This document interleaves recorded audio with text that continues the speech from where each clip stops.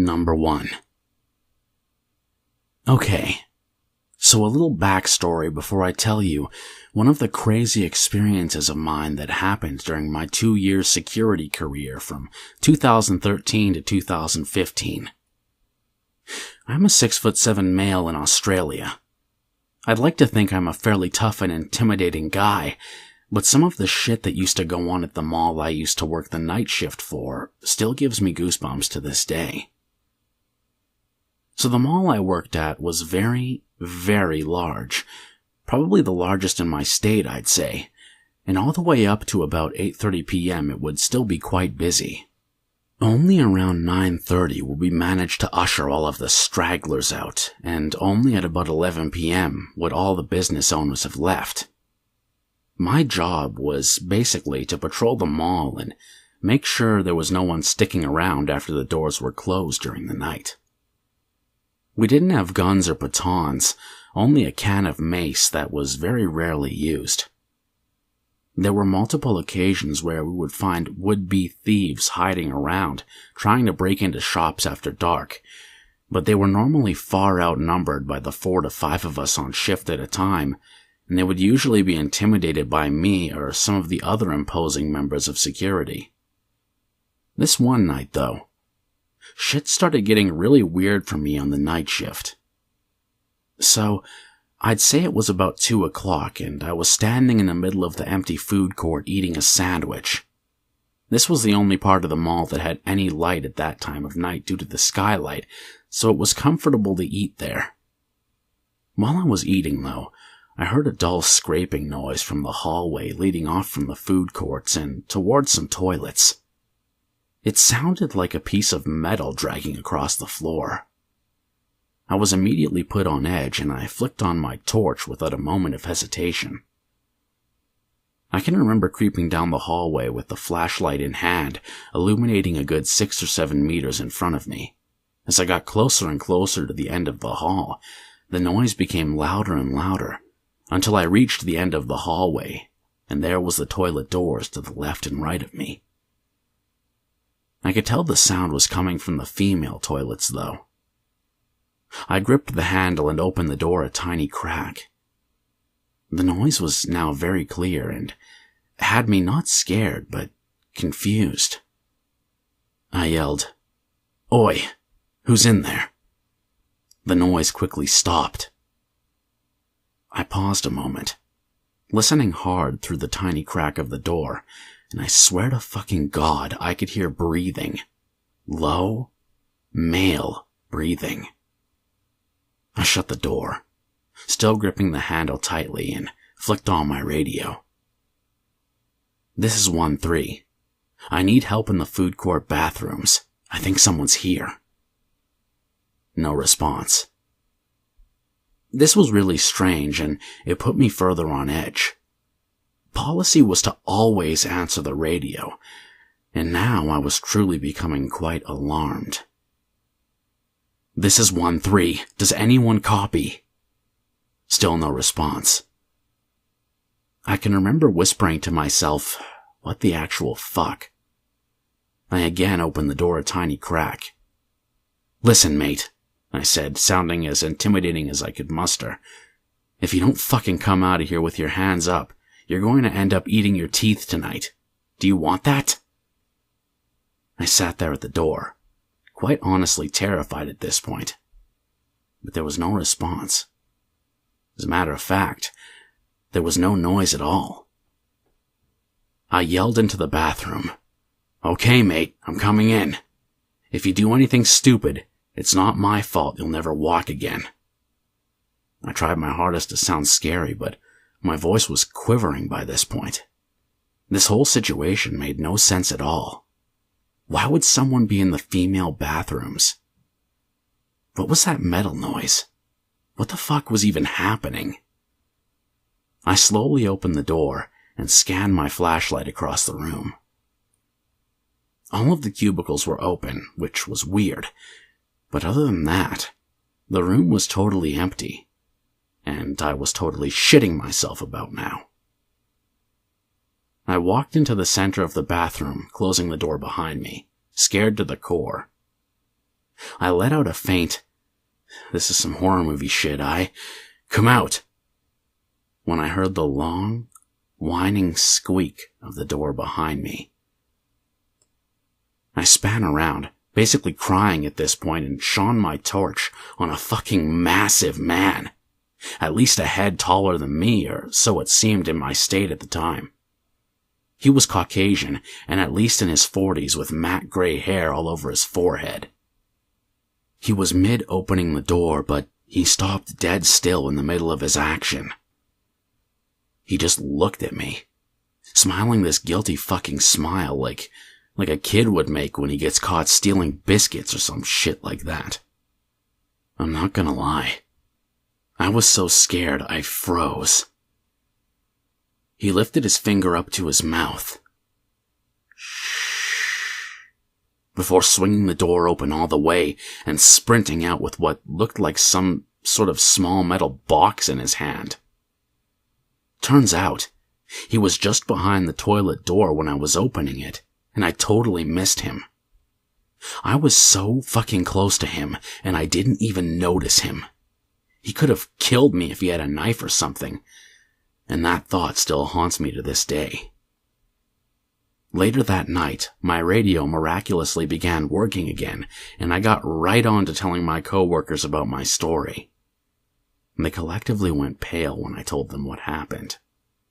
They all had similar stories, but none that were as much of a close shave as mine. I worked the night shift for another week after that before I quit. I'm not sticking around in a job like that. I needed help, and for some reason my radio fucked itself. Why? So, weird old guy in the toilets, let's not meet again. Number 2. This story happened to me just a little over a year ago, sometime during March of 2015. One thing about me, I'm a guy who lives in the southern end of a neighborhood in Brooklyn called Bensonhurst, not too far from 86th Street. I was simply walking back from getting some basic groceries at night, about 8:30 p.m., in between the HSBC Bank and the Italian Market on 86th Street and 23rd Avenue like it was nothing, since this part of Brooklyn is largely safe. These two shady guys approached me and asked, "Hey, do you know where insert address here is? My phone died and my buddy here left his phone at home, so I can't look it up." Now, I've had people asking me directions before around here, but this was completely different. I intentionally gave them the wrong directions, leading them towards Bath Beach just down the street. The reason why was because the address they had given me was my building, down to the apartment number. What's worse, is that in the darkness of the night, I could faintly see the handle of what looked like a really huge knife slightly glinting from the light of a nearby street lamp in the waistband of one of the guy's pants. It likely was a machete. To this day, I have no idea who they were. Bensonhurst is a largely safe part of Brooklyn, but it does have a reputation for burglary, and the neighborhood has had its moments of violence. Anybody who's lived here within at least the past 5 years knows how bloody the summer of 2012 really was. Maybe they were looking to rob me in my house, but I don't know. Something about their vibe seemed off and menacing to me, almost reminiscent of the druggies and junkies I'd sometimes see skulking around Avenue S.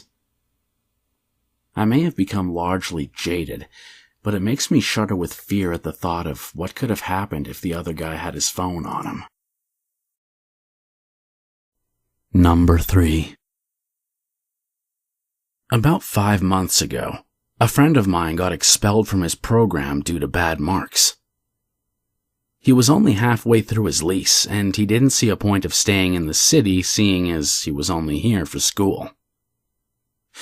He told me that if I wanted to take over his lease as a subletter, he would only charge me half of the rent, which I thought was a pretty sweet deal. So naturally, although I'm from this town, I thought it was time to leave my parents' place. I had already graduated, and although I had been looking for a new job for a while, I felt like I couldn't miss out on the opportunity. So, I took over his lease and moved into his place. The house itself is actually pretty nice. It's 3 floors, including the basement, and it's located near the university of my town, which is not a very safe area overall, but I spent a lot of my university years here and never felt unsafe. The room in the basement is pretty small but cozy, and the only other room down here is a girl who is currently a student, and she's pretty quiet. Actually, all the girls living here are pretty good roommates. I wasn't thrilled about living with 3 girls, but now I don't see why I would have thought it was an issue. They're all pretty great, and a good time. I'm the only one in the house who isn't a student, and also the only one who's originally from this town. The other roommates are actually all from cities that are only about an hour or 2 away at most, so unless there's something special going on, they all go home on weekends. My friend who got expelled also only lives 2 hours away, so he would always go home for the weekend as well. One thing I forgot to mention, which is pretty crucial to this story, is that the house actually has 5 rooms. But right when they all moved into the new place together, one of the girls had a seizure on her bed and passed away. This was pretty upsetting for everyone, and the landlord told them not to worry about finding anyone else. Their rent never went up or anything, and the room was left vacant. According to the landlord, he just found it insensitive to try and find someone because he didn't want to turn someone's death into a financial inconvenience for them. So after the girl's death, the parents came and took her belongings out of the room, and it just remained empty since then. I actually have never looked in there because it just remained locked, and I don't really have much curiosity to see the room. It's on the 2nd floor, and I never go up there, so I never paid any attention to it. The first weekend I spent there was pretty uneventful. I remember that I spent one night at my boyfriend's place, and then the next night he slept over, and we went out drinking at one of the college bars near the place. We were pretty wasted, so we passed out as soon as we got home. The next weekend I was at home in my new room, and I couldn't sleep, so I decided to read a little bit. I was really enjoying the quietness of this new house since the girls weren't home at all. I come from a Latino family, so this quiet and serene environment was pretty rare. I thought that I heard a few noises upstairs, so I figured that one of the girls had probably decided to stay the weekend at the house, or she was getting last-minute things ready before heading home. I really didn't think much of this. I wasn't very close with the roommates, so I didn't even bother asking them if any of them have stayed home. I just felt like it was none of my business. The girl in the basement was for sure gone for the weekend because she apparently sleeps with her door locked and keeps it open when she's not home. One weekend, the same month, I woke up to pee and I could hear a toilet flushing upstairs, which was kind of weird since I knew that none of the girls were home. I was going to go check it out, but in my tired state, I was too lazy and, frankly, I just didn't care enough. It's funny. Horror movies are supposed to make you paranoid, but the biggest lesson I got from them was that there's always a rational explanation for things. This would prove to be my biggest mistake, because for a couple of months I was always brushing things off and, ironically, creating irrational explanations to rationalize what I thought were irrational thoughts. For example, I heard creaking coming from the 2nd floor and figured one of the girls must have forgotten something and decided to come by to pick it up. The girl must have driven 2 hours down and 2 hours back to her town in the middle of the night to pick something up. One Saturday, I woke up to get some water and noticed that the roommate in the basement was gone. Her door was open and her car wasn't in the driveway. There weren't any cars in the driveway, but I should mention that one of the girls doesn't drive. A couple hours later, I woke up because I heard steps coming down into the basement. At this point, I yelled out the girl's name who doesn't drive because, well, she's the only one who could have been in the house. I didn't get a reply, and instead, just heard the steps going back upstairs. At this point, I started getting uneasy about being home on weekends, so I decided to just spend them at my boyfriend's house. One of the girls made a house Facebook page, which was supposed to address any issues like washing dishes or leaving messes, but it remained pretty inactive since everyone seemed to get along. I posted on there that some creepy stuff was happening on weekends and asked them if they could start just letting me know if they'd be home for the night or not. They seriously thought I was joking around. The replies weren't receptive at all and consisted mainly of LMAO or OMG, you're so funny. Even my boyfriend agreed that I was being paranoid because he too believed that everything has a rational and perfect explanation. The thing is, when you say that everything has an explanation, you're only invalidating paranormal explanations or ghostly activity, which isn't what I was implying at all. I've never believed in ghosts or spirits or any of that jazz, and I never claimed to when I spoke to my roommates or to my boyfriend. They kept on saying that the house was old and made noises.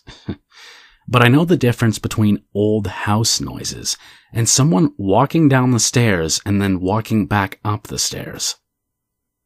Fortunately, my roommates actually did start posting things on the Facebook page to let me know if they'd be gone. It was always to the effect of, "Hey, gay and fired. LOL, I won't be home this weekend, so don't worry about the ghosts."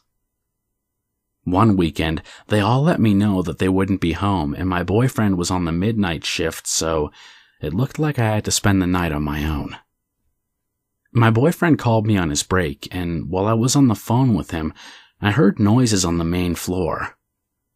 I told him I was going to check it out, and he told me to go ahead, 'cause the motherfucker still thought I was being paranoid. As I said this, I heard the footsteps going back up to the second floor. Once I got onto the main floor, there was nobody in the kitchen and all the doors into the house were locked.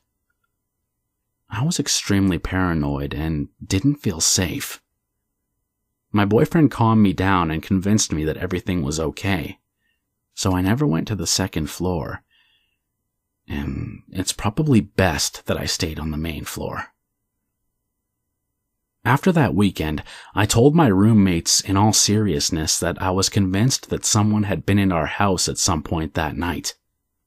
I told them what I heard, and the fucking bitches still claimed that it was the old house making noises.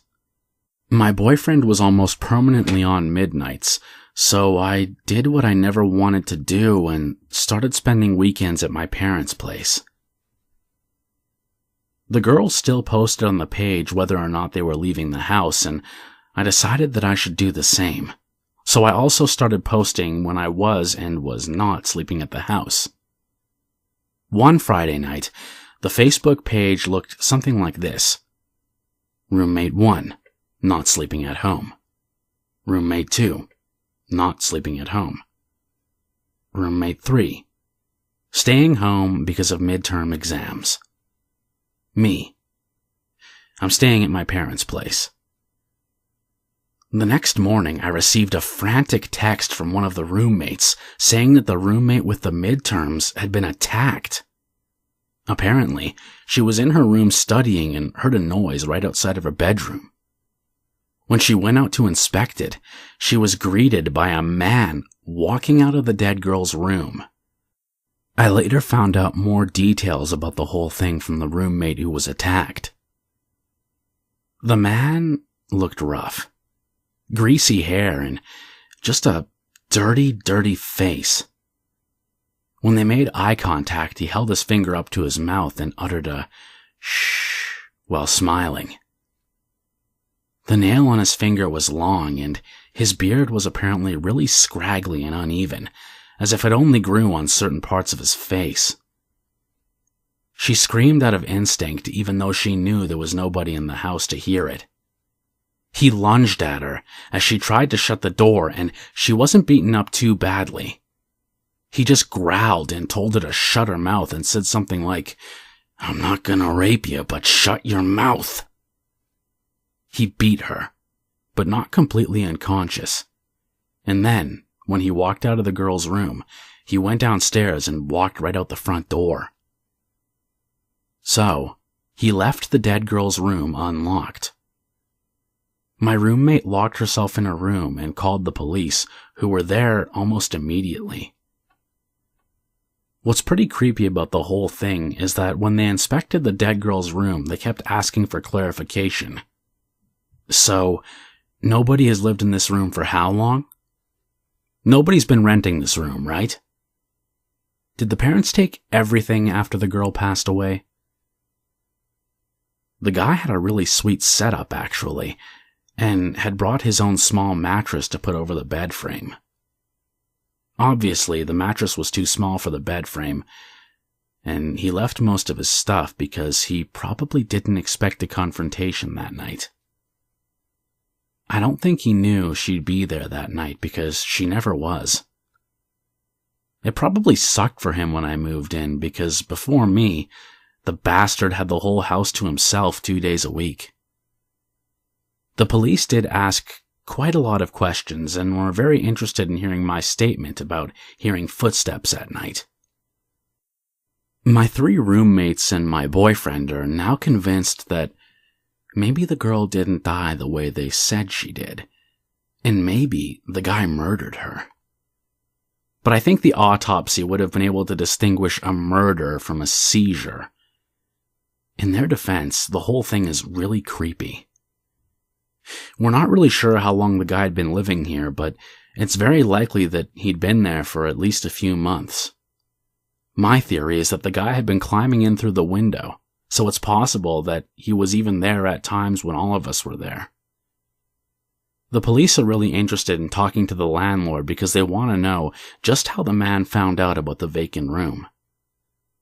The landlord is a pretty decent guy, so I don't know if there's anything going on there. I don't even feel an "I told you so" attitude from this whole thing. I think that I'm just glad that the girl is okay because she seemed pretty shaken up. I just wish people were more willing to listen to me when I told them that I thought somebody was coming into our house. Hell, I even said it might be a squatter, which everyone laughed at. This happened very recently, so it might be a while before an update. But as of now, the man has not been found, but the police remain optimistic about finding him. Whatever that means. This has been a pretty terrible month for me, and I don't know if I want to be at this house anymore. I don't have much left on the lease, and I recently lost my job, so it might be best for me to leave the place now. I doubt the guy will come back because all of his stuff has been taken out. But I still find it creepy in this house. I definitely don't spend weekends here anymore. Number 4. A few years ago, my friend Allison and I decided to head to a local beach on a hot summer's day. We were in our preteens, so I had my mother drive us there. When we got there, it was incredibly crowded with little kids playing in the sand and on the nearby jungle gym. Allison and I decided to sit ourselves down in the sand and enjoy the heat while my mom and one of her friends that she invited to come along kept an eye on us. We'd probably been there a few hours, and at this point, the beach started to clear out as it got colder. Allison and I took a break from taking photos of each other planking, and sat across from each other chatting about the new Iron Man. I sensed something approaching us and looked over to see this 25-year-old Hispanic man coming up to us and starting to chat with us. At first, everything was fine, but then I noticed he kept nudging closer to us and looking around and behind him. I'll be honest, it kind of freaked me out. He then asked if we had boyfriends or if we liked older men, to which we both replied, no. He scoffed and tried to convince us that we're basically the same age, which we didn't buy at all. While this was happening, Allison and I were texting each other back and forth, frantically trying to figure out how to get this guy to leave. She then told me that I should say, I have to go to the bathroom. After a quick glare in her direction for making me have to do it, I did it, and she quickly said, me too. We both stood up and walked to the brick bathroom house, while he of course followed us, pausing and waiting just outside. When we got inside, we started freaking out to each other about what to do. But when I poked my head out a few minutes later, he was gone. My mother was standing in front of the bathroom with her friend and told us that they noticed the guy acting weird and panicked when he followed us. She then said that her friend told the guy, "Hey, how about you get out of here?" When he tried to tell her that he was our friend from school, she made a scene. She was a small, young woman, but still could be very intimidating. The guy then looked flustered and walked away. Allison and I were relieved after that and decided to go hang out on the jungle gym next to the bathroom house. When I looked to my right before we reached the jungle gym, I felt my stomach drop when I saw the man along with 7 other sketchy guys quickly leaving the area and going into the woods. I don't know what would have happened if the guy convinced us to somehow go somewhere with him. I'm just thankful my mother's friend stepped in and told him to beat it before we ended up on a milk carton. Number 5. At the very end of 2014, I became extremely invested in true crime and spent countless nights researching and reading about all different kinds of crimes, mainly the Columbine school shooting of 1999. I had dabbled in the Tumblr true crime scene in the previous year for the Dokbar Tsarnaev case in 2013, so I ended up returning to it at this same time. The scene was subdivided into many cliques, but there was one that was extremely prevalent and consisted of the fandom's cool kids. Only in real life they weren't cool at all, they just sat at home, planning mall shootings. But I'll get to that later. Many of the people in that group came across as really shallow, moody, and distant, which one can only expect of people who love murderers. But they were something else. They all lacked compassion and heart, except one boy who we'll call Billy. He was nice and compassionate, but he hid it under a cold and shallow facade which could only be slowly uncovered when you began to get closer to him, which me and many other of my friends eventually did to our pleasure. This boy was one of the most beautiful things I'd ever known. He was straight out of some indie coming-of-age film where the love interest is a bad boy from the wrong side of the tracks. He was just mesmerizing, no matter how fucked up he was. He was just so hard not to love, and I don't think there was one person in the Tumblr true crime scene that didn't love him. In February 2015, he began posting a lot of things on Tumblr about the date of Valentine's Day that year, even going as far as to create a playlist on 8 tracks about what was going to happen on that date, which consisted of basically anything that sounded like trash cans being thrown against a brick wall while someone screams over it. My friends and I began to speculate. Of course, with the state of his blog, one could only assume what would come on that very date, and many people silently caught on and reported it to the authorities. Then, the day before Valentine's Day, authorities showed up at his house and had a showdown with him before he eventually shot himself at the scene. It was revealed that he, along with a couple other people from the Tumblr true crime scene, had been planning a mall shooting on Valentine's Day and could have killed hundreds of people. The entire Tumblr scene was in shock at what had happened, and I eventually grew out of that dark period of my life, being caught up in darkness. And now mine and many of the other friends I made from the Tumblr scene's lives are back on track. Unfortunately, Billy never had the opportunity to fix himself, but fortunately, many other people's lives were saved for the loss of one, which is a gain at the end of the day. Darkness and sadness, let's not meet again, on behalf of myself and many of the other friends I met along the way. May no one else ever do what Billy intended to. Number 6. My high school runs a program where we research people that have died in a local cemetery, then dress up as them and perform a skit in the middle of the night. It's part of a bigger program of celebrating the town's history, and is very popular, so the line for parking is insane, and people often wait in line for an hour or more. This program's been running for 25 years now and is very well known in the community, so there's almost nobody in the town that doesn't know what's happening. This is my second and final year working in the program, and I was in charge of parking this year along with my girlfriend and a few other seniors. So this was the first week of the program on a Friday night, our most popular night. The area of the cemetery that we parked the cars in was filling up pretty quickly, and we were all very busy. At about 8:30 or 9, a blue minivan drove toward me at the spot I was directing and stopped in front of me. This is unusual, since my job is just to direct them around a corner towards someone who helps them into their parking spot. They rolled down the window and called me over.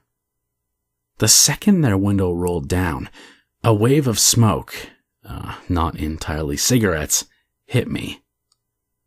There was a very thin woman inside coughing at me, and next to her was another woman about her age, I'd say 30s. They stayed staring straight ahead the whole time. Once the driver was done coughing, we had this conversation. Her. I'm here to visit a grave. Me. All right, where's the grave? I can move some barriers for you. Her. Obviously not knowing what direction she was going. The grave is that way. She pointed right behind me, an area of the graveyard almost entirely full of really old graves, so I knew if she was looking for a grave, it wasn't that way. Me. All right, I can move this for you, and once you need to leave, let another director know and we can help you out the back gate. Her. Okay, who died? Me. Huh? Her. Who died? I've never seen this many people for a funeral before. I didn't know how to respond, so I just directed her toward the direction she pointed. Keep in mind, this was at 9 p.m. and there were about 500 people here for this event. The woman went about 2 rows back and sat with her friend in front of a very old grave for about 30 minutes, and then got in her car and left without getting anyone's help. Every day past that, she came back to the cemetery at the same time and asked the exact same questions, still wondering who had died. Number 7. This happened several years ago, when I was about 17. I had just gotten my first job at a local pizza joint and sailed by the first few months without incident.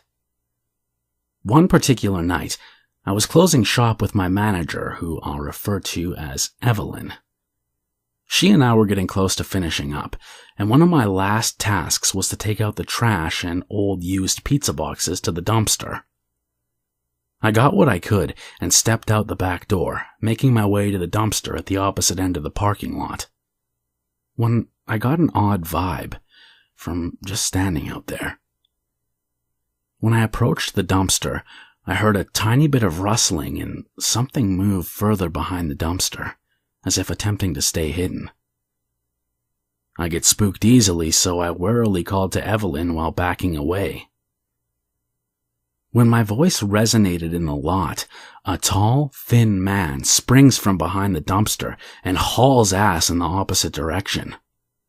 I scream and run as fast as I can back into the restaurant. Nearly crying, I explain everything to Evelyn, and after hearing the whole story, she does a quick sweep of the lot, only to find a dirty coat the man had left behind. She assumed the man was homeless and just warned me to be careful next time. A couple weeks later, I'm opening the store and make it home around 2 in the afternoon. My mom shows me a news article she'd found about a man in our area who had abducted 3 teenagers over the course of 4 or 5 months. I immediately thought of the man behind the dumpster.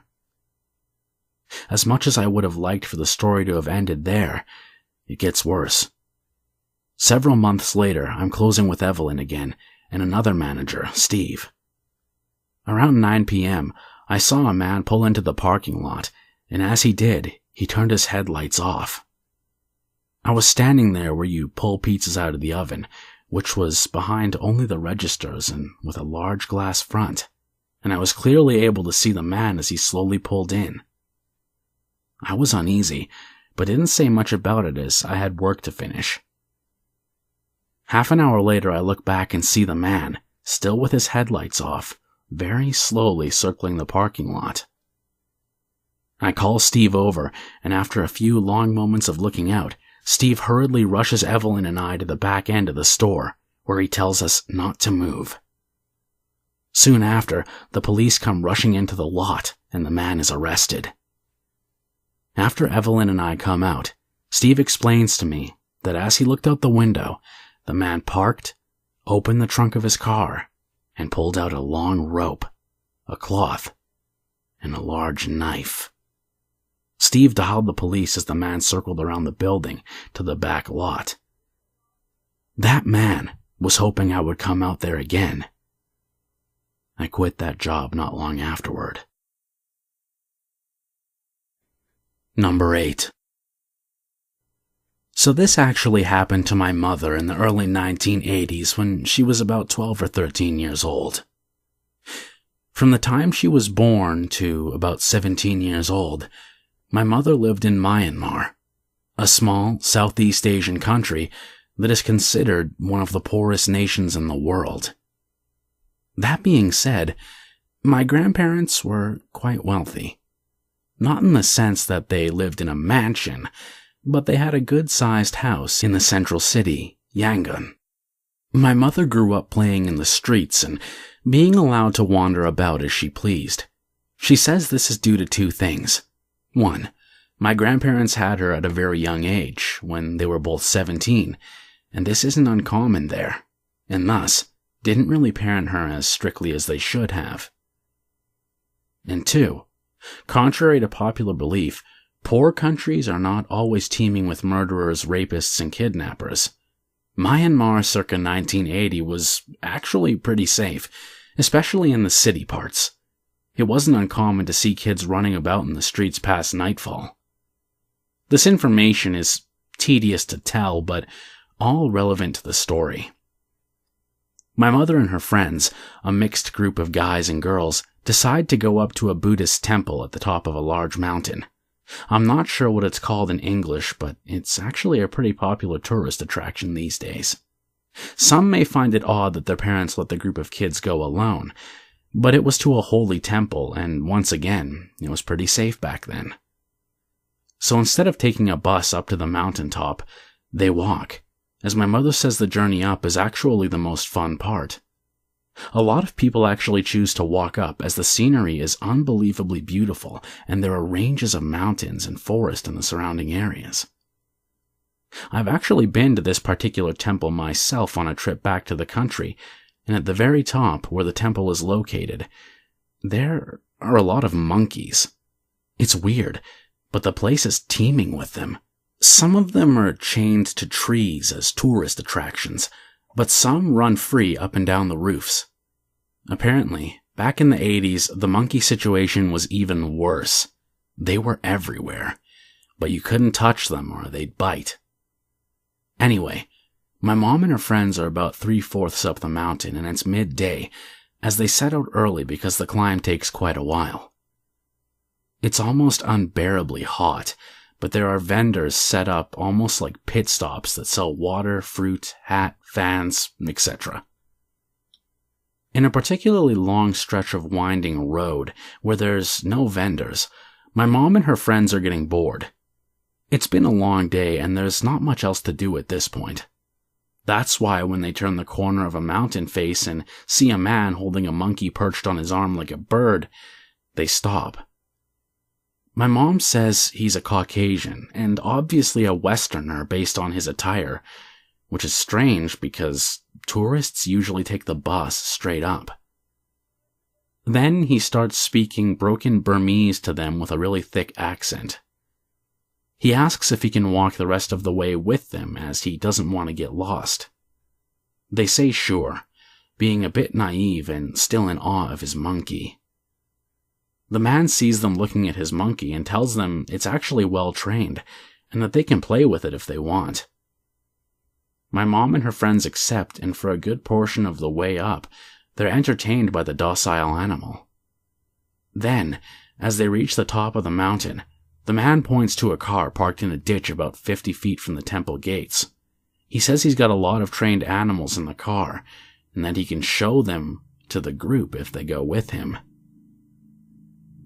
My grandparents weren't strict with my mom, but they drilled into her head a concept universally known as stranger danger.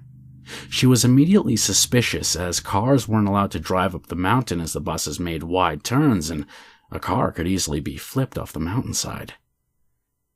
One boy in the group is very interested and starts to go with the man, but the rest of the group runs to get him back. The man seems very angry at this point and begins pointing at the monkey and yelling to look how cute it is. He then makes a swipe to grab the nearest kid to him, but my mom and her friends scatter and run to the temple entrance. There were a lot of people passing them by, and you'd be surprised just how many people follow a "it's not my problem" motto in these kinds of situations.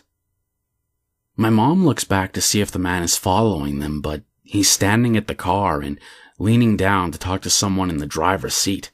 So they all book it to the temple, and the rest of the trip goes fine as they take a bus on the way down. When she gets home, my mom says she didn't tell her parents as she didn't think it was a big deal. However, she says that if she did report it, the police wouldn't do much as they were, and still are, pretty useless and corrupted. Looking back, my mom says this whole situation was much scarier than she realized at the time, and a couple of things kept sticking out to her. First off, there was someone else in the car, sitting in the driver's seat and waiting to go. The man didn't tell them there was anyone else in the car, but there obviously was. Secondly, the man was just seemingly standing around in the middle of the path, as if he were waiting for someone. And finally, and perhaps most telling of all, Myanmar, like all impoverished countries, has a notorious underground human trafficking trade. My mom's not sure if this is what he wanted, but she knows he definitely had bad intentions. Number 9. This happened when I was about 10 and a half. It had been raining all of that day and evening, and I went to bed at 9 p.m., which was normal bedtime on a school night, and fell asleep almost immediately. I woke up in the middle of the night, which was really weird. I mean, it probably happened twice a year. I was the type of kid to sleep through anything. My dad always said I slept so heavy one day a tornado would carry me away in my sleep. The clock on my nightstand said it was 3 a.m., and the house was completely silent. I realized I was very thirsty, and got up to go get a drink from the kitchen sink. Our kitchen sink was a pretty typical setup. Long counter, with 2 sinks in the middle, some counter space on one side, and a cute little window over the sinks. It was very dark in the house, but I knew my way around and wasn't afraid of the dark, so I didn't bother to turn on a light. I had my drink of water and then decided that I was kinda hungry. I grabbed sandwich fixings out of the fridge and a couple slices of bread and set them up on the counter. I started making my sandwich, feeling my stomach grumble. I reached up and pulled the cord for the overhead light so I could see how much mustard I was putting on my sandwich. Flick. Squirted the mustard on my sandwich. Good to go. I gathered up all the sandwich stuff and reached up to turn the light off. This time, my eyes caught the window and I couldn't help but scream. Ham, cheese, and mustard dropping to the floor, I backed across the room and continued to scream. There was a face in the window. Not your regular face, but the creepiest, crazy-eyed, dirty, methed-out face I'd ever seen. I wanted to run from my parents, but I was afraid to take my eyes off the face, so I just kept screaming. Eventually, my parents came to see what the racket was. My father grabbed a golf club and chased the man out of our yard. We had no idea who the guy was. He wasn't anyone that we'd seen around town, and it didn't seem like he was trying to break in or steal anything. When I got older, I decided he must have just been a creep who happened to be passing by and saw me through the window or something.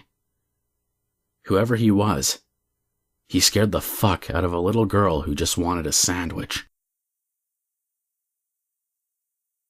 Number 10. When I was in middle school, I met a kid named Rob. He was working with a friend of mine. He was being loud and disrupting the class, which caused the teacher to send him to detention after a few complaints. My friend wound up working with me, and Rob was unable to find a new partner because no one wanted to work with him. The class soon ended, and my friend decided to introduce us. I didn't care for him one way or another. However, he seemed to latch on to me because I was so accepting of people. Almost all my friends in middle school would be considered weird or outsiders, so we took who we could get to socialize. Middle school flew by and I loved to write. Rob complimented me and was always reading what I wrote. In fact, he got in trouble in class because he was reading my work instead of paying attention. To me, it was flattering and an ego boost. I was finally the center of attention for someone. The flattery was something I craved, with me constantly being overshadowed at home and school. Rob and I became friends, but he was very clingy, talking on the phone with me for hours. This was before everyone in school had cell phones, but I'm sure he'd be texting me constantly if these things happened today. I still found him annoying, but I liked the praise too much to cut him off. In hindsight, I was a bitch to him at first. Then high school came around and I moved. I lost contact with a lot of friends. Once again, this is before cell phones and Facebook were everywhere. However, those I had the number of, I talked to constantly. I was having trouble making new friends and it was a new environment. Then, I heard that Rob hadn't stopped talking about me, how much he missed me, how depressed he was that I wasn't around. To 14-year-old me, this was almost like a declaration of true love. I was so happy that I was so missed. After all, a guy has to be constantly thinking about the girl he loves, right? We started dating, talking on the phone when we could, saying we were boyfriend and girlfriend, etc. He mentioned that he had started drawing and writing, just like me. He'd kept all the pictures I'd drawn for him, and said his stepmom had stolen some of the writing I had let him borrow to read, and refused to give it back. We maybe saw each other twice during the few months we dated. He had suddenly gotten very touchy-feely, and began showing me written erotica. Being as young and religious as I was appalled. This grossed me out, and I expressed that it made me uncomfortable. He merely shrugged and promised not to show it to me again. Then he asked me to hide it because his bitch of a stepmom would take it away from him if he found it. I started to get a nervous feeling in my stomach, but I thought it was just a normal problem. I was terrified of talking to my parents because I had been sneaking around to go see him, saying I was going to a friend's house, but he would be there, albeit in a big group of people. I finally decided to break it off. I called his house after a church meeting, and his mother answered in tears. I asked her what was wrong, and she explained to me that he'd been hauled off to a mental hospital. Apparently, as she put it, he'd been writing disturbing things, but she didn't want to talk about it. I decided to not make it worse and continued to date him until he got back. After that, the calls got more needy, and he would call me all the time once he found out about my cell phone. He called me when I was out with friends, and when I couldn't talk, he'd say, "Okay, I guess I'll go write or something." When I asked to see his writing, he claimed it was embarrassing and wouldn't match up to a professional like me. At this time, the sugar-coated praise had started to annoy me, and I'd become more self-critical in an attempt to improve. He was still acting like we were in middle school when talking, refusing to move on to different topics. But I bit my tongue because I was worried of what would happen if I broke it off with him. It all came crashing down one afternoon when I got a call from him. It was almost summertime and we were going to make a plan to go swimming and maybe finally lose it to each other, as he jokingly put it. I'd been miserable leading up to it and I was trying to make him happy.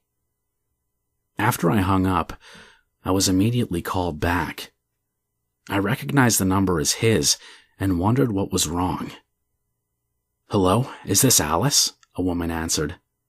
"Yes, who is this?" "This is Janice, Rob's stepmother." The stepmother, who he constantly claimed was being a bitch, was stealing everything I'd given him, was trying to keep us apart? My teenage stupidity almost made me hang up on her, but then she followed up with, "You need to cut off all contact with Rob. He's dangerous." Dangerous? How? As it turned out, the real reason Rob had gone to the mental hospital wasn't due to his depression, but because of how his writing had focused on the two of us. He had planned on killing his family first, then having sex with me, before killing my family and the two of us running off together. She read a few excerpts from it, which freaked me out. He went into so much gory detail about how he would mutilate the female members of my family. He'd started to make plans, and had even begun hoarding knives in his room. I ran out of my room screaming for my mother, who snatched my phone from me and talked to Janice. They talked for so long. I remember rocking and pacing, white-knuckled as my mother finally hung up. We went to my father's. The two were separated, something Rob and I had bonded over, and he sat me down and had me tell him the entire story. My parents told me I would pick the direction it would go. I didn't want to press charges because Rob was obviously sick. They agreed, but only on the condition that I would give my phone to them if he ever tried to contact me again. I agreed, too scared to think it through. Luckily, once my parents got involved and criminal charges were threatened, Rob backed off. His mother blamed me for everything, accusing me of stealing her son's virginity, despite us never having sex. She then said I was a horrible person for breaking up with him and lying about everything, despite Janice bringing out the evidence. She then tried to blame Janice, and I told her that I never wanted to hear from her again or I would call the police. Aside from a couple of attempted messages on Facebook, Rob has never contacted me again. And I'm thankful to his stepmother for telling me everything.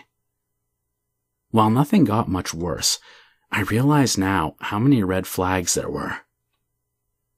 Bottom line, don't stay with someone out of pity. You never know who may be manipulating you. Number 11. This is a story I asked my older sister to share about her and my younger sister. This happened about 9 years ago. My mother asked me to go to the shopping center to buy groceries. Not wanting to be by myself, I decided to bring my 4-year-old sister along because she was cute and made everything fun, even things as mundane as grocery shopping. As I walked through the aisles, I noticed a rugged-looking dark-skinned man. I live in Hawaii, so a really tan homeless-looking guy wasn't all that uncommon. After a few minutes, I keep noticing this guy is almost in every aisle I am. At this point, I'm pretty creeped out, so I hurry to the checkout. I walk out of the store and think that I escaped this man, and think to myself that I was probably just being paranoid. I decide to go to the neighboring drugstore to buy snacks for my baby sister and I. As I walk hand in hand with my sister, looking at all the candies and chips we can buy, lo and behold, that man is there again. Once I saw him again, I knew something was up, so I hurried to the checkout again. This time the man followed us to the counter. As an employee bagged my items, I listened to the creep behind me talk to the cashier, because he had nothing to ring up, so I was very curious as to what he would say. This man asked for a rubber band. A stinking rubber band. Now I am certain he was trying to follow us and stay close, because who in the world asked the cashier for a rubber band? I speed walk to the exit, and I can hear this guy gaining on us. So the second I am outside the store, I pick up my baby sister, whilst having a bunch of groceries on my forearm, and I sprint to my car. I open my passenger door and practically throw my sister in, not bothering to put her in her car seat. I hurry around the hood of my car and get into the driver's seat and lock the doors. By the time I lock the doors, I see the man about 100 feet away, slowing down from a running pace into a fast walking pace towards my car.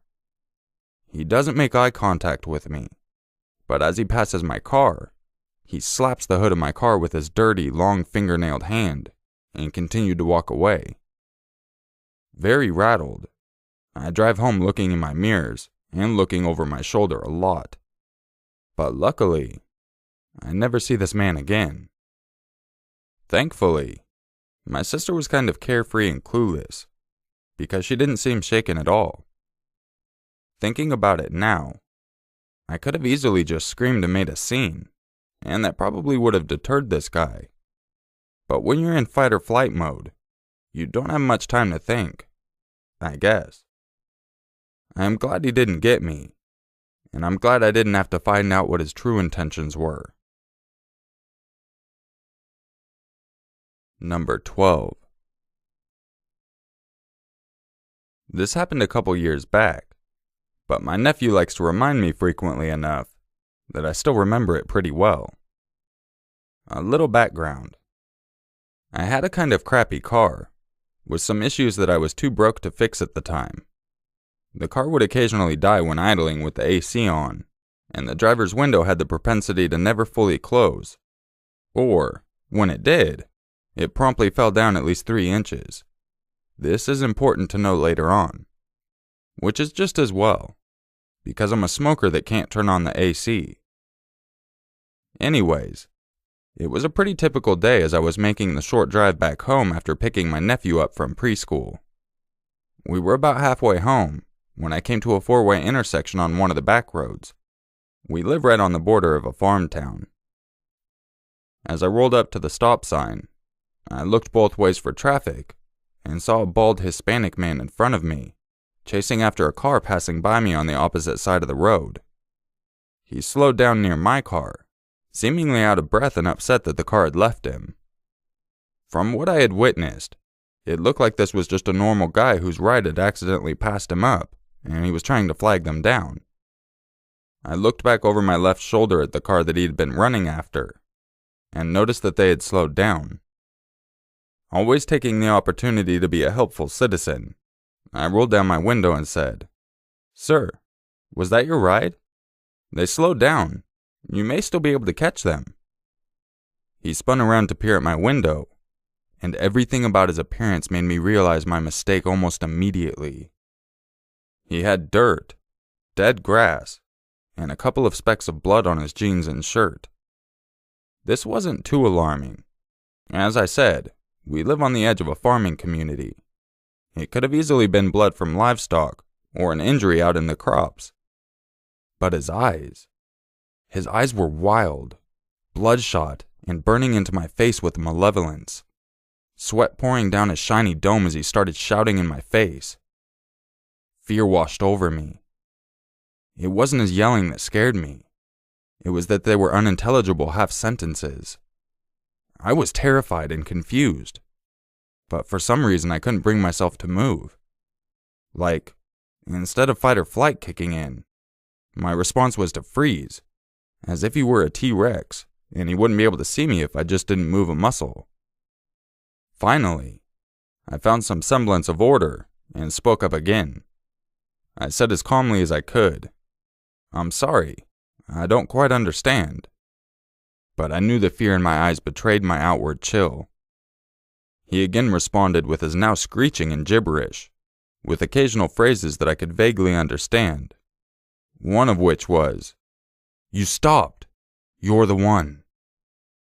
At this point, his head was mere inches away from mine, with one hand grasping my half-rolled down window. I shakily told him to calm down, and asked if he needed any help.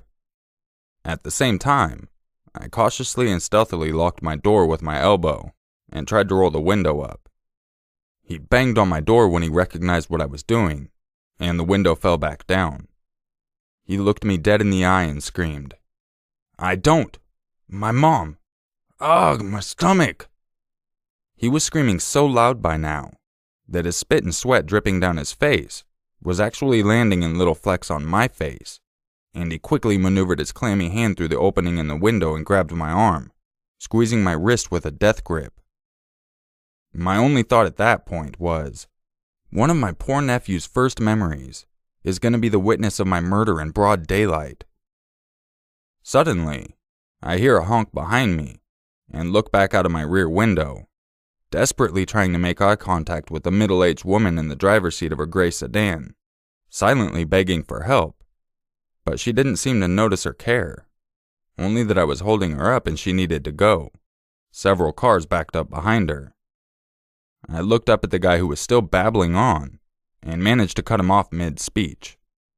I told him, "Look, sir, I'm sorry I can't help you, but there are cars behind me that are waiting to get a move." And before I could react, he took off running towards the cars behind me, wailing in a fervor at them. Out of sheer terror, I slammed my foot on the accelerator and peeled out through the intersection, narrowly avoiding sideswiping the woman in the gray sedan, who had tried to pull around me. After I was a safe distance away, I breathed out shakily and glanced at my rearview mirror to see his silhouette still running in the middle of the road. Something flashed in the sunlight in his hand. It didn't hit me until the shock wore off, that he could have had a knife. After I put a few miles between us and the man, I apologized to my nephew for being stupid and putting him in a dangerous situation, and took him to get ice cream, both of us being visibly shaken. We talked about it over some soft serve, and it calmed me down enough to soothe my frayed nerves and forget about it a bit. I kept an eye out for anyone fitting the man's description, or of similar events on the local newspaper or police scanner. But that incident was the last I saw or heard of him. Thankfully. I still have no idea what was wrong with him. Whether he was on drugs, mentally ill, what have you. We were pretty close to the men's prison, but it was for the non-violent offenders, and he seemed pretty damn violent. I hadn't even realized until I told my sister about what happened, that the same thing likely occurred with the other driver of the other car that was speeding away from him just as I showed up. Anytime I drive anywhere near that intersection now, I feel uneasy, as if he's ready to pop up out of nowhere and stab me through my open window. And I no longer feel comfortable being the good Samaritan that stops to help someone on the side of the road, for fear of hearing, "You stopped. You're the one." Again. Number 13. Before I begin, let me apologize preemptively for being a bit sparse on detail. This is not my story. This one was told to me by my aunt one Memorial Day when I was visiting up north for a family reunion. Unfortunately, I didn't find this subreddit until long after she had told me this story, so I'm unable to ask her about the specifics. However, it's the first story that came to mind when I stumbled across this subreddit, and after some careful consideration, I think it'll fit here pretty well. Back in the late 90s, very early 2000s, my aunt worked in an office. Pretty ordinary workplace. Cubicles, water cooler chatter, copy machine jams, etc. The guy in the cubicle next to her, Thomas, however, was anything but ordinary. He was the weird guy at this place. You know the type. The guy everyone kind of feels on edge around. The guy that all of his coworkers think has the capacity to go postal one day. The guy no one really wants to spend too much time alone with. Being his cubicle mate, my aunt had to put up with a lot of his oddities. Sometimes, he'd peek over the divider at her and just stare. Oftentimes, he'd make strange comments about female coworkers' appearances. One thing that really struck her as odd was oftentimes she'd hear him whimpering, as if he were quietly weeping on the other side. Nothing super threatening, but enough to make her feel a tad ill around him. One day, she notices Thomas is gone, and his cubicle is cleared out. The water cooler chatter picks up. It is revealed that Thomas has been axed and charged and convicted for making threatening phone calls to a couple of female coworkers, one including a rape threat. Not only that, but hidden surveillance cameras during the stealthy investigation of these allegations had revealed that the strange whimpering my aunt had heard from Thomas was not from him crying, but from him masturbating in his cubicle. He is subsequently sentenced to 75 days in prison with 3 years parole. My aunt thinks, good riddance, and moves on with her life. A few years pass by, and my aunt is watching the news one night when something catches her attention. Thomas had apparently been arrested again, this time upon investigation of a murder of a 9-year-old girl in Tahoe. Once proceedings began, and media attention was being garnered, she was overwhelmed by an influx of new information about Thomas. It turned out that the bad vibes everyone at the office felt were for good reason. Thomas was one sick fuck, much worse than they'd once thought. Trials had brought to attention that Thomas had been sexually abusing his son, TJ, since he was 5 or 6 years old. As TJ got older, Thomas got him to bring young girls for him to molest regularly, including TJ's own girlfriend. Eventually, Thomas had dragged TJ so far into his depravity that this culminated into TJ luring a 9-year-old girl into their apartment, where his father brutally raped and murdered her. TJ even covered for his father when the girl's parents came searching for her, as she lay tied up in the back bedroom before going off to dump her lifeless body down an embankment alongside the highway. Tragically, a very bright young girl had to die for him to finally get caught. But Thomas was convicted, and furthermore, died in prison in 2001. No one will ever have the misfortune of meeting him again. Number 14. This is actually about my cousin and her life, although I was involved in her life.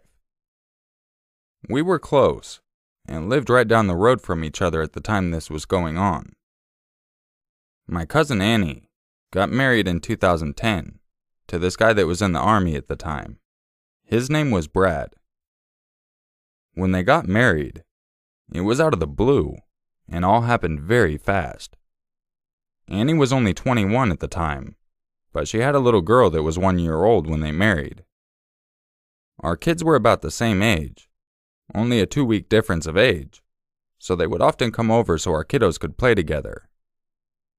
As the time went by, we all kind of got used to Brad. He was very high-strung, and just had that typical army guy feel to him. My boyfriend at the time and Brad started to become pretty good friends, so it went from letting the kids play every once in a while to an every weekend get-together at our house, or theirs. It was fun. We would grill and hang out and let the kids play. But I started to notice little things about how Brad would treat Annie in front of us. It started small, with him just nitpicking her over absolutely nothing, to him just snapping and blowing up literally for no good reason at all. All of this kind of stuff continued to get worse and worse every time we would hang out with them. Then one day Annie came over to our house upset and crying, saying that Brad had just gotten physical with her and hit her and pushed her off their porch in broad daylight for the entire world to see. She was all banged up head to toe. This was not the last time it happened. We begged her to leave him, to get away before it got too bad. Finally, in 2012, she had had enough of her abuse and she left him. She didn't tell anyone where she was going, not even us, because she was in such fear for her life. She was scared he would find her if anyone knew. He tried his best to get to her and to find where she was. He would stalk her kids' daycare, wait around by her parents' house to see if he could catch her out there. Just scary kind of behavior. One day, she agreed to meet him in town in a spot where a lot of people were, so he could say goodbye to the child. He used the baby against her. He had actually adopted her during their marriage, so he used that as a ploy to get her to come around. They met that day, and as soon as she got out of the car with her baby, he ripped the kid out of her arm and took off with her. Gone. She was frantic, scared to death, didn't know what his intentions were with the kid. She called us and the police, and the police could not do anything because his name was on the birth certificate, so that legally made him the father with equal rights to the child. This was a terrible situation. Needless to say, she had to play by his rules to get the baby back. He finally answered his phone, and he told her the only way she could see the girl again was if she agreed to come back to him and put all this in the past. She agreed, but not without putting her own plan in motion. She told him she was ready to come back with him, and he came to meet up with her, and the cops were waiting, because at this point, her family had told the police that he was a threat to them all. And as soon as he pulled up and got out with the baby, they arrested him. This is where the story ends basically for my cousin and him. She immediately filed for an order of protection, filed for divorce, and sole custody of their child. She hid the entire time all this was going on, and he finally, after a few weeks, gave up looking for her and started dating this other girl named Brianna. She was only 19, and also had a 2 or 3 year old baby girl. The weird thing about this situation is that it was like he was using this girl to literally take place of Annie. They had so much in common it was eerie. So they dated for a few weeks, when he then convinced her to come stay with him in another state, the state over from us. He was working construction for a job over there, and claimed he wanted her and the baby to be with him while he was out of town. Mind you, they hadn't barely even known each other at this point, maybe like 2 weeks, and from what I was told, he was already asking her to marry him. Anyway, I'm not sure of all the details, but Annie called me up one day in August of 2012 and told me that the girl Brad was with was missing. Well, they ended up finding her body a while later in a field, miles away from where they were staying. He had killed her, set her body on fire, and threw her away in the field. The most disturbing fact of all this is that he had her little baby with him the entire time. I can't imagine what it must have been like for Brianna and her poor baby. They arrested Brad, and he was charged with capital murder and held on a very high bond. I can't believe that he would do this terrible thing to this young girl who had her entire life in front of her, and her baby at that. This very well could have been Annie if she hadn't gotten away, and my thoughts were that he was so enraged with Annie that he took it out on this other girl. Number 15. I grew up in a very small Wisconsin town with a lot of strange folk. I'm a petite, not intimidating female. I was living with my father and my younger sibling in an average home at the time. My grandparents frequently came over for shared dinners. I was a senior in high school, and for my final semester I was able to leave school about an hour and a half earlier than usual twice a week. I relished this time at home alone, and would often use it to take long, hot showers since no one was there to scold me for using all the hot water. One day, I arrived home early as usual. Even though it's a small town, I am always very careful about locking the doors, because at the time, we had a young, 6-ish, neighbor boy who thought my dad was really cool since he worked on cars, and would occasionally just walk into our house to ask my dad questions about cars.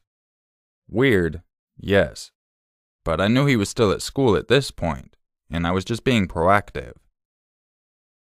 So I get home, go upstairs to my room, go into my walk-in closet, this is important, get into my robe, and go back downstairs to shower. Mid-shower, I hear what sounded like someone walking downstairs very loudly. We have pretty thin walls, and the stairs are on the other side of the one bathroom wall. I knew there was no way anyone could be home, because my dad always works late, my grandparents only come around dinner, and my sibling was still in school. But in an effort to try and not freak myself out, shower vulnerability is the flippin' worst, I just convinced myself that the clear footsteps were most certainly the house settling. None of this was helped by the fact that our bathroom didn't have a functioning lock, and anyone could have burst in. I searched the shower for the sharpest, most weapon-like shampoo bottle, and quickly finished up. Still uncomfortably moist, and in a flimsy old bathrobe, I decided to search the house, despite that creepy, off feeling that almost everyone has experienced. I ran to our knife block, snatched up a meat cleaver, and proceeded to ninja my way through the house with the full illogical intention of hacking an intruder down with my beefy 17-year-old girl's strength. I searched every nook and cranny, and didn't find a single thing. The doors were still locked, and since I didn't hear anyone go back upstairs, I figured the footsteps were just a figment of my imagination, and I calmed down a bit. I get back to my room upstairs, and I'm about to walk into my closet, when something immediately catches my eye. There's something white in my doorway. Something that could have not possibly been there before. A crisp, white, gently placed, smoothed and flattened out pair of men's underwear. Someone had been, and may still be, in the house. Never in my life have I had such a pure flood of fear. Earlier I had mentioned that I walked into my closet to change into the bathrobe, so I would have noticed a flippin' pair of men's underwear in the doorway of my closet if they had been there earlier. I booked it downstairs, and sat in a corner with a knife and a phone until my sibling and grandparents came over a short while later. They were freaked out, but not too worried since we couldn't find anything else. And then it gets weirder. Later that night I told my father about the incident. We decided to search the rest of the house for anything out of the ordinary. While searching my dad's room, we noticed one of his dresser drawers was open. Unusual, since he is very neat. And in this dresser drawer, we found a newly opened multi-pack of men's underwear, with one missing. He had gotten a pack of underwear years ago that were not quite what he wanted, and instead of returning them, he just left them in the bottom of his dresser, completely forgetting about them. So someone, somehow, got into, or was already in, our house, opened a package of men's underwear that was in the back of my dad's bottom dresser drawer, took one of the pairs of underwear out, and gently placed them in my closet doorway while I was showering. What the ever-flipping heck? Weird underwear closet guy in my house. Let's not meet. Number 16. Johnny's Pizzeria is half a block from my house, and Wednesday is a cheapo pizza night. I live alone in an Oklahoma neighborhood, a few miles outside of a rough, but improving, city. On many a Wednesday, and then Thursday and Friday, I have some pizza. I usually walk to get the pizza, but it was raining tonight, so I drove the half a block. The only patron inside, 5'7", dark-skinned, slight build. American Psycho's Patrick Bateman, without Christian Bale's build or looks. Or personality, I reckon, as I watched him awkwardly engage an employee. He asked him if he had seen Hateful Eight, with the break in the middle. He asked him a few times about the break, but never using the word intermission, and the employee looked a bit confused.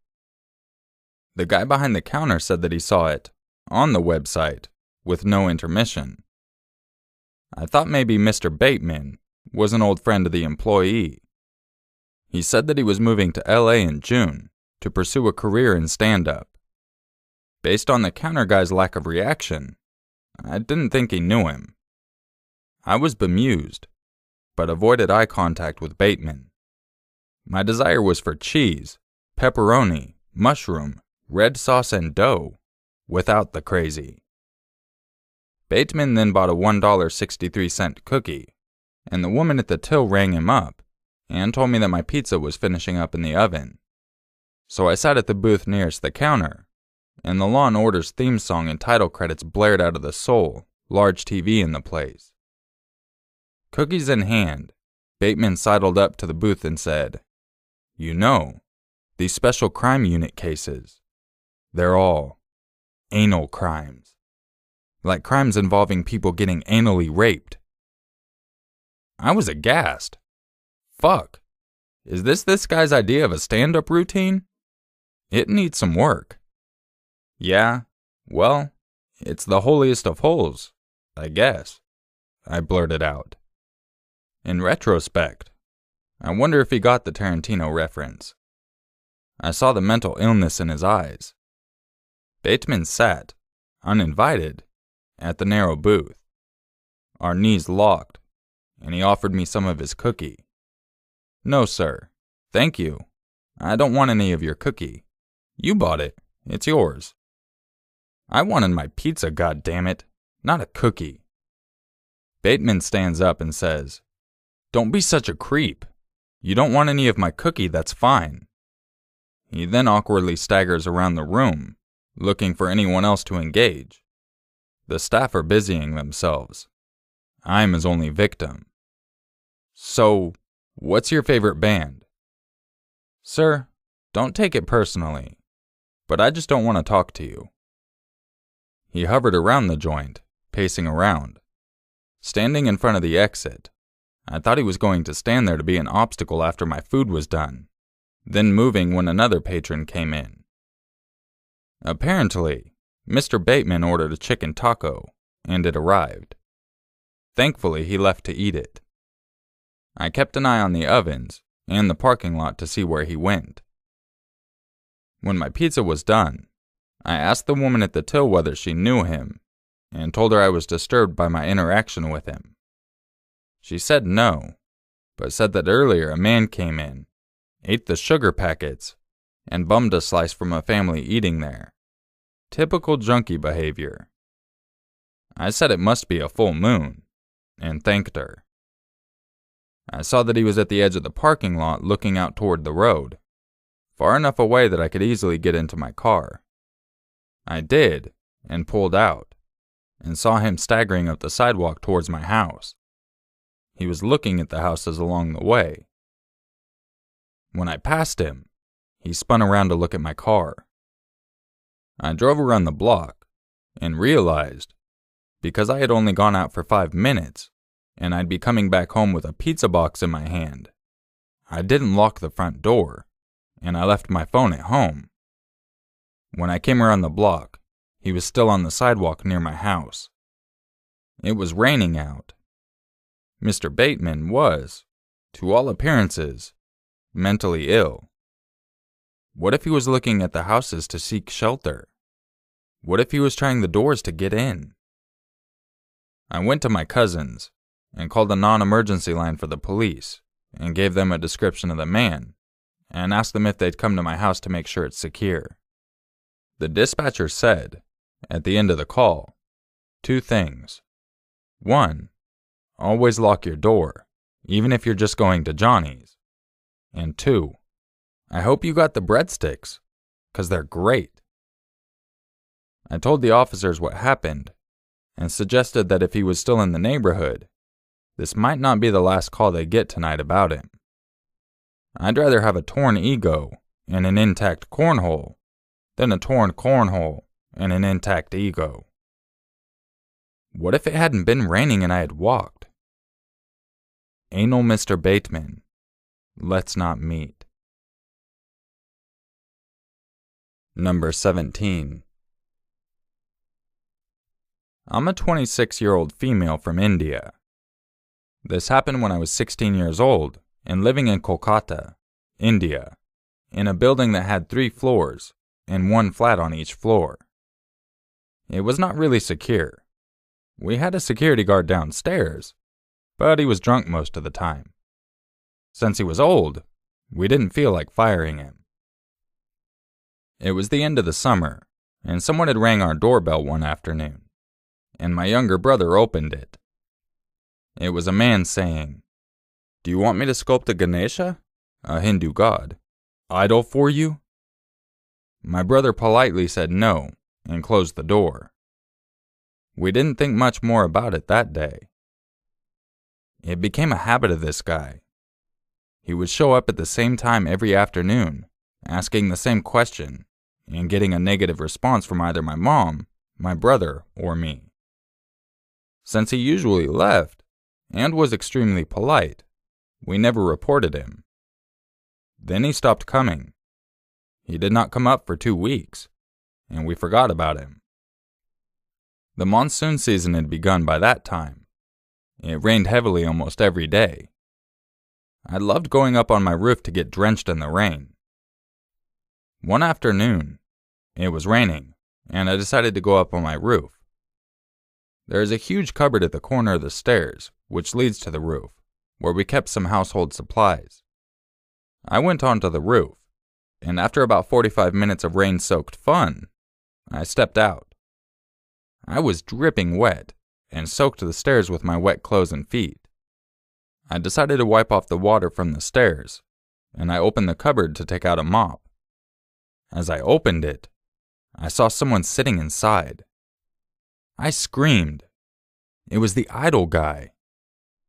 He calmly said he was busy making Ganesha idols for us, and I should join him, and he tried to grab my hand. I slammed the cupboard door shut and ran back upstairs. Nobody was home, so I called my mom and told her what happened. She called the police immediately.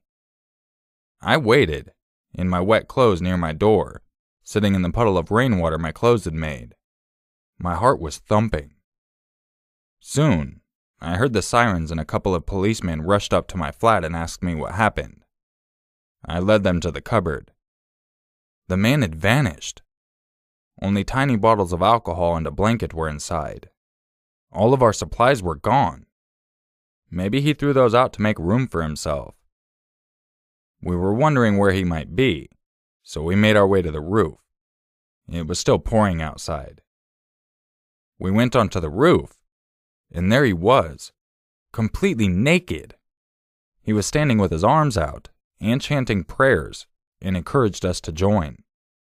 The policeman grabbed him and cuffed him. He was still smiling and chanting. He was taken away by the police, and that was the last I saw of him. I never got to know the details of who he was.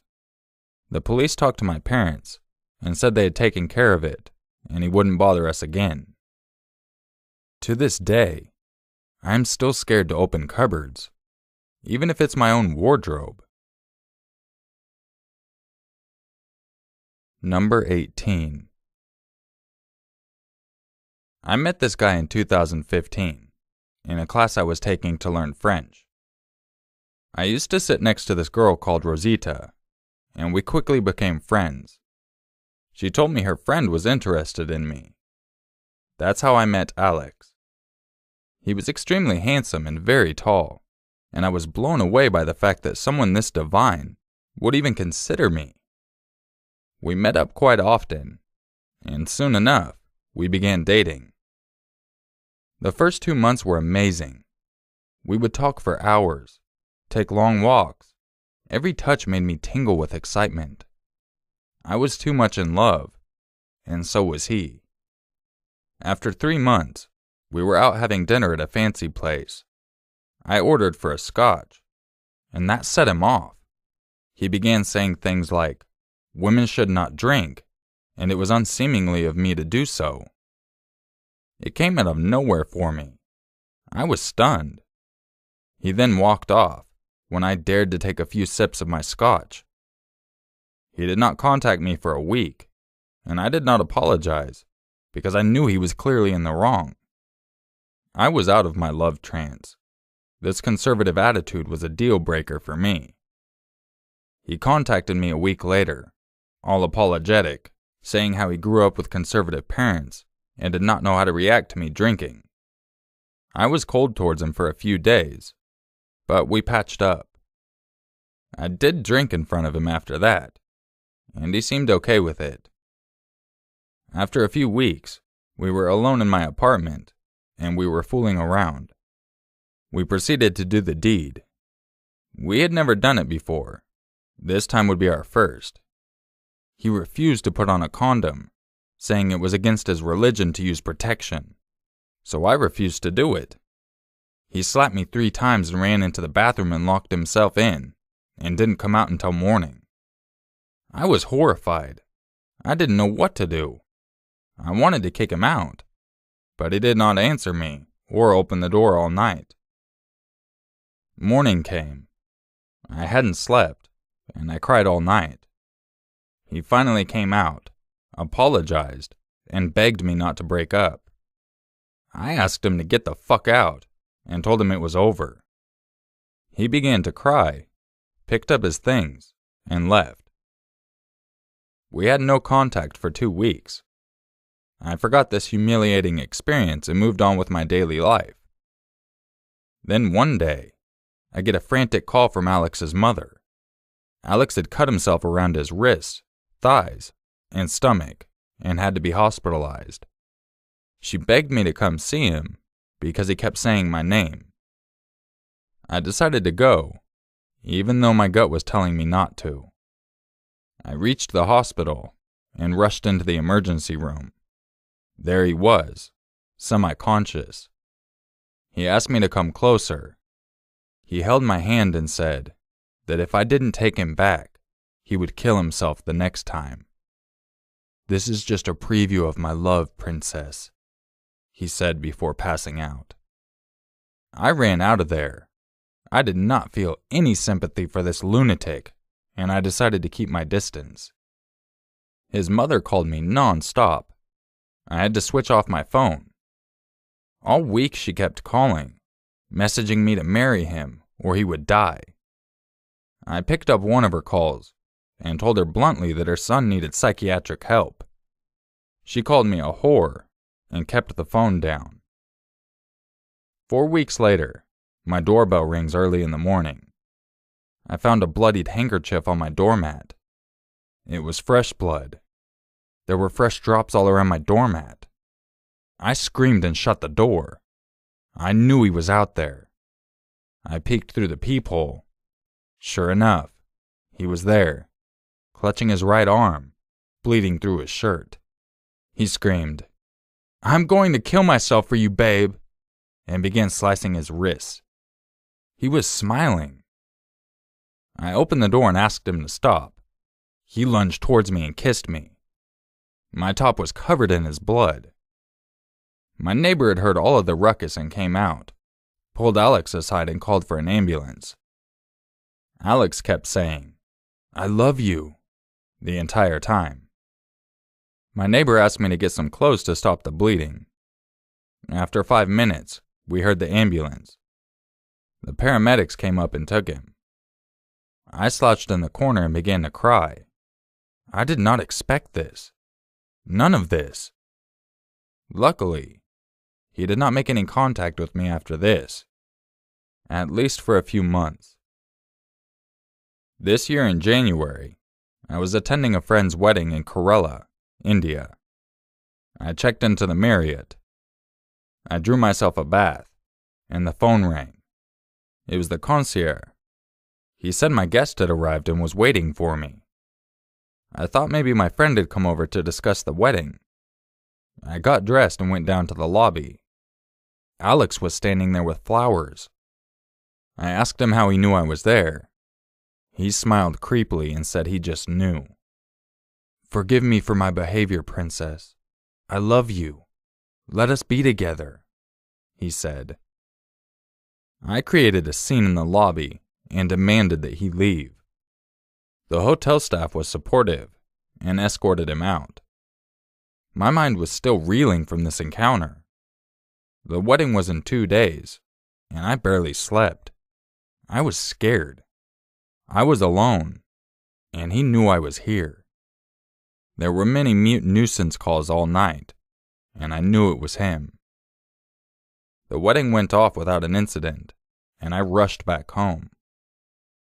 He hasn't done anything so far, but I'm sure he will try to get in touch somehow. I'm scared. I get calls from private numbers all the time, and when I pick up, all I hear is breathing. Number 19. So when I was younger, I lived on this street that sort of circled around a park. Rather than spend about 10 minutes trying to explain it, I got an outdated Google Maps pic instead. I lived on the outside of the area, and the only other kid my age lived opposite of me. We were the oldest on the street. I was 10, and he was 9 when we met, so we hung out most of the time. Soon enough, we'd been best friends for a couple of years, and our families were also friends too. And on New Year's Eve, or Christmas, they'd often go with each other to parties, usually at my friend's house. Generally, my parents would all get drunk, and we'd be left to do whatever the hell we liked, since nobody paid attention to the kids.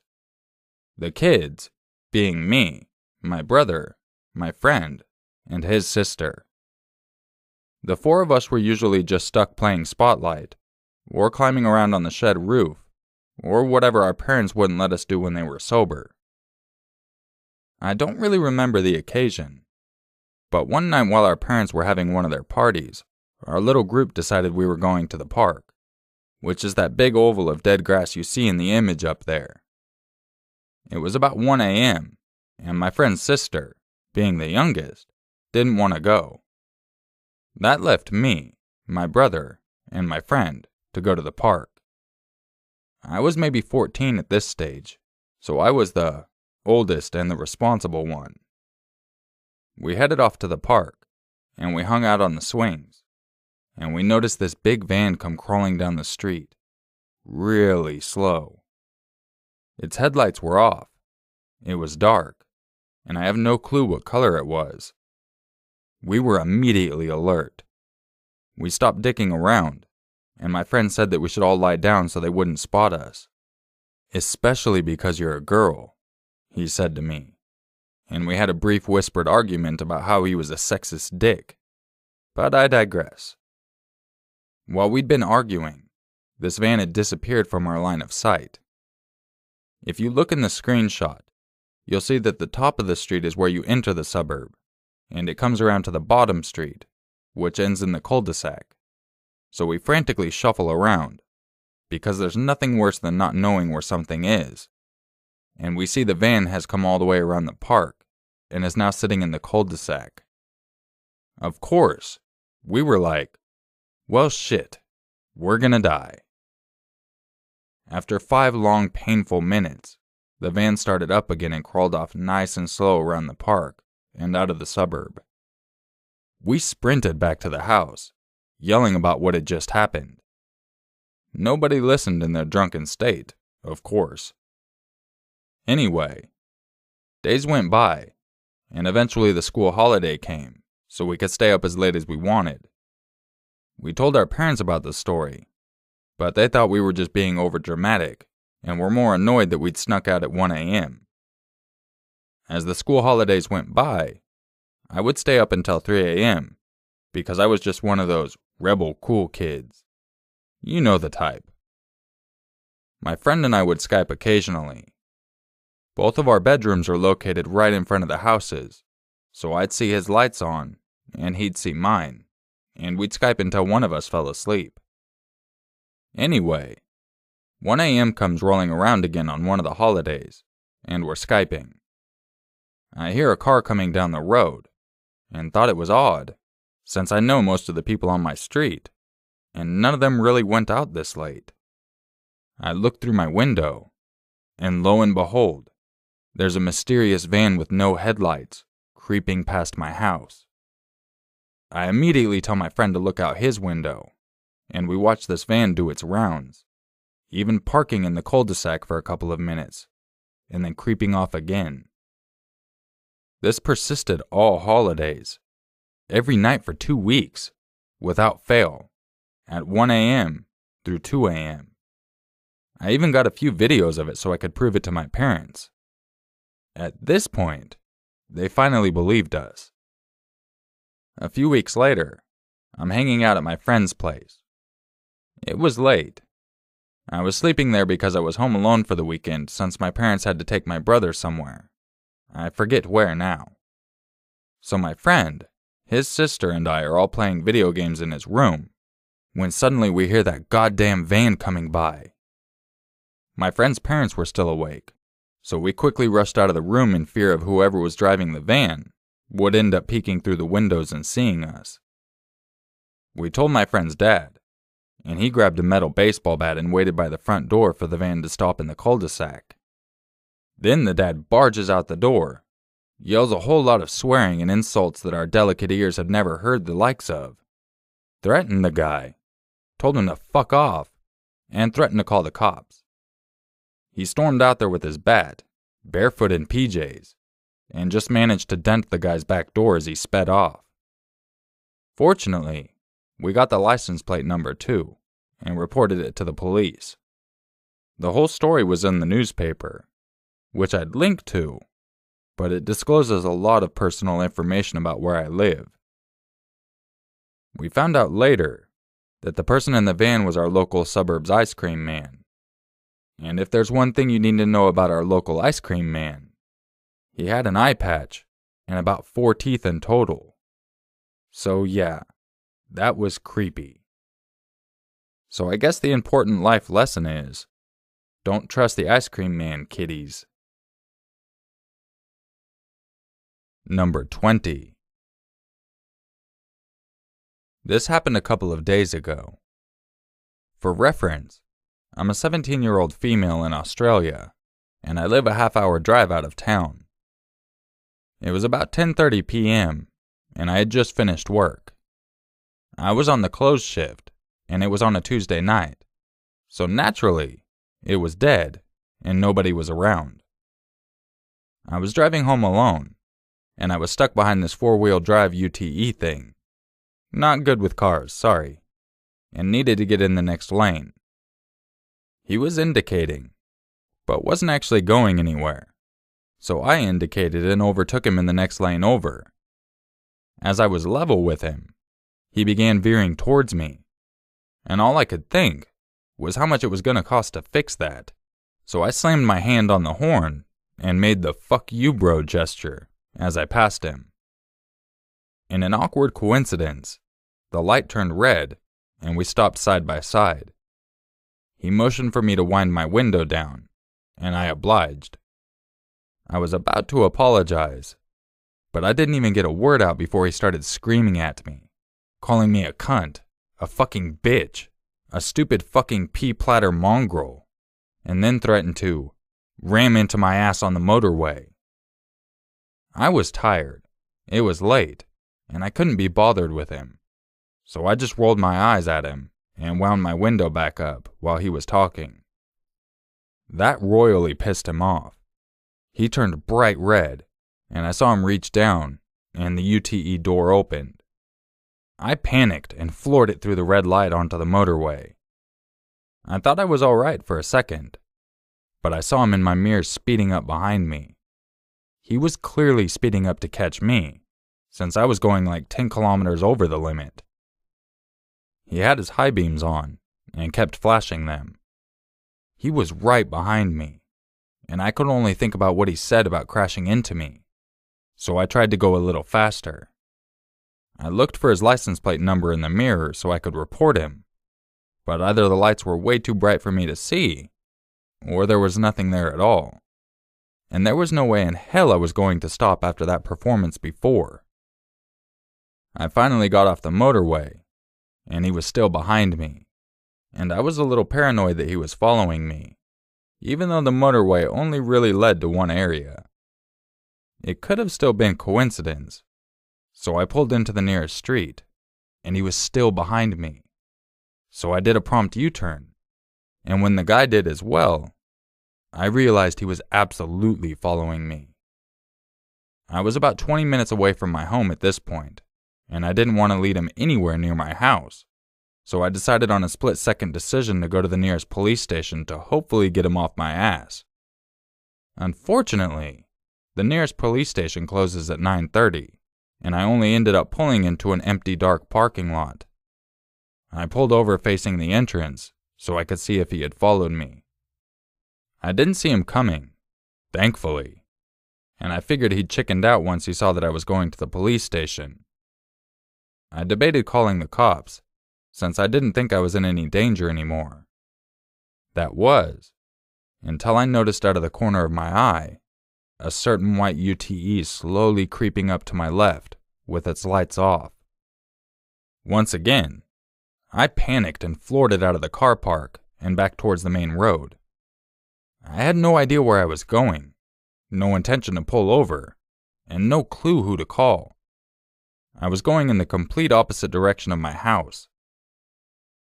I eventually spotted a nice, brightly lit petrol station and pulled into there, parking as close to the doors as I possibly could. I jumped out, frantically waving my arms around at the doors. They lock them at night and have to be manually opened. When I was let in, I started screaming at the poor lady at the register to lock the doors and that someone was following me. I was absolutely terrified, but thankfully she was quick on the uptake and locked the doors. I realized I'd left my phone in the car, but she offered to call the police. I was keeping an eye on the road outside while the clerk called the cops. I absolutely saw the car drive past, but he didn't come in. The clerk waited with me for the cops to show up, and eventually they did. It was almost 11 by the time they got there. I had literally never been happier to see a cop in my entire life. They asked me to describe the guy and the UTE, and asked for the registration. I gave them what I could, and one of them drove me home. I haven't heard any follow-ups from anyone, but it was absolutely terrifying. Enough so that I asked to be taken off night shifts for a little while. I've only been driving for a little under a year, but honestly, I don't think anything is going to top that experience. Number 21. I used to work at a photocopy and shipping place. I primarily set business cards and brochures for customers, helping them print resumes and so on. My boss was genuinely a nice man. The job was pretty stressful, but he let us know how much he appreciated our hard work. If he had a flaw as an employer, It was that he tried too hard to please every customer. This is how I ended up meeting John. John appeared in the store with my boss at his side. My boss explained that John would need some help with his book. I was supposed to sit with myself at the keyboard, John beside me, and make corrections to his manuscript as he rambled them off. Now, this is a huge no-no in any publishing setting. If the client sits with you and directs your work, you'll be on the job for ages, as the client uses you to make tweaks after tweak. The boss has strict rules against this for that reason. We didn't have time to hold every client's hand like this, not at the rates we charged. We're just a photocopying place, not some high-end graphics house. However, my boss was a nice guy, and if he wanted to break his own rules, fine with me. I agreed to help this John person. The book was called The Book of Wisdom. It was a gigantic Word document, no chapter breaks. Each entry consisted of one line of this fellow's brand of enlightenment, followed by 3 blank lines of underscore. I'm guessing that the reader was supposed to read the wisdom, then write out beneath it what they thought it meant. If you ever worked with a long, old-school Word document, you'll know that if you make a small change at the top, it can completely ruin the formatting below it. And if you opened a file like this on your computer, and it had been written in a font that you just happened to not have installed, you get a mess of misaligned text. This file was a nightmare. Most of my tinkering was just to get it sorted out so it would print correctly, John hovering over my shoulder all the time. Much of these lines of wisdom were pretty obvious or, borrowed from other sources. Samples included, there is always tomorrow, but tomorrow was never certain. You can have daydreams and night dreams, but you can't have them together. And some were unintentionally funny, like this one. Sometimes you come to a fork in the road, and sometimes it's a spoon. I didn't keep a copy of the manuscript, so those are the only ones I can remember. It was absolutely massive, about 500 pages of this, and he insisted having it printed out on one side of the paper in Surlax bond. The job took ages, but we got it done. John paid and left. That wasn't the last time we'd seen him though. Every month or so, John would show up again, disc in hand, with a bunch of changes he needed made, or new wisdom he wanted to add. Since the boss had let me sit by him once, he was sort of cornered into letting John continue this practice. Over the next few months, John's appearance started to degrade. When he first came in, he was clean-cut and presentable. As time went on, he stopped shaving regularly, his clothing got shabbier, and his wisdom got weirder. He loved to corner me and tell me how any day now, some publisher or other was going to pick up on his book of wisdom, and he'd be famous. It all came to a head one day, when one of my co-workers came running in, looking panicked. She'd been at the bus station and saw John, in a kilt, with no shirt on, threatening people with a hunting knife. He was ranting that my boss had stolen some Native American art from him, and that he was going to get even. He apparently attempted to assault someone there, and the police were looking for him. Right behind her, I could see John entering the parking lot. I didn't see a knife, but he had a grubby gym bag over his shoulder. He had this wild look in his eye that I've never seen before or since in a human being. My co-workers weren't sure what to do. We had no time to lock the doors. I hissed at them to get into the office and call 911. They scurried off just as John entered the shop. I had the foresight to remember the box cutter from my pencil cup on the counter. Not that I intended to use it, but I didn't want John to grab it and start swinging. John stormed in and demanded to see the boss. I honestly enough said that he wasn't here, and started to try to talk him down. John was raving that my boss owed him $10,000, that he'd stolen his Indian art, as John put it, and he wanted his money now. At one point, John looked at me with what I can only call an evil snarl and said, "You're not calling the cops on me, are you?" I replied, "Of course not, John. How can I? I'm standing right here." This seemed to appease him, and he grinned at that. We made some sort of small talk and kept him occupied until the police pulled up and took him away. He went meekly with them. The police asked me a few questions and left. I was pretty shaken up by this event, as you can imagine. Some months later, I came into work and there was John, sitting on the computer with my boss, working on his book of wisdom again. I couldn't believe it. After he was gone, I confronted my boss about it. He said that John had been off his meds, and that he was sure that it would never happen again.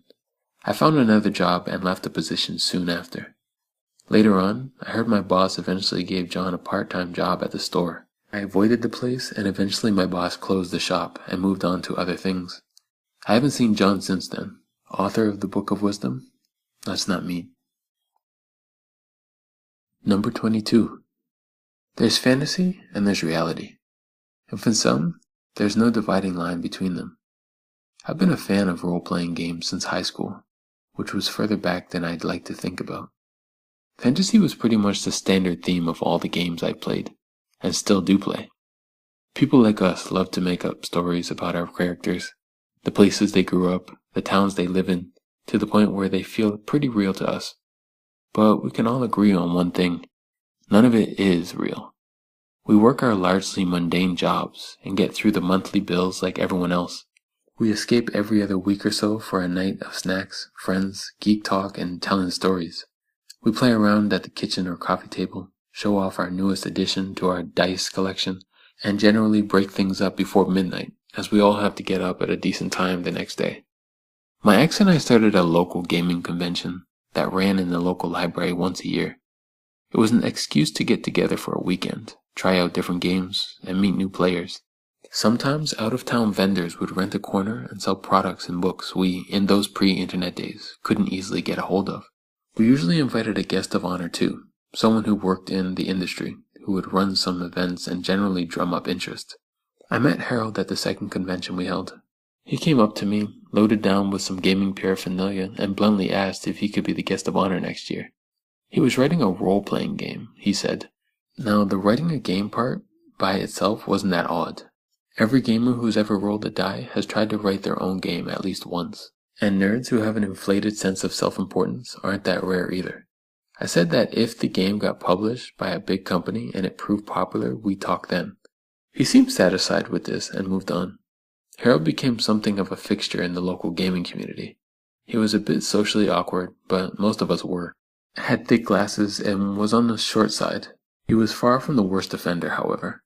He was at least presentable, watched regularly, and if he did tend to dominate the convention when he got you cornered, he at least didn't hit on you. He was by all accounts a decent game master. That is, he was good at remembering the rules and setting up a balanced scenario with characters that could battle or think their way out of it. Several of my friends also gamed with him outside of the convention. Harold wasn't my favorite person to deal with, but he wasn't the most dreaded either. He was a nerd, but that I could handle. He was one of the delicate members of the species that we all considered harmless. I was never threatened or afraid of him. There was nothing to be afraid of, other than getting stuck listening to his long-winded gamer stories. Harold worked at a toxic waste handling plant. At the time, this meant basically warehousing dangerous chemicals. Factories would pay the company to take barrels and crates of the stuff off their hands, and the company would either find creative ways to store it or break it down into something less terrifying. Harold worked mainly nights and largely did watchman duty, although sometimes he told stories of having to help move various containers into holding spaces. He'd laugh when he'd tell us how he found out later what they contained, although he never encountered a bad spill and was never in any regular danger. Some of his friends had seen his pay stubs and noticed that Harold didn't make a vast amount of money. Harold also paid a portion of his wages to his mother, a widow who I met exactly once. She was a frail thing that walked on a cane, always dressed in black, and looked like she'd been born 85 years old. Like Harold, she'd corner you and pull you into a conversation, telling you all about her dead husband, how she missed him, and how much Harold was like him. For the next 5 years, he saw Harold at the local game and hobby store, and at the convention. His life wasn't really going anywhere. Still working at the waste treatment plant, still helping out his mother, still gaming. He flirted at least once with the idea of a girlfriend, but it didn't take. He still met up with the gaming buddies once a week, always at their house. Then one day, I wasn't at work. I worked Friday nights in a local comic shop, if you can believe it. Yes, I am that much of a geek. When one of Harold's friends ran in with news, Harold was in jail. His mother had been calling around to his gaming buddies for help, not knowing where else to turn, not for the reasons you'd expect. It turns out she was the one that had him up on charges. Harold, it turns out, had beaten her up so severely she ended up in the hospital. We found out that Harold never worked at any plant, toxic waste related or no. He'd forged the pay stubs, or possibly altered stolen ones, and had planted them where his friends would find them. He'd even have work clothes, coveralls and the like, that he showed up in from time to time when he was on his way to work, that he didn't wear otherwise. Where the hell he went at night is anyone's guess. We lived in a pretty small town, and I never remember seeing him when I was working. He'd been living off his mother for years. She owned several rental properties, and the income had somehow fallen into Harold's control. Legally, he didn't own anything. He'd bullied his mother into handing over control of her money. He'd also hit her on the many previous occasions. She was afraid of him, and had no idea what to do. I know guys tend to protect each other in times like this. I've watched my male friends defend just about anything their other male friends do, sometimes to the point of absurdity. Not in this case. I guess beating up your hopeless mom is where you draw the line. When confronted by his buds, Harold strongly said that he needed his stuff at his mom's house to be moved to a storage locker he'd arranged, probably through his lawyer, but told them to keep any gaming stuff they wanted too. The room was packed with games Harold had never been known to play. Some of it was still unopened. He spent more money on gaming materials than we knew of. It's possible, as he had a car, that when he was working, he was actually driving out of town to buy more product. He'd shove under his bed or in his closet and never touch. In some cases, there were duplicates of games and books. I'm not sure if he did this intentionally or if he'd just forgotten that he owned and bought it again. Harold had role-played a mundane life. None of it was true, but all of it had been believable. Why he picked such a boring fantasy life to fake, we'll never know. Maybe he was smart enough to know we wouldn't buy anything grander. Maybe he thought this particular job made him some macho somehow. I wonder sometimes if Harold's mother had also made up a fantasy life. Harold never spoke about his father or his childhood. Certainly never to me. Maybe his mom faked widowhood, wearing black to mourn a man who left her when she fell pregnant. It wouldn't be unheard of for a gal of her generation. He did a brief stint in jail, and then moved out of town. Where he is now, I have no idea. I'm sure wherever he is, he's still living a fantasy life. Harold, the role player, let's not meet. Number 23. My friend Tom owns a window fitting company. He's a pretty successful guy, a man of the world, not easily scarred, and can most certainly handle himself.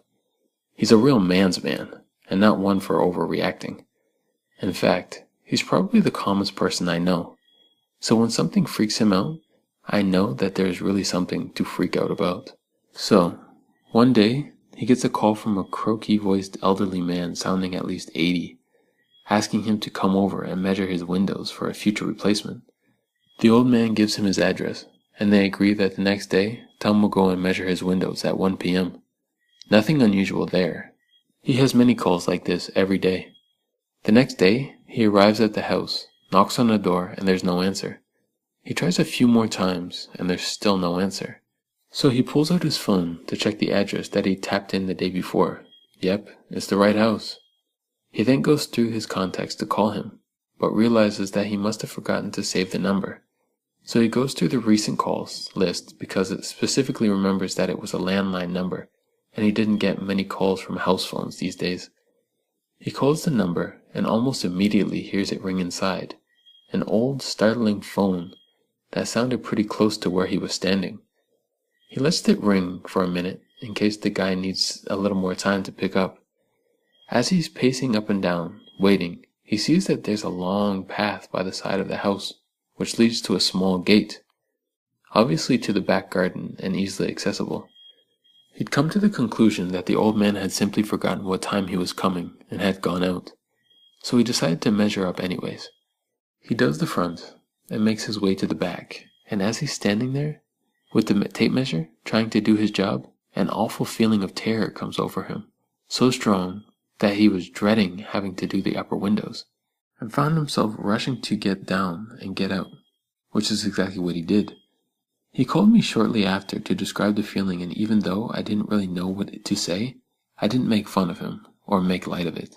This guy throws himself from planes all the time, and quite the adrenaline junkie. So if something scared him, even if he wasn't sure what, I'm not going to disagree.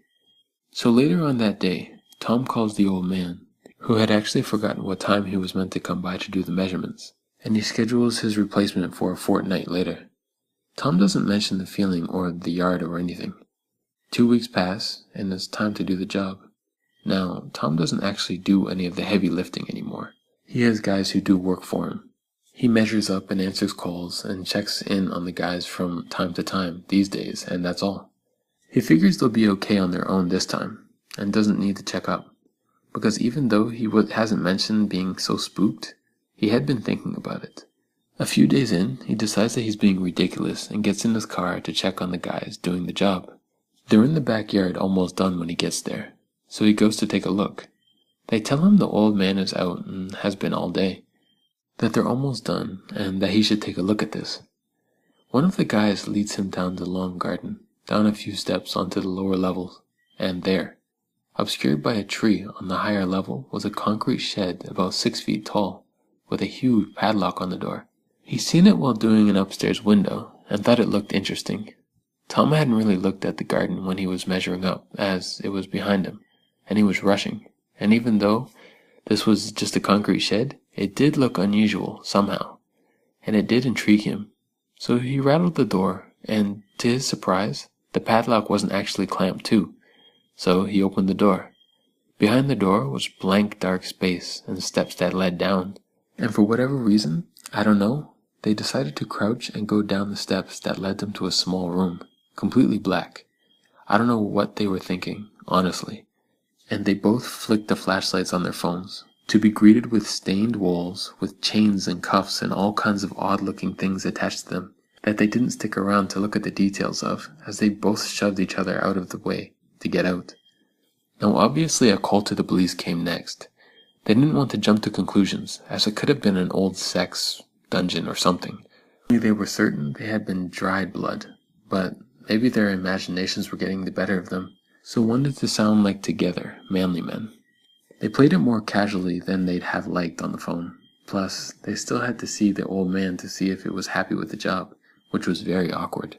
The police never showed, and the old man liked his new windows very much. And for God knows what reason, the worker that ventured down the steps with Tom chimes in.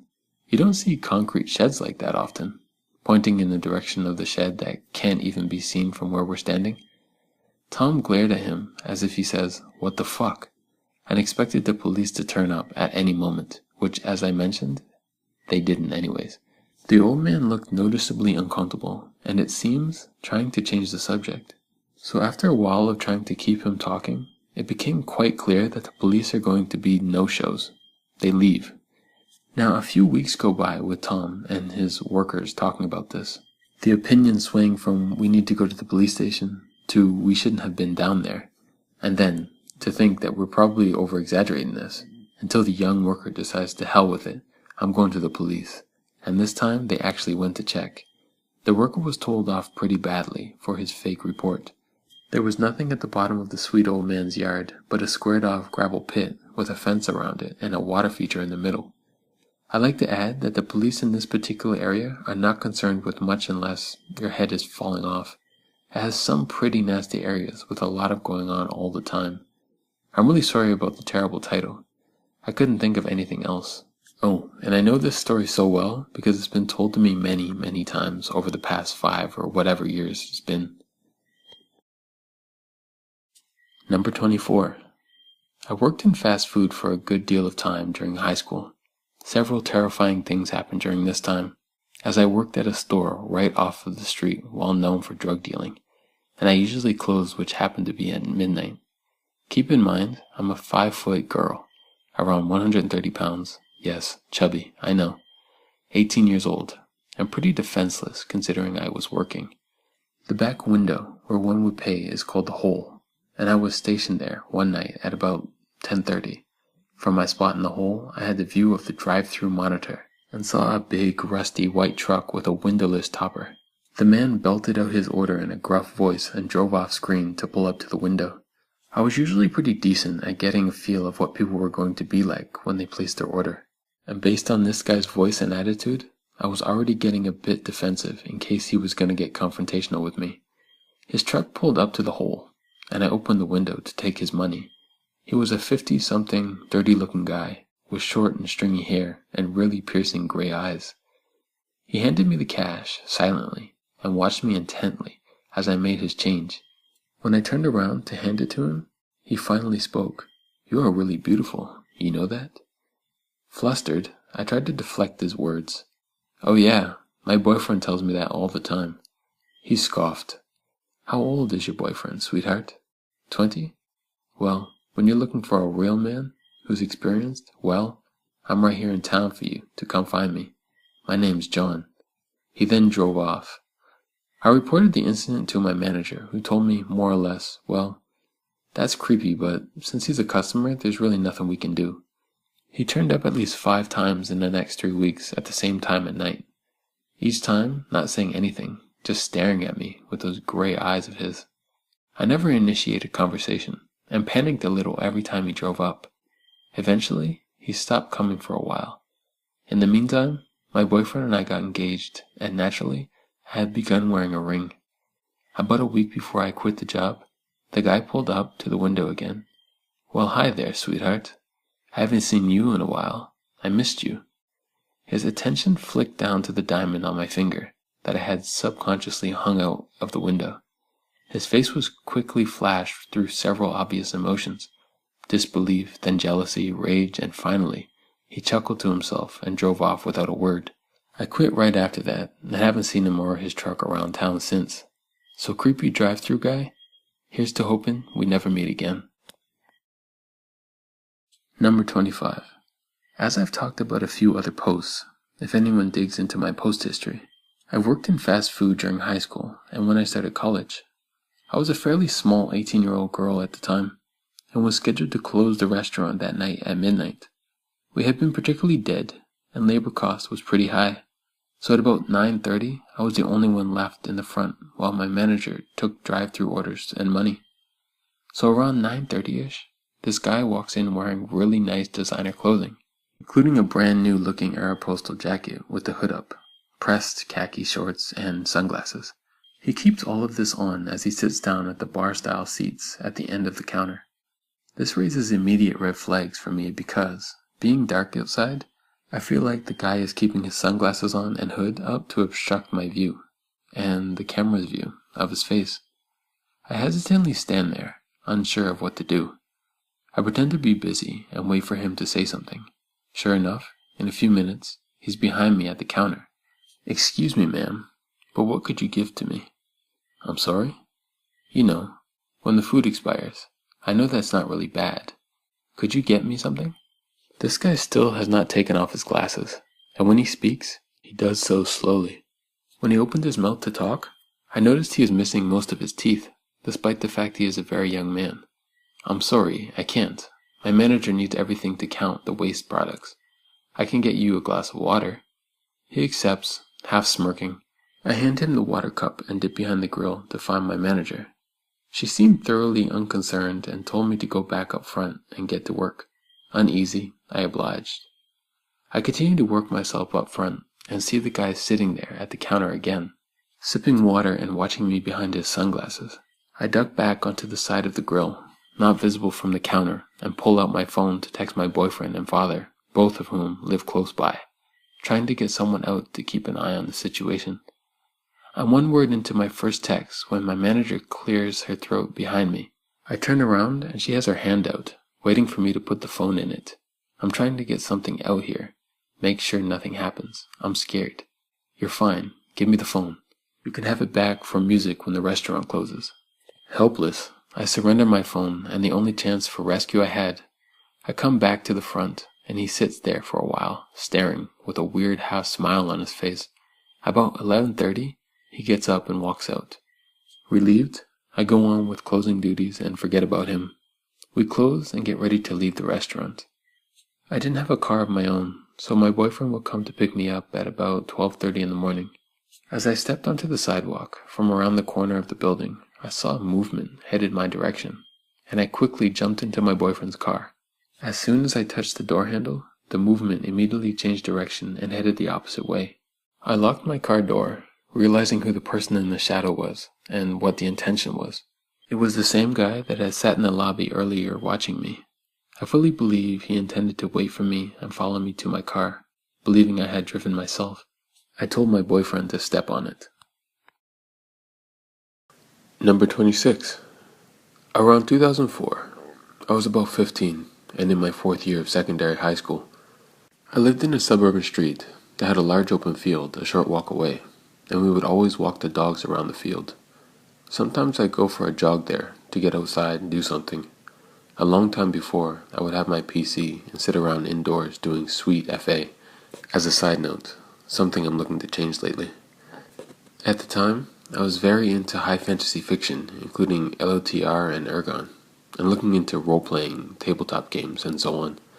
In my first year of secondary school, 2001, our former tutor, Mr. Smith, had surprised us all by letting us into his life as a long-time Dungeons & Dragons game master and a full-on LARP enthusiast.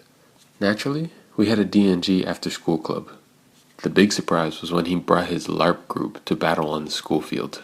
Seeing crossbow bolts fly and learning how chainmail was forged was a real eye-opener and made me feel more comfortable in the D&G tabletop hobby. Flash back to 2004. My parents were out for the day, seeing my aunt and uncle in the next county, so I was walking the dog alone across the field. It was an average walk. We chased the rabbits and the dogs rolled in every bit of dirt I was possible to roll in. Suddenly, out of the cluster of trees near the bottom of the hill stepped an elven ranger, bow and arrow in hand, pursued by a warlock wearing a Black Sabbath t-shirt. A fighter with a massive, unwielding greatsword, and a tall, mustachioed man with a quarterstaff. I was actually quite taken aback when I saw it, but there was no mistaking it, that this was a LARP group. Here in the field, mere yards from my house. It took me a few moments to work up the courage to approach, but I did, with the dogs in a leash, muzzled, not because they are vicious, but because it stops them pulling the walker every bloody which way. I was thinking that would be enough of a deterrent if things went south, but hoping that they would be friendly. Being a teenager with conflicting thoughts drilled into me from an early age. Don't talk to strangers. Don't judge a book by its cover. Anyways, I figured I could approach safely, and they seemed friendly enough, starting by immediately embracing me as a fellow tabletop gamer, and regaling with tales of how their party had vanquished a Goblin King or whatever. It was all very enthralling, and before too long, we were introduced. I forgot most of the names, but it was the mustachioed man who was the game master, who sticks with me and is the focus of this post. Damian Rogers. After introductions were done, it was just starting to rain, and the dogs were becoming restless. Damian said that, as the weather was worsening, they were going to go inside to his house and play Double Dash on the GameCube, and did I want to join them? There would be cookies and hot chocolate and video games for everyone. That was tempting. But I at least remembered that strangers were still strangers, and you shouldn't enter someone's house randomly, since that was a massive risk. I said I had to take the dogs home, but maybe when the weather cleared up, I'd be up for joining a LARP group. It didn't quite go that way. It turned out that Damien had moved into my street, a far distance up the road, closer to the field. So if I ever wanted to walk the dogs, I had to walk past his house, and conveniently, he was often just by the door or leaning out of the window when I went past. He'd ask when I was going to join the LARP group, which I occasionally saw practicing combat in the field on the weekends. I was busy studying for school, of course, so I could only say when I had the time. He'd also ask if I wanted to come and play the games or have a cookie, to which I still politely declined. I mentioned Damien to my parents, and my dad says, seems like a weirdo. Mom says he's being a grumpy old fool about it. But then my dad does have a quite astute observation and contextual common sense. I probably should have listened to him earlier. School comes back into the picture. My first year form tutor tells me he hears from a close friend that I'm interested in getting into the LARP scene. I wonder who is it? It's Damien. This is unsurprising actually, since Mr. Smith was in fact the head of the LARP group in the county and would have ties to a lot of people in the hobby. Turns out that Damien and Mr. Smith are indeed quite close friends. I heard from Mr. Smith that Damien hasn't quite finished the moving out process and needs help moving things out of his mother's house. I feel like this is the opportunity to change my dad's mind about Damien and let slip that he has a van large enough to move a considerable amount of furniture, intending to ask him later about it. The next time I pass Damien's house with the dogs, he waves me down and asks if my dad is available to help move the remainder of his things out of his mother's house. I'm a little bit jarred by the suggestion, but again, he and Mr. Smith were quite close friends, and it seemed natural that the information would get passed on. On the way back from our daily walk, Damien's just leaving the house and asks if he can meet with my dad to discuss using our van for the move. I agree, and we walk to the house. This is my first mistake. Now he knows the exact number of the street where I live, if he didn't already. I tell him to wait on the front yard and take the dogs down the side alley to the back garden to let them off the leash. I do not lock the side gate. This is my second mistake. I go inside, take off my shoes, and look for Dad, but can't find him. I go to the kitchen and speak to Mom, and say I have Damien outside, and he would like to talk about using Dad's van to help move his extra furniture. Mom turns to me from what she's doing and literally drops everything with a yelp of terror. Damien is standing right behind me. He's quite tall, so his mustache face is fully visible behind my head. I have no idea how I didn't hear him. He entered the house completely silently. The dogs made no noise about it. The door didn't slam, etc. This is my first warning that something is not quite right with this man. Initial fright over, he introduces himself quite pleasantly. Mum berates me later for leaving the side gate unlocked, and quite rightly, too. Dad gets back from the job he was working on out back behind the garage. He is a car mechanic for a living, and is surprised to see the weirdo standing in our house. Handshakes and names are exchanged, and Damien gets straight to it, asking a price for moving his furniture this upcoming weekend. To my surprise, Dad jumps at the chance and says, "No charge, for neighbors." It's what we do for each other. My dad at this point in life is a xenophobic, homophobic cynic who is convinced there is no one in the world who doesn't have their own perverted agenda. He's since changed for the better, and I can say he's just a plain cynic now. So this neighbor's bull is literally an act. He would only help out the next door neighbors because he's known them for 30 plus years and trusts them impeccably. New neighbors up the street? 10-foot barge pole. I don't question it vocally, and certain not here in front of Damien. I wait for the weekend. The weekend comes and Dad seems very excited again, unusual. I get in the van with my mom and we tail Damien and his wife, Alice, in their car back to her mother's house in the next borough. Up to this point, I've only ever seen Alice briefly. Sometimes gardening, sometimes with an actual tray of cookies, perhaps to prove they exist. She doesn't seem all there in the head. Unfortunately, sometimes muttering to herself the same phrase over and over or pacing back and forth doing nothing. It's a real shame because on the few occasions I've spoken to her lucidly, she's only ever been polite and cheerful, usually pointing out butterflies or interesting flowers nearby. Turns out, Damien actually has a fair collection of junk that needs bringing to his new home. So we set to work. Mr. Smith shows up too, with his family, to help clear out the old house. It's refreshing to see him as a person instead of a teacher, with what seems like a happy family. His wife is Scottish, loud, and absolutely bubbly, immediately making everyone tea. It's a busy slog of a day, clearing out cabinets and chairs and so on. Apparently Damien's mother's house is mostly his possessions, with his mother occupying just one of the bedrooms. We, my parents and I, attempt to tackle the upstairs bedroom belonging to him, while they stop for another round of tea. Removing the mattress from the bedstead reveals some objects which I wish I could forget, including a stack of tantric sex manuals, and Kama Sutra, sex toys, etc. There is also a pair of passports. My dad picks up the passports and opens them, then puts them back down where they were, and writes something down in a notebook he puts in his back pocket. We let the Rogers tackle the rest of their bedroom, and I noticed Dad had returned to his absolute state of cynicism, and what my mom refers to as an old man grump face. Nothing more of note happened for the rest of the day, even moving everything back to the new house. That night, my dad warned me to stop talking to Damien Rogers and his wife Alice. Ever since the first mention of him, my dad had been keeping notes in his daily diary about his activities like a paranoid conspiracy theorist. The passports had been cross-checked immediately with multiple authorities to discover that this person was a registered sex offender. He ensured the entire street knew about it before Monday. Angry reports were filed with the council and police by multiple people. I believe Damien's window was smashed by a thrown brick on one or more of the days. Smashed, repaired, smashed again. Boarded over. His house was spray painted with nasty words. I would not wish this on anyone. It actually made me quite sad to see the violent response from my neighborhood. Mr. Smith claimed he had no knowledge of Damien's past, and told me that he had cut ties to him immediately after he found out what had happened. It was reported to the school by both parents and police that a sex offender was living nearby. I believe Mr. Smith wholly on this and bear no ill will, as he has continued to be trusted friend and mentor. Damien did not live in our street for very long after that. I have since seen Alice wandering the streets of my hometown, carrying bags of shopping from the supermarket, occasionally smiling, but very often wearing a sullen, empty, blank face. I have, however, never seen since Damien, and hope to do not cross paths with him again. Number 27. I grew up in a military household, which meant that my family was always moving around. Some might find it interesting because you get to see new places and meet new people. I, on the other hand, despise it. In the year 2013, I was a sophomore in high school in Southern California.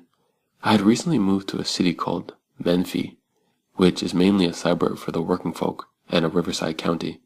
This had been the first time my parents were finally able to buy a house of their own instead of living on a military base or renting a home. Being the new kid, especially in high school, I would have thought I'd be harder to make new friends, but I did within a few weeks. Their names were Bradley, Jacob, and Austin, Bradley still being a very close buddy to this day. They were the main group of friends that I preferred to hang out with when not in school and did very frequently. Anyways, this is one particular day that sticks out from the rest. I remember it being a Friday in that year's fall season. My trio of friends all happened to live on a cul-de-sac, which was over a mile from where I lived. Since my neighborhood consisted of mainly elderly people, I usually spent most of my time over at theirs. Frankly, I don't remember what we actually did that day. All I do remember was since it was a Friday, my mom allowed me to stay out later. When the time reached around midnight, my mom texted me and told me it's time to come home, as she and my dad were going to sleep. I would have asked my friends if their parents could have given me a ride home, but on second thought, they'd probably also be heading off to bed, and I didn't want to bug by asking if I could sleep over. So I gave my friends a farewell and headed home. I honestly didn't mind walking. The air was nice and cool, and I always loved the night sky. Between mine and my friend's home, there was an elementary school with a wide green flat park right next to it. The park at the time had no lights surrounding it, and was totally pitch black except on the corners where there was a lamppost. As I was about to pass the park, I noticed a man sitting on a bench near one of the park's corners around 100 feet away. When I got closer and was about to pass him up, I gave a quick glance towards him. I couldn't see his face because his head was facing down, but could decipher that he was a bald Caucasian man wearing a black hoodie and shorts. Besides that, I didn't really pay much mind to him and continued my way. I kept moving forward, occasionally glancing at my phone for no particular reason, maybe to just pass the time. As I neared a lamppost, I noticed when glancing down that a second shadow was being cast alongside mine. Somebody was behind me, maybe the guy from earlier. I quickened my pace while trying not to make it too obvious to get some distance between myself and whoever was behind me. Now, some people probably wouldn't mind or care if they had to share the sidewalk with a stranger, but since it was late at night, and because I'm a pretty skinny dude, I didn't want to risk being mugged. Eventually, I decided to cross the street. I looked both ways for cars, but obviously it was to see who was behind me, and sure enough, it was the same man. It was a little brighter due to there being more streetlights, and I was able to get another look at him. He was built and over 6 foot. After I crossed, I continued down the same route, and shortly after, I noticed that the guy had also crossed the street, and was once again right behind me. Okay, now I was starting to really freak out, as my heart began to beat faster. Up ahead, the street which turns off the road and into my neighborhood was within sight. At first, I felt relieved, but then realized that I didn't want the guy to follow me home and know where I lived. Instead of turning into my street, I continued walking forward until I approached another street coming off the main road. I quickly sped up and turned into the street, and once I knew I was a little out of sight, I began to jog away quickly, but quieting my footsteps. When I was like 100 yards away from the mouth of the street, I twisted my head around to clarify if the man had continued following me. He was, and not just following, he was full-on sprinting. There was no way I could take him on a fight, or know if he was armed. At that moment, I decided, fuck it, and I also began to sprint away. I didn't even know where I was at this point, or which new street I'd been running into. All that mattered was getting away. After running for a while, I ended up thinking of an idea to run to the side of a house that had 2 trash bins next to it, and lay on my stomach behind them. I was flat on my belly and was facing the street. Luckily for me, I'd been wearing a black jacket, so I was hoping to be able to blend into the darkness around me. I laid there for like a minute when the guy happened to stop running on the sidewalk near where I was laying. He stood there and scanned the area around him really fast. My heart stopped when he faced my direction. When he couldn't see me, he cursed under his breath and continued running in the direction he had been previously heading. I waited there for like 5 minutes so I could be sure that he was long gone. Afterwards, I bolted straight home, but it still took half an hour to get there because I was unfamiliar with these neighborhoods. My biggest fear was bumping into that man again. I never told my parents about that experience, since we had finally settled in, and I had already made my own group of friends and didn't want to risk moving again. My only precaution was to never walk home alone at that time again. The event itself slowly faded from my mind until recently when I came across stories similar to mine online forum and internet posts. I never found out who that guy was, but in the years following, I discovered that in the early 2000s, the local high school had a neo-Nazi problem, but had since been rooted out. I'm not positive that's why he ran after me, or if he was just trying to get money out of me, but it doesn't seem possible that a white supremacist wouldn't mind roughing up a small Latino in the middle of the night, with no one else around. So to the Midnight Stalker, let's not meet again. Number 28. Several years ago, I was working in retail as an assistant manager at a very popular men's and women's clothing store in a large, upscale shopping mall. Most of the time, I had opening shifts and came in very early to open the store alone, or occasionally with one other sales associate. I would sometimes get creeped out being in such a large store all alone, but the introvert in me preferred the quiet, slow morning shifts on the weekends before the whirlwind of crazed afternoon shoppers. We communicated over headsets in the store, and one Friday morning, my sales associate Kate called to me over the headset. "You have a phone call." She explained that it was a customer I had helped earlier that morning who really liked the items I had sold him and wanted to thank me for the exceptional customer service. I hadn't been much busier than usual that morning, and I didn't remember selling anything in particular to a male customer. I figured maybe Kate misunderstood him, or maybe he was thinking of someone else. Either way, he asked for me by name, and I was delighted to take the phone call from a satisfied customer as opposed to an angry one. I walked over to the register and picked up the phone at the desk. "Hi, how can I help you?"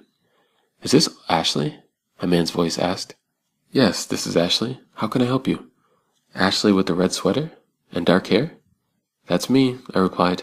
"Thanks, Mom and Dad, for cursing me with the ultra-popular 80s baby name. People have to triple check that they're talking to the right girl." "Oh, I'm so glad I got a hold of you, Ashley," said the man on the line. Something about his voice was setting off tiny alarm bells somewhere in the back of my head. "I'm sorry, who is this?" I asked. "Oh, this is Mark," he replied. "I just want to say thank you for helping me pick out this shirt earlier."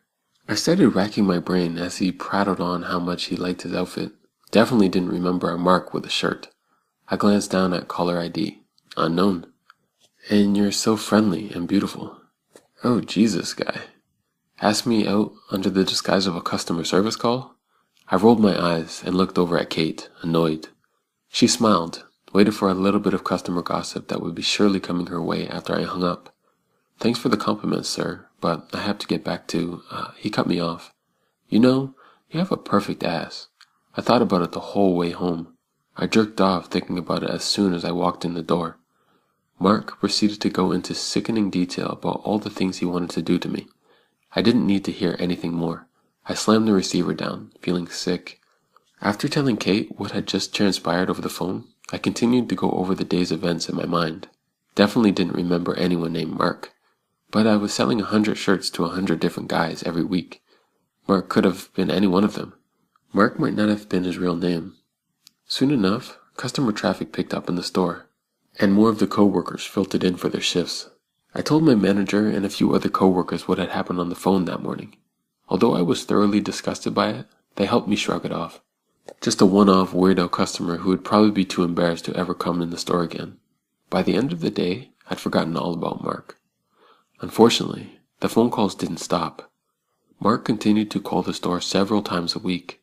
He would give different names or start out with some made-up customer service issue, changing his voice at first to ensure that he got me on the line. Sometimes he'd make perverted sexual threats. Sometimes he'd clearly be jerking off, and sometimes he'd say nothing at all. He also called from a private number. Generally, as soon as I realized it was him, I'd hang up the phone and go on to my business. It wasn't until the third or fourth phone call that it dawned on me that he wasn't harassing me from the comfort of his own home. He always seemed to know what I was wearing. That green dress, those black boots, your ponytail. He was watching me. He was calling me when I was working alone, or when I was the only person behind the desk to get the phone. My coworkers confirmed that no one was calling me when I was off duty. He could see me. During that epiphany phone call, I looked around the store. There was a few men in the store, but none of them were on their cell phones. I looked out at the big front window of the store into the mall. Plenty of people were milling about out there, but no one seemed suspicious. I had a creepy feeling that stuck with me for the rest of the day after that. I was only 21 or so at the time, and pretty naive. I had grown up in a very sheltered, under-middle-class bubble. Aside from an errant catcall or the occasional creeper at the bar, nothing like this had ever happened to me. I didn't know what to do. After a few hours of being unable to shake my feeling of unease, I called mall security to tell them what was going on.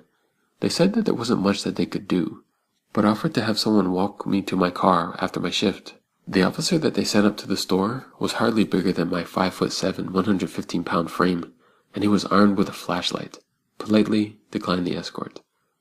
I don't know why, but after a short series of increasingly threatening, disturbing phone calls, one day, Mark just stopped calling. I had taken a few precautions in that time. I made sure I scheduled a male coworker to open the store with me, and always walked to my car with another person at the end of the day. I don't know what happened to Mark. Maybe he found a different target. Maybe, hopefully, he dropped dead. It actually creeps me out even more now than it did back then.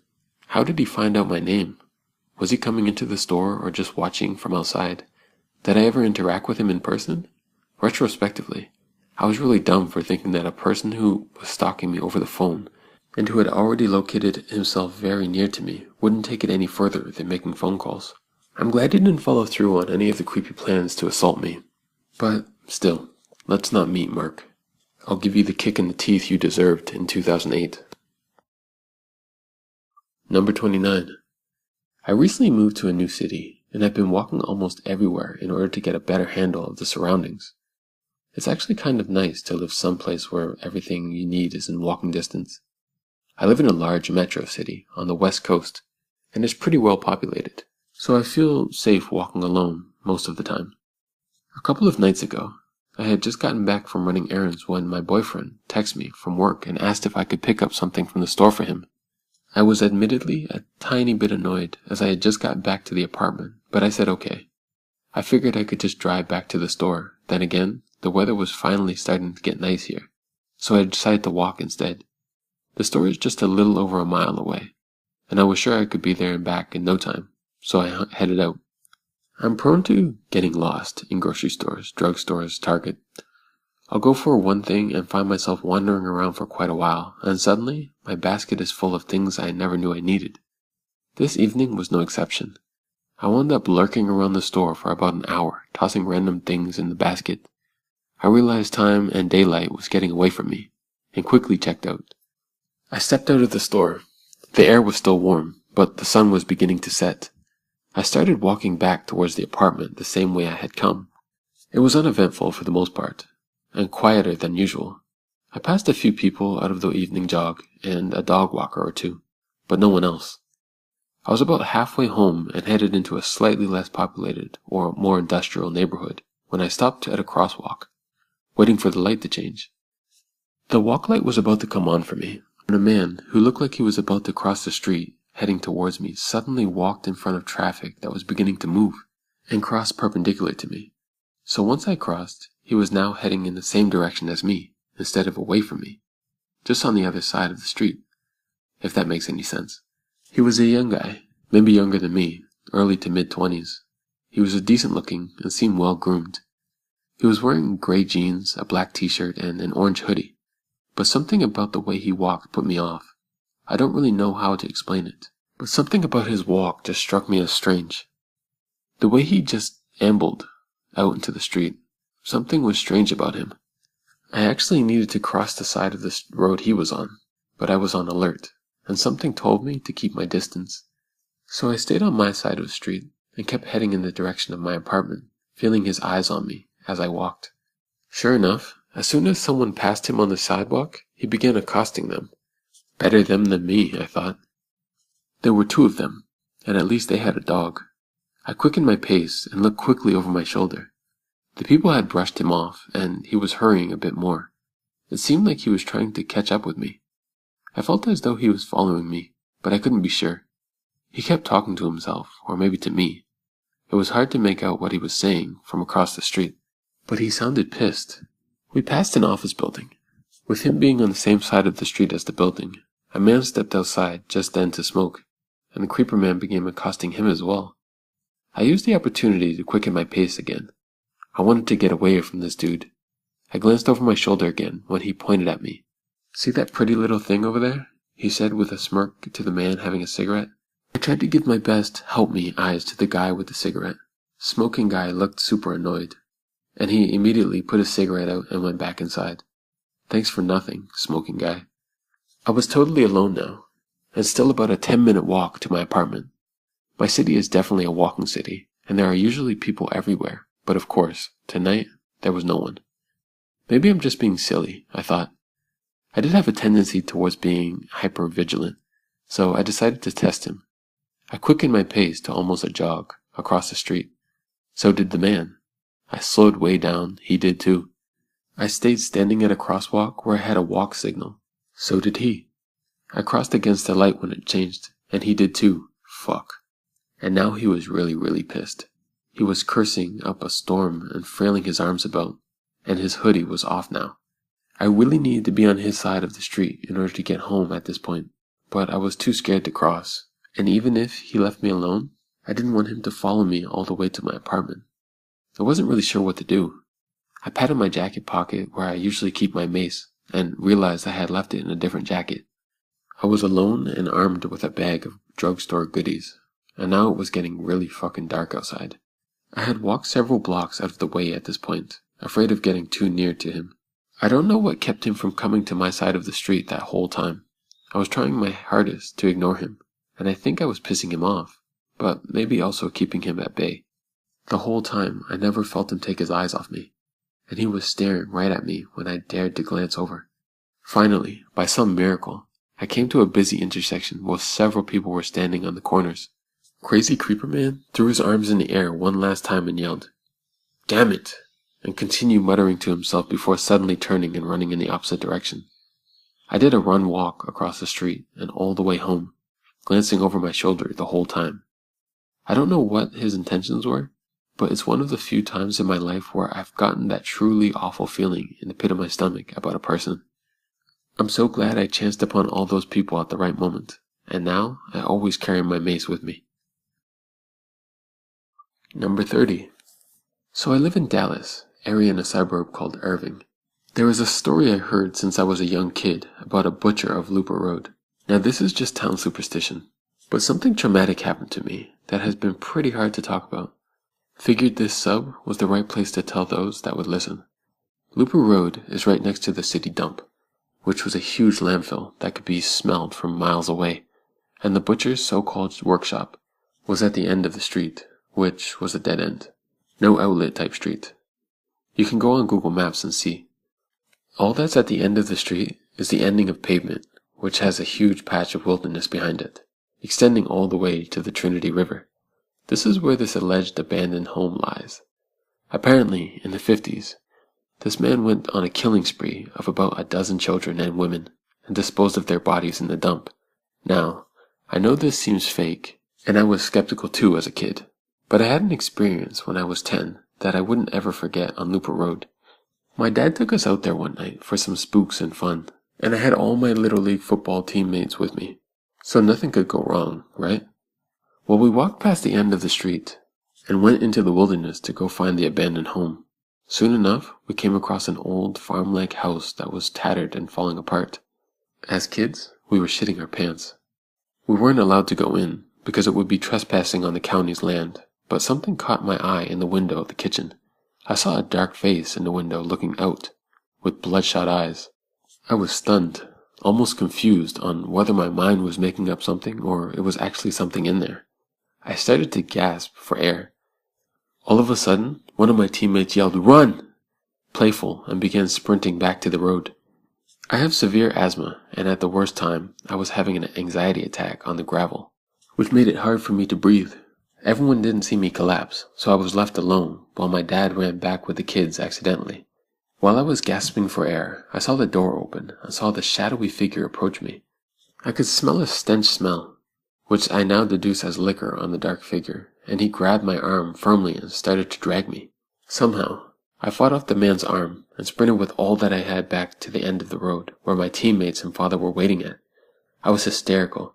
They all clearly thought I was joking with them, but in the morning, they could see that there was clearly bruising on my wrist from the man. My dad called the police. Turns out, it was a homeless man who was a sex offender, was caught digging in the dump next to Looper Road, and was trying to lure kids back to the old abandoned house, to do something really, really bad, I'm guessing. I don't rag on my dad much, cause he feels bad, but they did it a lot as kids and thought that it would be a good scare. Everyone he knew went out there as a dare.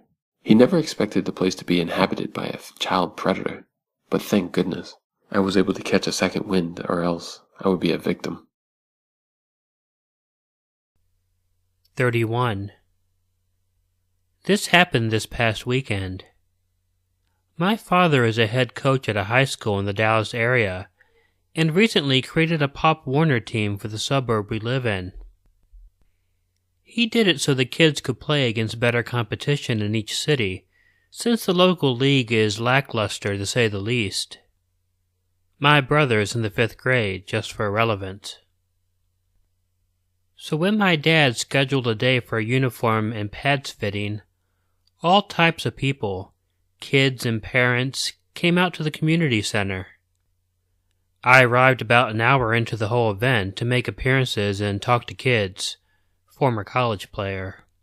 As I sat through the next few hours, I noticed a grown man who looked like he was in his 20s, and he kept walking around the community center, real suspiciously. He was walking around in some navy blue drug dealer jumpsuit pants, a plain white t-shirt with a bag of chips and Arizona tea. He acted like if he was special ed, and the parents and people around him thought nothing of it. I always read L&M, so I was cautious of people that stuck out. And boy, was my gut right about this one. The man kept walking around, asking kids where their parents were, and the faces of the kids were so truth-telling because they looked very uncomfortable when this man kept following them around and trying to touch them. He approached my brother, and that's when I intervened and approached him.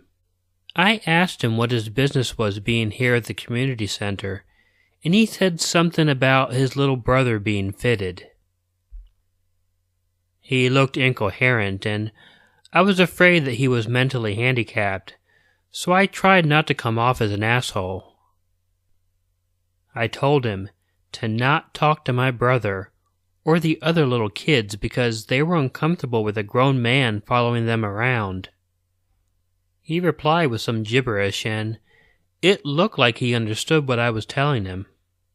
Well, at the end of the day, as we were all leaving, he somehow strayed a kid away from the group of kids playing outside and took him into a car in the back of the parking lot.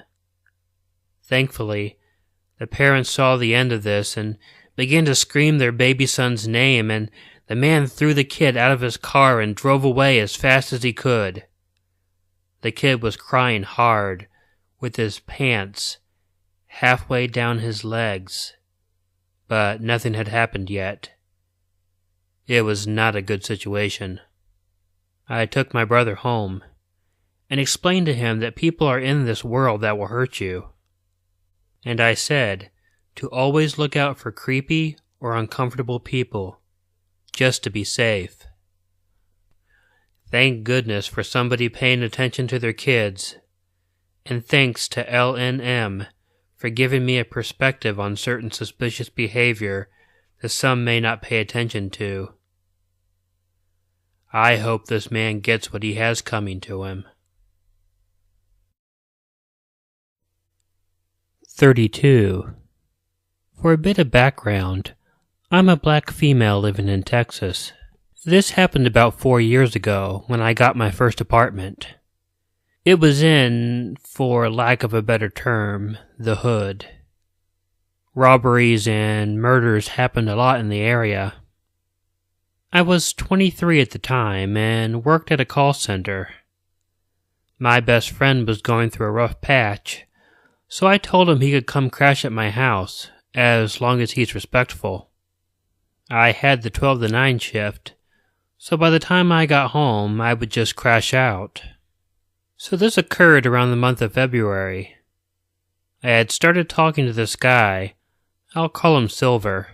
He would come over from time to time and spend the night. So anyways, my best friend, not having a job at the moment, started talking on gay sites and bringing guys to my house for hookups. This annoyed me, but I let it fly. I mean, we all have to get some, I suppose.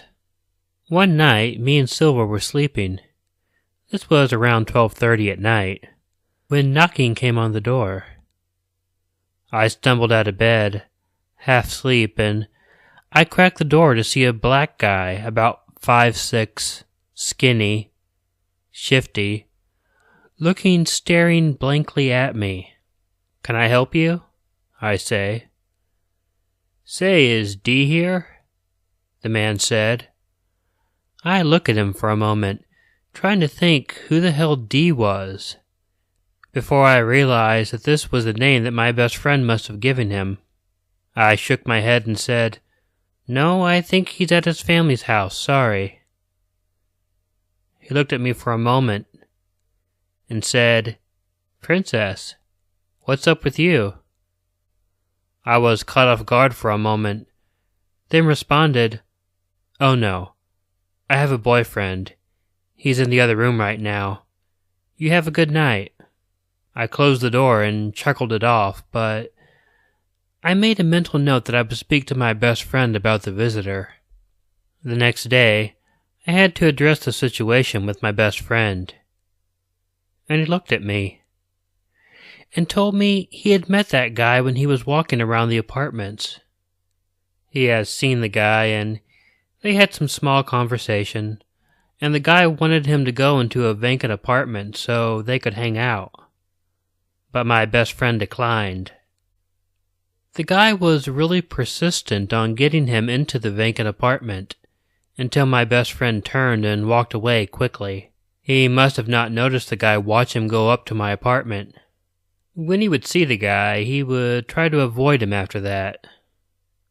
I had informed him that this guy came to my house, knocking on the door, and asked for him. He said, "Well, just tell him I don't stay here anymore." I was extremely annoyed. Some time had passed, and I had forgotten all about the guy until, you guessed it, 12 p.m. The guy comes knocking on my door again, asking for D. I had informed the guy that D no longer lived here, but once again, he just stared at me and then said, "So what's up with you?" I had to remind him that I was involved yet again, and then I wasn't interested. To that, he would just walk away. A few days later, a Friday night, I had just gotten dropped off from a coworker, said my goodbyes, and I got into the house, played some music, and was about to start cooking when there came a knock at the door. I thought it might have been Silver, but he hadn't called to say he was coming over. I made my way to the door and opened it. It was the guy. I rolled my eyes and said, "Yes?" Once again, his blank face just looked at me, and he asked, "Was D here?" I told him no. He doesn't live here anymore, and could you please not come to my house asking for him? He then once again said, "So what's up with you?" I said, "Nothing. There will never be nothing up. You have a good night, sir." He tried to say something else when I closed the door in his face. I began to walk off, and then I heard a tap on my window. He appeared out of the window through the blinds, and he was just looking at me. And I looked at him like, okay. He just shut down with his hand, and I looked down to see that his small penis was exposed. I laughed. I couldn't believe this was actually happening to me. I mean, you hear about creepy people flashers and all doing things like this, but I never thought this would happen to me. I said, if you don't get your little dick ass away from my apartment, I will put you on blast for being a DL dude. He quickly stuffed his penis back in his shorts and began to walk down the stairs, cussing and talking loudly. I stepped out onto my porch and began to promptly argue with the guy, telling him to get his down-low ass away from my apartment. Seeing that there were a few people outside getting into their cars who stopped a little, he felt a tad embarrassed, and so he said, "Oh yeah? I'm gonna come back and shoot your shit up." I said, "Oh fuck yourself." I know this is crazy, and I know I shouldn't have provoked him, but I was feeling very pissed off and annoyed. As the guy rounded the corner, I got back in the house and called my best friend. Now, I know I should have called the police, but at the time my best friend was the only thought in my head. As he answered, I told him to get his ass over here now. This dude is threatening me, and you need to handle this. Let him know that you are not interested in talking to him. My best friend was running from his mom's house, which is a couple apartments away across the street. I was so pissed off with this situation. It's still occurring time after time. I had told him to get rid of the guy. I explained the situation of what was happening, and I told him he said he was going to come back and shoot this shit up. Then I hear footsteps running up my stairs. We both look towards the door, too nervous to open it. Then we heard jiggling of the door handle and beating on the door. My best friend started hyperventilating and said, "What the fuck?" I tell him to call the police. And then the pounding of the door gets louder. So we ran to the kitchen. While she spoke with the dispatcher, as they talked, I noticed that the sounds got quieter. So I walked towards the door.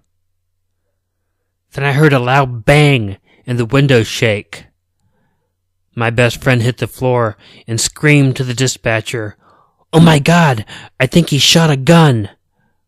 I closed my eyes and thought, I'm expecting to be shot dead. But I wasn't. I peeked out of the window to see him standing a few steps down the stairs.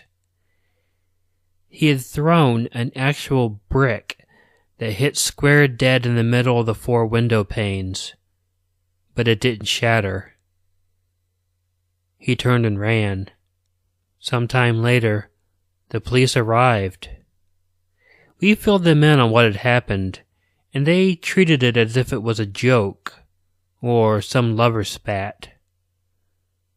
I was highly annoyed, so I told them thank you for doing nothing, and I closed my door and tried to calm myself down. I called Silver to come over just in case, if the guy had came back, but I had never seen him since, and glad that we never met again. 33. I've been stalking this Reddit for about 4 to 5 months now, reading the various stories, and one of my friends told me I should post because I've had an eventful life filled with weird, creepy encounters to the point where it no longer bothers me. This specific encounter happened only a few weeks ago, as of writing this on February 22, 2015. First, a bit of information. I'm a 6'2", 250-pound guy. At no point did I really feel threatened, more uncomfortable. A friend and I had made plans to meet at the bus depot in the middle of town, to go to the card shop nearby and then the comic shop, and like normal, I got there about 45 minutes early. After about 10 minutes of waiting, a man walked up to me and asked if the next bus would be here soon, and I said yes. And I continued looking at my phone, texting friends. The man incoherently babbled on for a while, and I just nodded and answered his random yes-no questions. After 10 or so minutes, I decided I have had enough of this man and walked around the corner to have a smoke and call my girlfriend so I can at least have an illusion of being busy. However, she doesn't answer. So I call my best friend instead. We talk for about 5 minutes and I get a beep on the other line. It's my girlfriend. So I tell him I'll call him back and answer my girlfriend's call. We talk for about 5 minutes, and the man walks up to me and gets right in front of me. Now I'm standing in a corner with a man standing in front of me getting closer, and he asks me, "What you doing?" I stare back at him blankly and reply, "I'm talking to my girlfriend." To which he smirks and holds out his hand with a wad of cash and looks at me in the eye and asks me, "So, how legal are you?" I started to move to the right and did so with a brisk pace, and he stood there and said something while I walked off to another secluded section to hide from this creep who was trying to proposition me. So creepy dude, let's not meet again. 34. So, let me start off by saying I move around a lot in between SoCal and Arizona. At the time of this, December 2015, I was still living in Southern California at my grandma's apartments. I had gotten a seasonal job at Toys R Us to do something with my time and to learn some people skills. I'm a 24-year-old girl and have some pretty extreme social anxiety and find it really hard to talk to people. So, I figured this job would help. Another important thing to mention, my grandmother is on a government program with reduced housing cost and has a 2-bedroom apartment ever since my grandfather passed. But due to the annual check at her complex, she is supposed to be the only inhabitant of her dwelling. So technically, I was not supposed to be living there with her. But she liked the help and company, and I liked being rent-free. Now, since I wasn't supposed to be there, I technically had to sneak around, and most definitely couldn't park on the parking grounds for the complex, as it would draw attention. There was a cemetery across the street from the complex, and then half a mile of houses leading down the streets next to the cemetery, along which most of the visitors for the houses, apartments nearby, including myself, parked. I was getting free rent and staying with my grandma, which was awesome to me, even if it meant I had to usually park half a mile away from the complex. I didn't mind the walk. So, all was well for a few months, from when I got the job in October, minus a scary incident with a stalker at work, but I'll leave that story for another time. But eventually, they started putting me on night shifts, which I definitely did not mind since I tend to be a night owl. Also, if you've ever been on a closing shift at any retail store, you'll know you can easily stay an hour or two overtime after the store closes during reshop during the holiday season. It was early December at the time. I ended up getting off work past 2 a.m.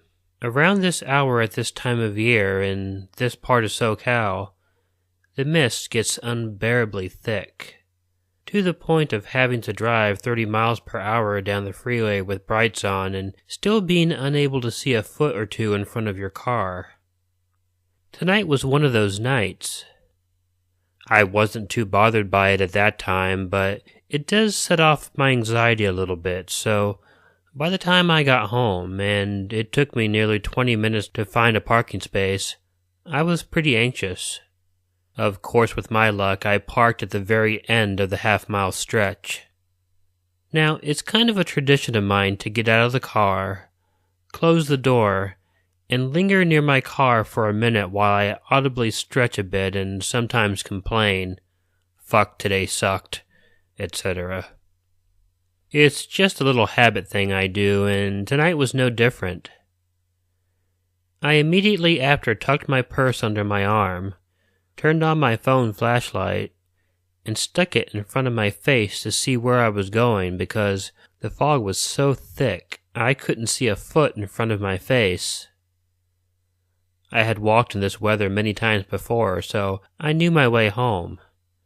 A straight shot walk for half a mile, and a sharp turn left at the end of the cemetery, then crossing the street and into the gated complex. So I was on my merry way, until I heard it. A loud, almost obnoxious cough, and footsteps. My alert mode set in, and I instantly started walking faster and trying to be quieter about my movements. Call me paranoid, but I've had a fair number of let's not meet moments, and I certainly wasn't keen about meeting the stranger walking behind me.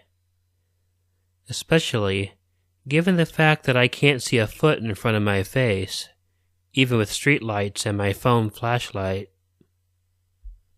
This continues for a few minutes, with an occasional cough behind me.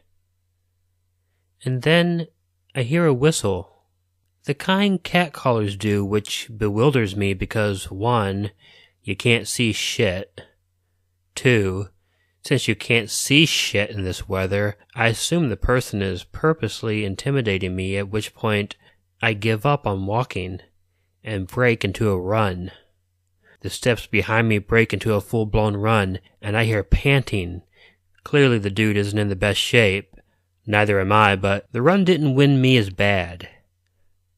By now, I'm speed walking next to the cemetery, and for some godforsaken reason, my panicked mind tells me it would be better to duck into the cemetery and hide instead of walk the straight shot home. Had there been no fog, I would have a very clear view of my grandma's apartment from the area in the cemetery where I stood. I quickly hid by crouching behind the entrance post to the cemetery gates, and I knew I fucked up, because his footsteps stopped too, and I could tell he knew I was hiding because of my lack of audible footsteps. I crouched there for what seemed like 10 minutes, too scared to turn on my phone for fear of him being close enough to see the light and find me, and too scared to make a run for it, for fear that he was intently listening out for me. I had figured out he was standing probably 5 to 10 feet from where I was at the entrance driveway to the cemetery, right before the gates, which was confirmed when after minutes I heard his voice say, "I know you're there, sweetheart." I heard the distinct sound of a lighter being struck, and then smelled cigarette smoke. Figured the dude was focused on his cigarette, and I made a run for it, across the cemetery, somehow not tripping over any graves, all while intently trying to listen behind me. The cemetery's main entrance has wrought iron fencing, but the back and right end is wooden, and serves as a separator between the cemetery and the backyard of various houses. And the other side, which is in front of my grandmother's apartment, is chain link. There is no other entrance or exit to the cemetery, but I know the chain link fence doesn't go all the way to the ground, so I laid on my stomach, pushed the fence out and up, wriggled across, and ran directly across the street to my grandma's house, pounding on her door until she opened. I don't know how this dude found me. He must have been standing around nearby as I parked and heard me complain to myself loudly when I got out of my car. But either way, that was one of the most terrifying experiences I've ever had. So, creepy stalker guy in South San Diego who likes to come out of the mist and terrify women at 3 a.m., let's never meet again.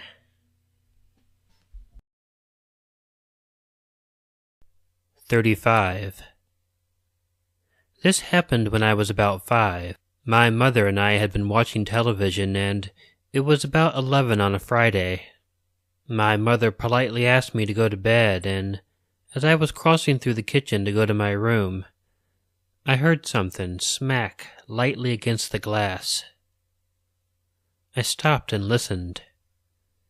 Again, there was a smack against the glass. This time a bit harder. Again it happened, so I looked out the window to see a man standing outside the window tossing rocks up. I called for my mom, and she came to look and said, 'Great, it's John. What the fuck does he want? It's 11, it better be important.' Quick bit of backstory. John was a guy who was obsessed with my mom. Up until this point, he had always been more just wanting to ask my mom on dates and calling all the time. He never really came around. I only remember meeting him one other time when I was about 4. Back to the story.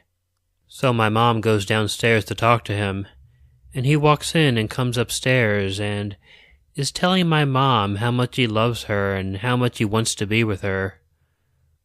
My mom shooed me off to bed, and they started to fight.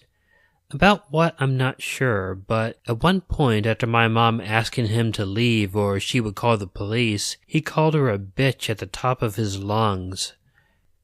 This is my favorite part of the story. My mom immediately reacted and threw a fork at his head and caught his right eyebrow. He then started to bleed profusely, and she just called 911. I have no idea if he tried to strike her or anything. I just remember seeing all the blood on the floor and asking what happened. He got hauled off to jail and had a peace bond put on him. Peace bond is the Canadian version of a restraining order. Sorry this story wasn't about me, it was more about my mom, but it always tickled me and it could have gone so much worse than it did. 36. Hello everyone. I hope you enjoy my weird, creepy experience I had a few years ago. It was winter 2012 and I was 18, 19 at the time. I was working in a petrol station in an average-sized town in England. It was an okay job, good money for somebody who was at college at the time. It was just a shame it was a weekend job. So while my friends were getting drunk and having fun, I was in a petrol station, serving taxi drivers and the occasional drunk. Anyway, back to the story. It started off like any other night. Serve people, clean up, do stock, the average night shift work. Since it was winter, the night was really dark, and you could only see faint outlines of people walking back and forth, even with the street lights. The place where I worked was situated across the road from a pub and had an alley running beside it that led to a housing estate.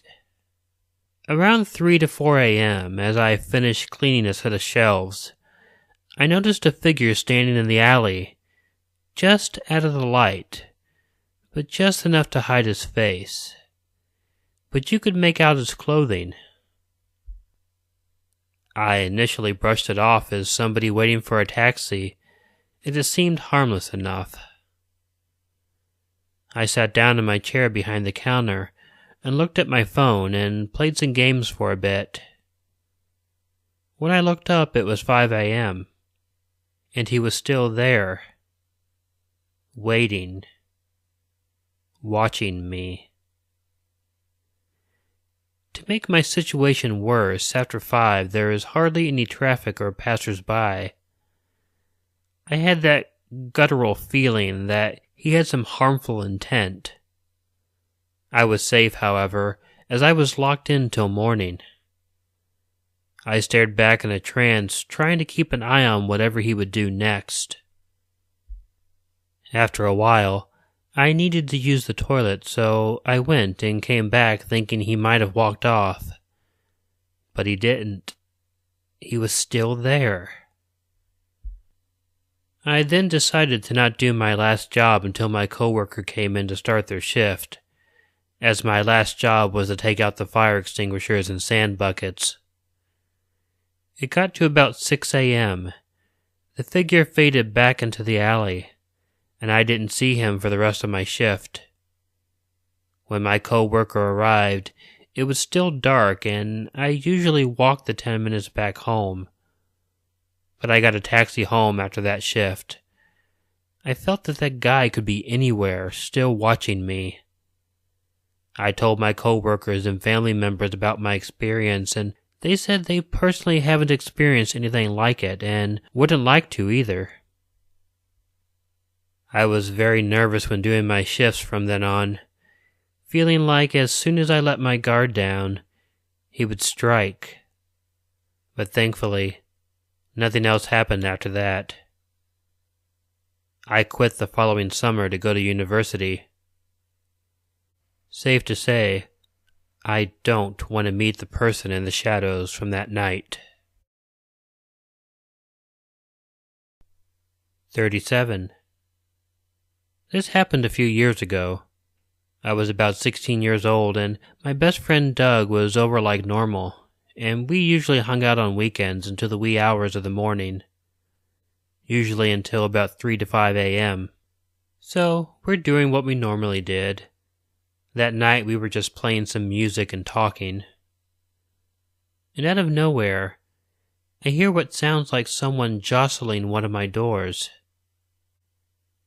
I stop the music and listen intently. Now, someone breaking in wasn't new to me, as my house had always been targeted for break-ins, and I've been home for one of them. So I quietly tell him to go check the front. I'll grab the back. So I quietly pop my back door open. I see nothing, and peek my head around the side of the door to my driveway, and see nothing.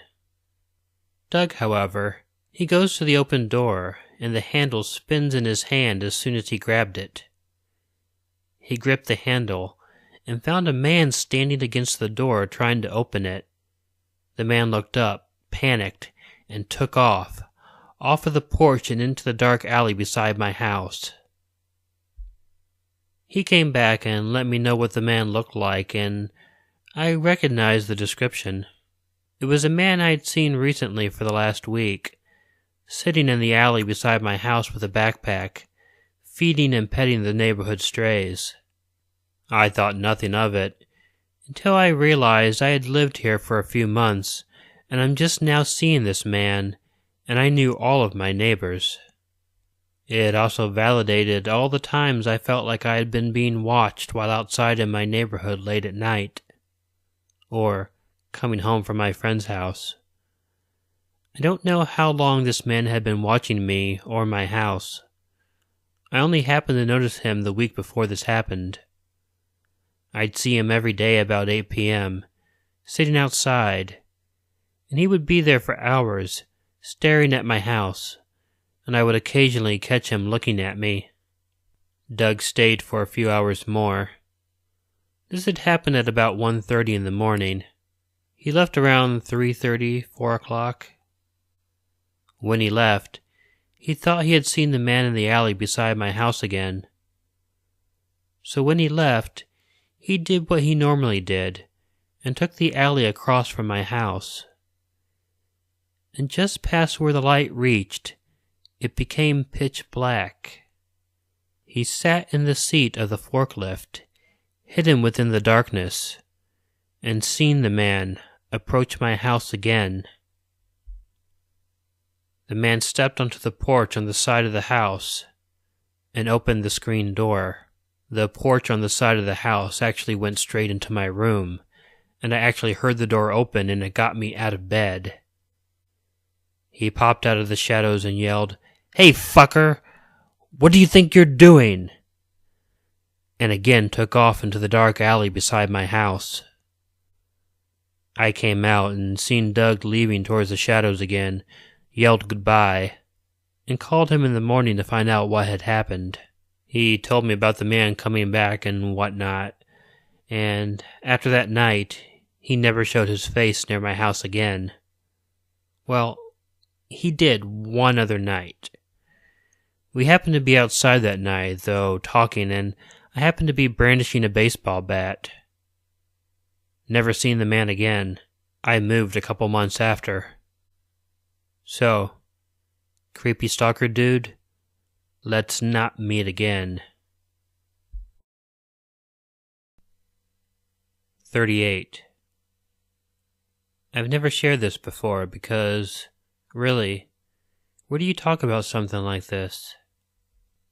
Well, that and the fact that I had just been really hesitant to talk about it and make it real again, after working so hard to make it a faint memory, like a faded dream after you wake up. Do you know how some dreams leave that impression that doesn't fade? Even when actual memories do. Things like what you did 3 Easters ago, or who came to your 10th birthday party.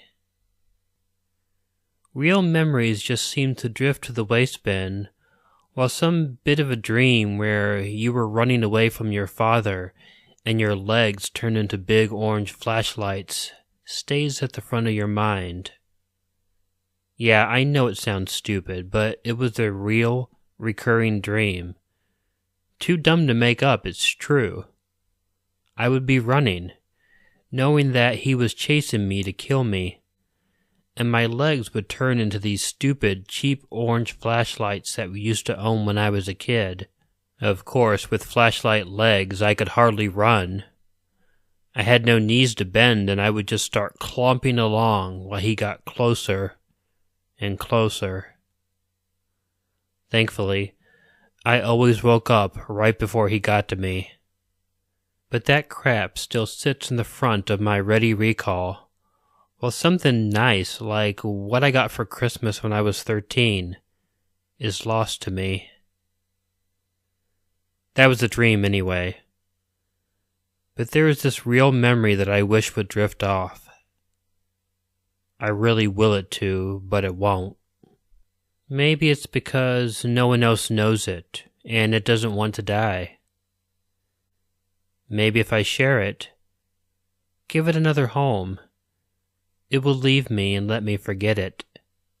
I know that it's not very kind of me, passing along something terrible like that. But I figure no one is forcing you to read this, whoever you are. And maybe you can take it and forget it like I cannot. Anyway, I think that I'm stalling.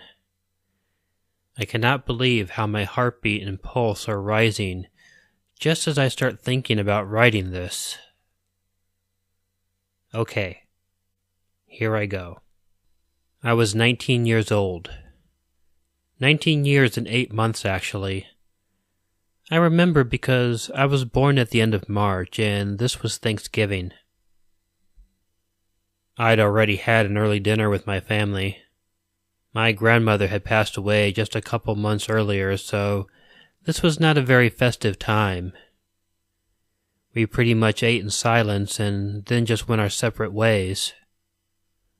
I decided to go for a drive. I knew where there was a pond back behind a development. It was in a nice grassy valley just past some woods and about a half an hour drive away, so I figured I'd head there, just stare at the water and smoke a cigar. Yeah, I know, just what every 19-year-old does with his evening. I was a dumb teen. I smoked cigars because no one else my age did it. Stupid. Anyway, I drove back to the end of the houses, to the end of the court, which ended at some trees, and beyond which I knew there was a fairly worn footpath, down a hill into the pond. I parked and started walking, biting the end off of my Bance's cigar and lighting it up. I knew that once I was on the trail, I was pretty much out of earshot of the houses, but I was still doing my best to be fairly quiet, watching my step, and gently moving overhanging branches out of my way as I walked. I think the fact that I was being so quiet was the only reason that I even heard her clear her throat. Just ahead I heard the grumbled sound as I'd reached the end of the path, and I just thought, oh crap, someone else is actually here. I had wanted some time alone, in the quiet, to just sit and think, and I'd thought that this place would be perfect. I'd been here before in the daytime to fish, and even then I rarely saw anyone else. Thanksgiving night seemed even less likely a time to expect company. It was a pretty dark night. The sky was clear, but the moon was almost completely black. My eyes were adjusted to the gloom well enough to see where I was going, but to stare too far ahead, I really couldn't make out much detail. I certainly did not see anyone else down by the pond. I was sure that I was as dark to them as they were to me, so I assumed that they must have seen the glowing tip of my cigar, because I then heard a voice from somewhere ahead ask, "Hey, do you have a light?" To my surprise, it was a female voice. Maybe it's sexist, but I wondered that a woman would go out in the dark to an isolated pond alone. This might not be the city, but it just sounded dangerous. Then again, I never felt any danger. Hearing her voice, which sounded normal enough, I was no more than mildly startled to be addressed. "I'm sure.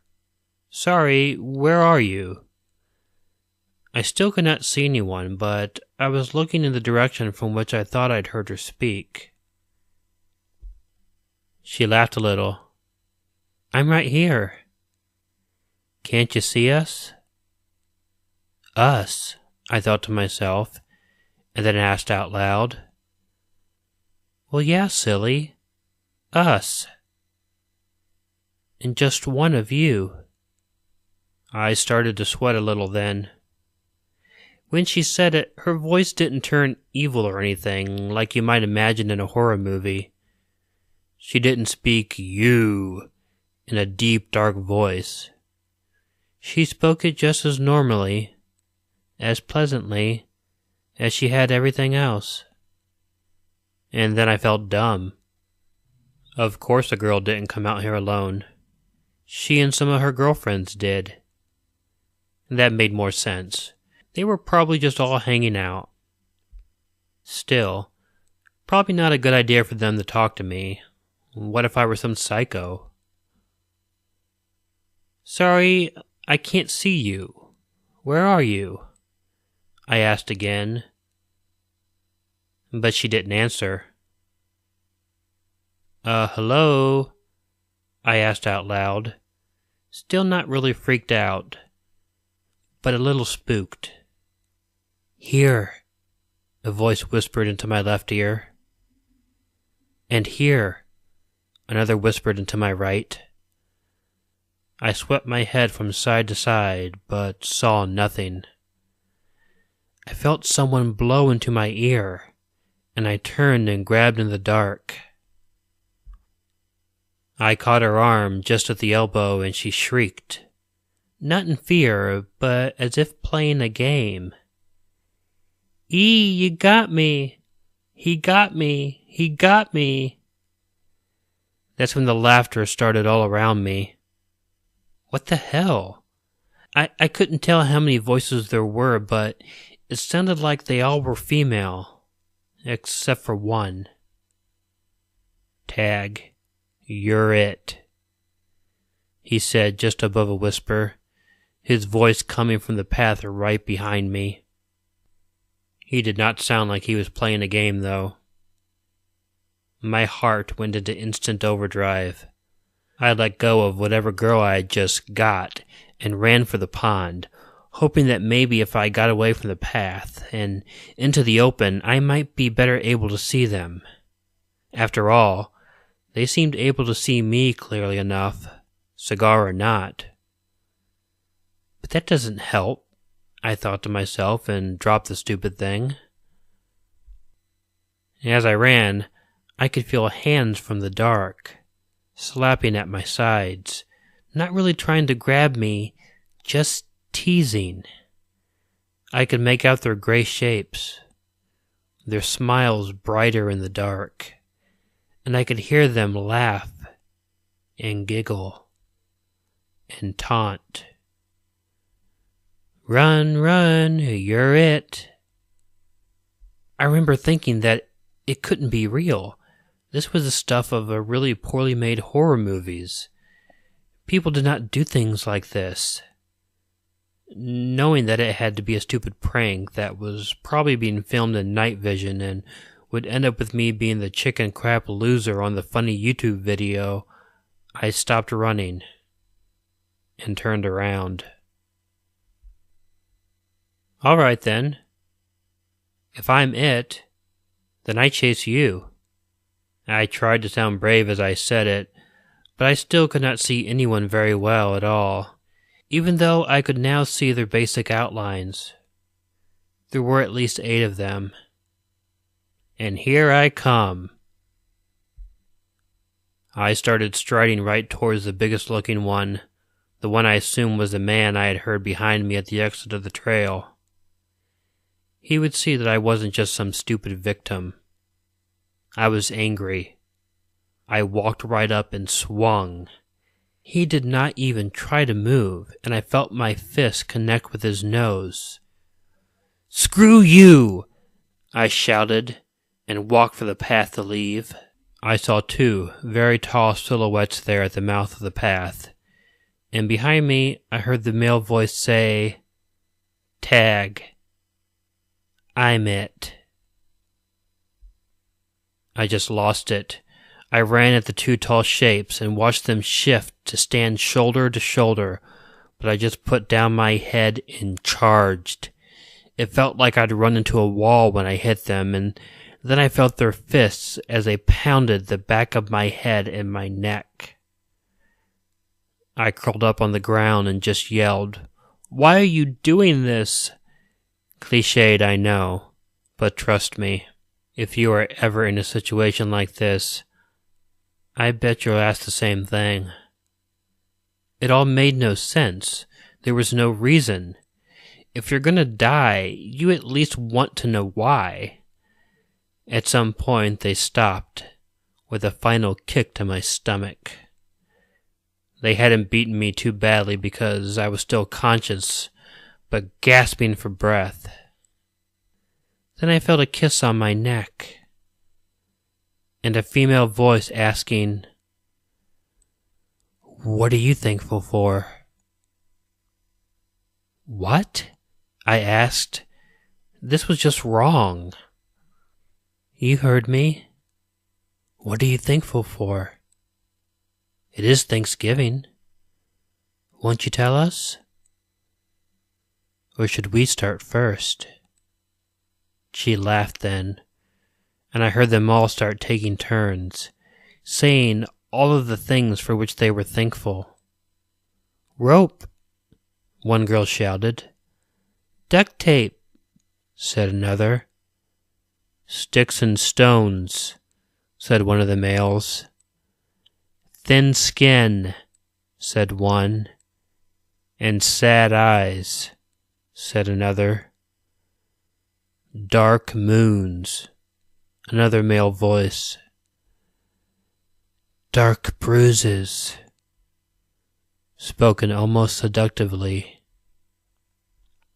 "Pumpkin pie," shouted one of the women, and they all laughed at that. Then right in my ear, the female who had kissed my neck whispered, "Victims." I knew that they were going to kill me then. The way that she said it took away any doubt. They wouldn't just beat me and leave. I still didn't know why or what I had done to provoke all of this.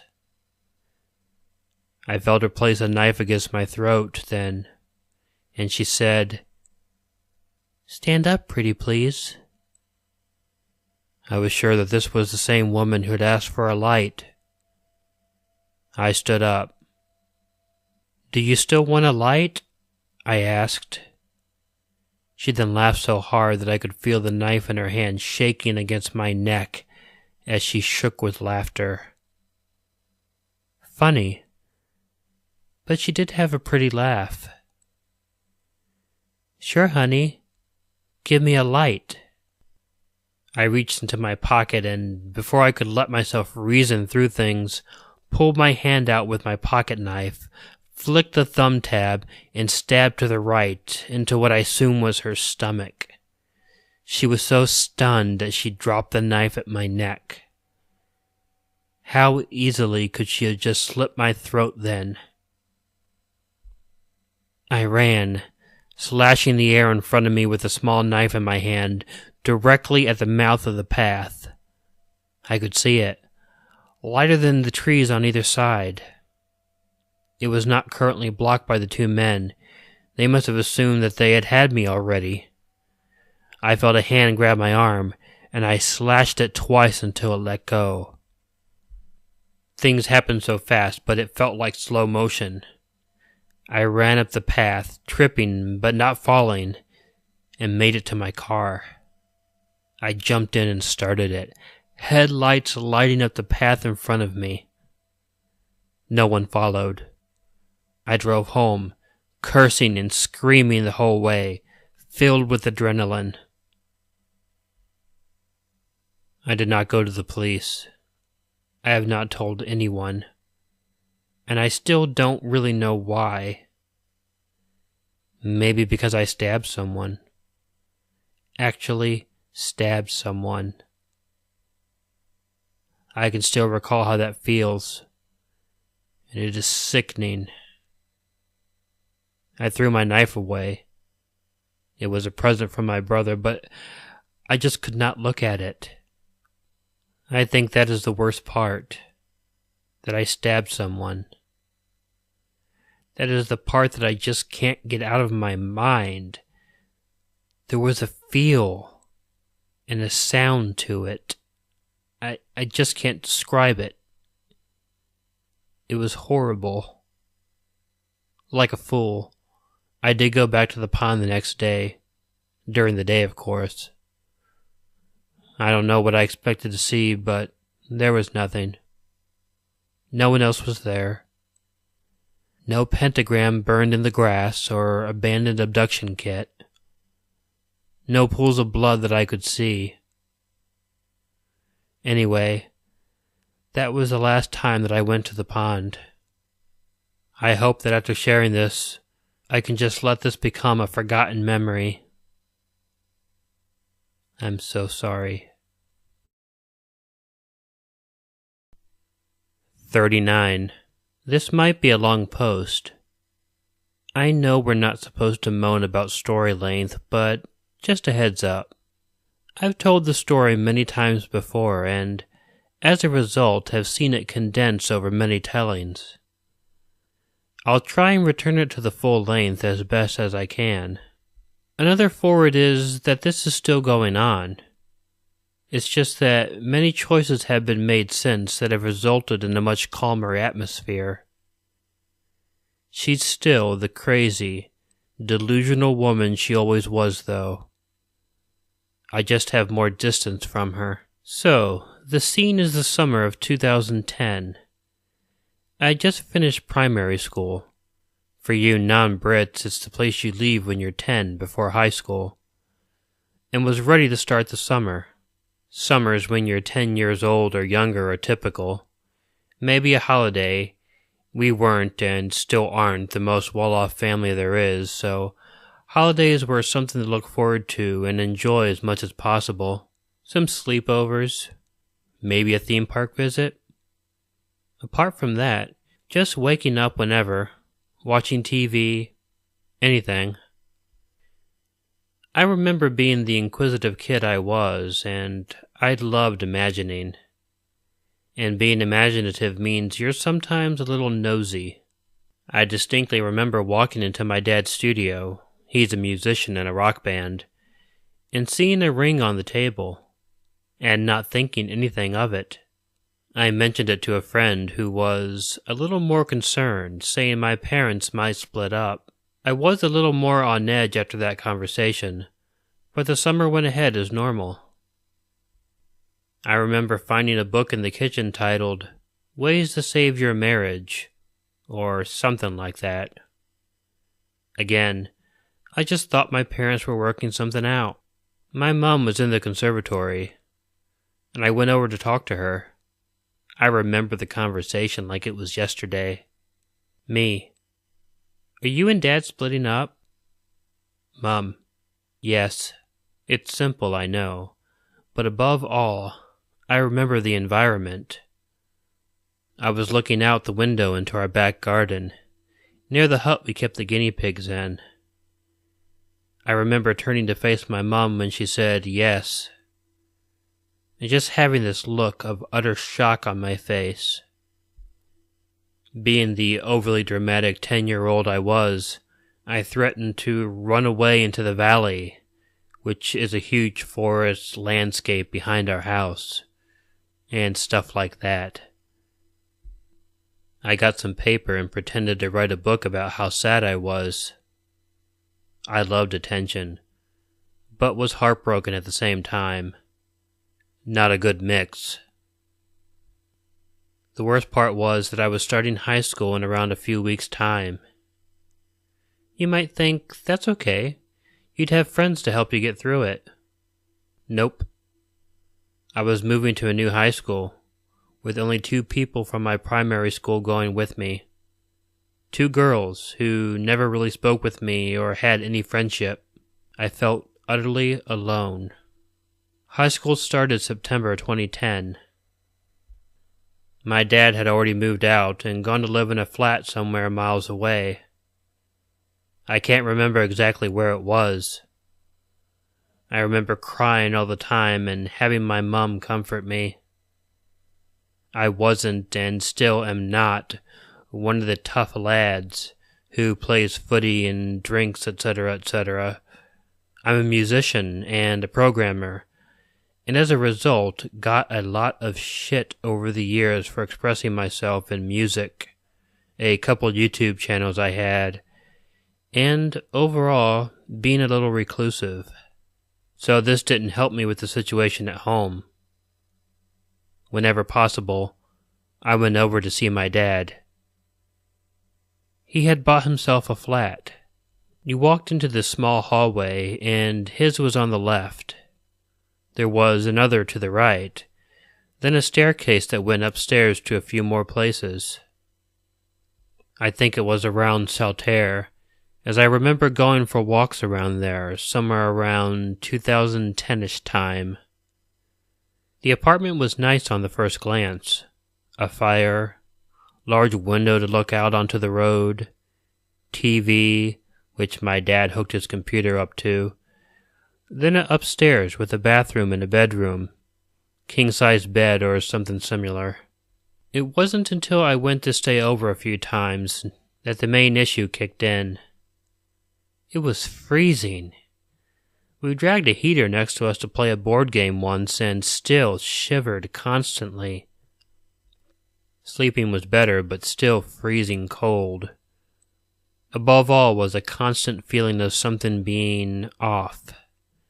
You could never settle properly because you felt so uncomfortable.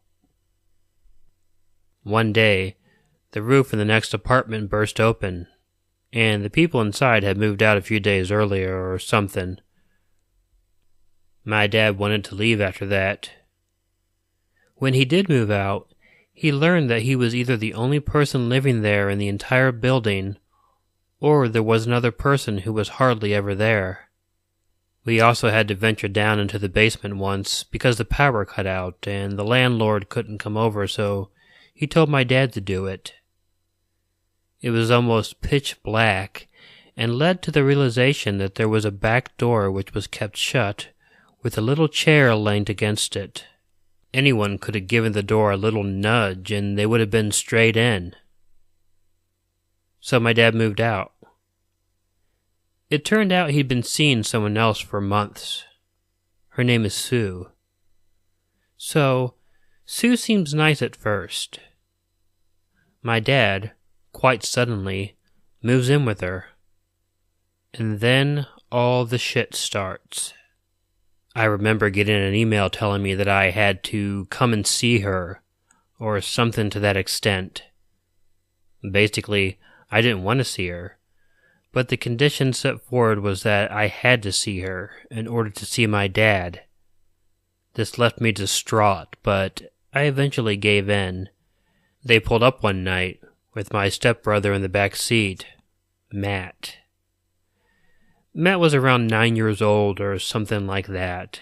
He was the nicest kid ever, and that just makes looking back on it all the more painful and, above all, angering. Turns out Matt never saw his dad. Sue barred him from seeing him, and so he instantly took a liking to my dad, and eventually called him Dad too. Their house was small, and a spare room had been thrown around into a small room for me. For months, I'd see my dad for a few hours, usually stay the night, then go back the next day. I was fine with this. Seeing my dad made up for the fact that Sue was there too.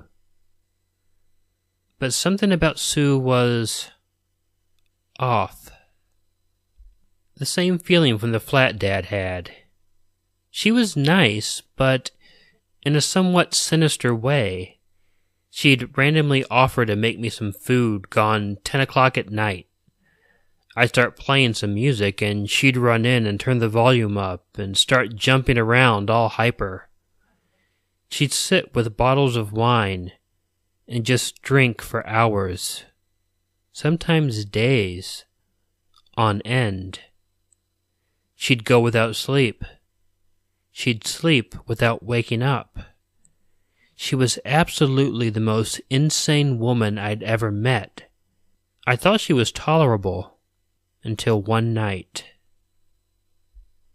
My dad had gone with his band to play a gig somewhere. I was alone with Matt, Sue, and Sue's friend Faye. Sue had the hilarious idea to watch a horror film. Now, I love horror films, but seeing her suddenly jump up and declare we were watching one was weird and, quite frankly, jarring. I suggested Saul just to shut her up, but she said, and this was funny at the time, "If you want to watch a baby film, that's fine by me," or something similar. We laughed for a bit, but then Sue sent Matt upstairs to go to bed. He was too young for something like Saw. Faye was really nice, and I'd made some trading cards for some monsters I'd made up or something on some website.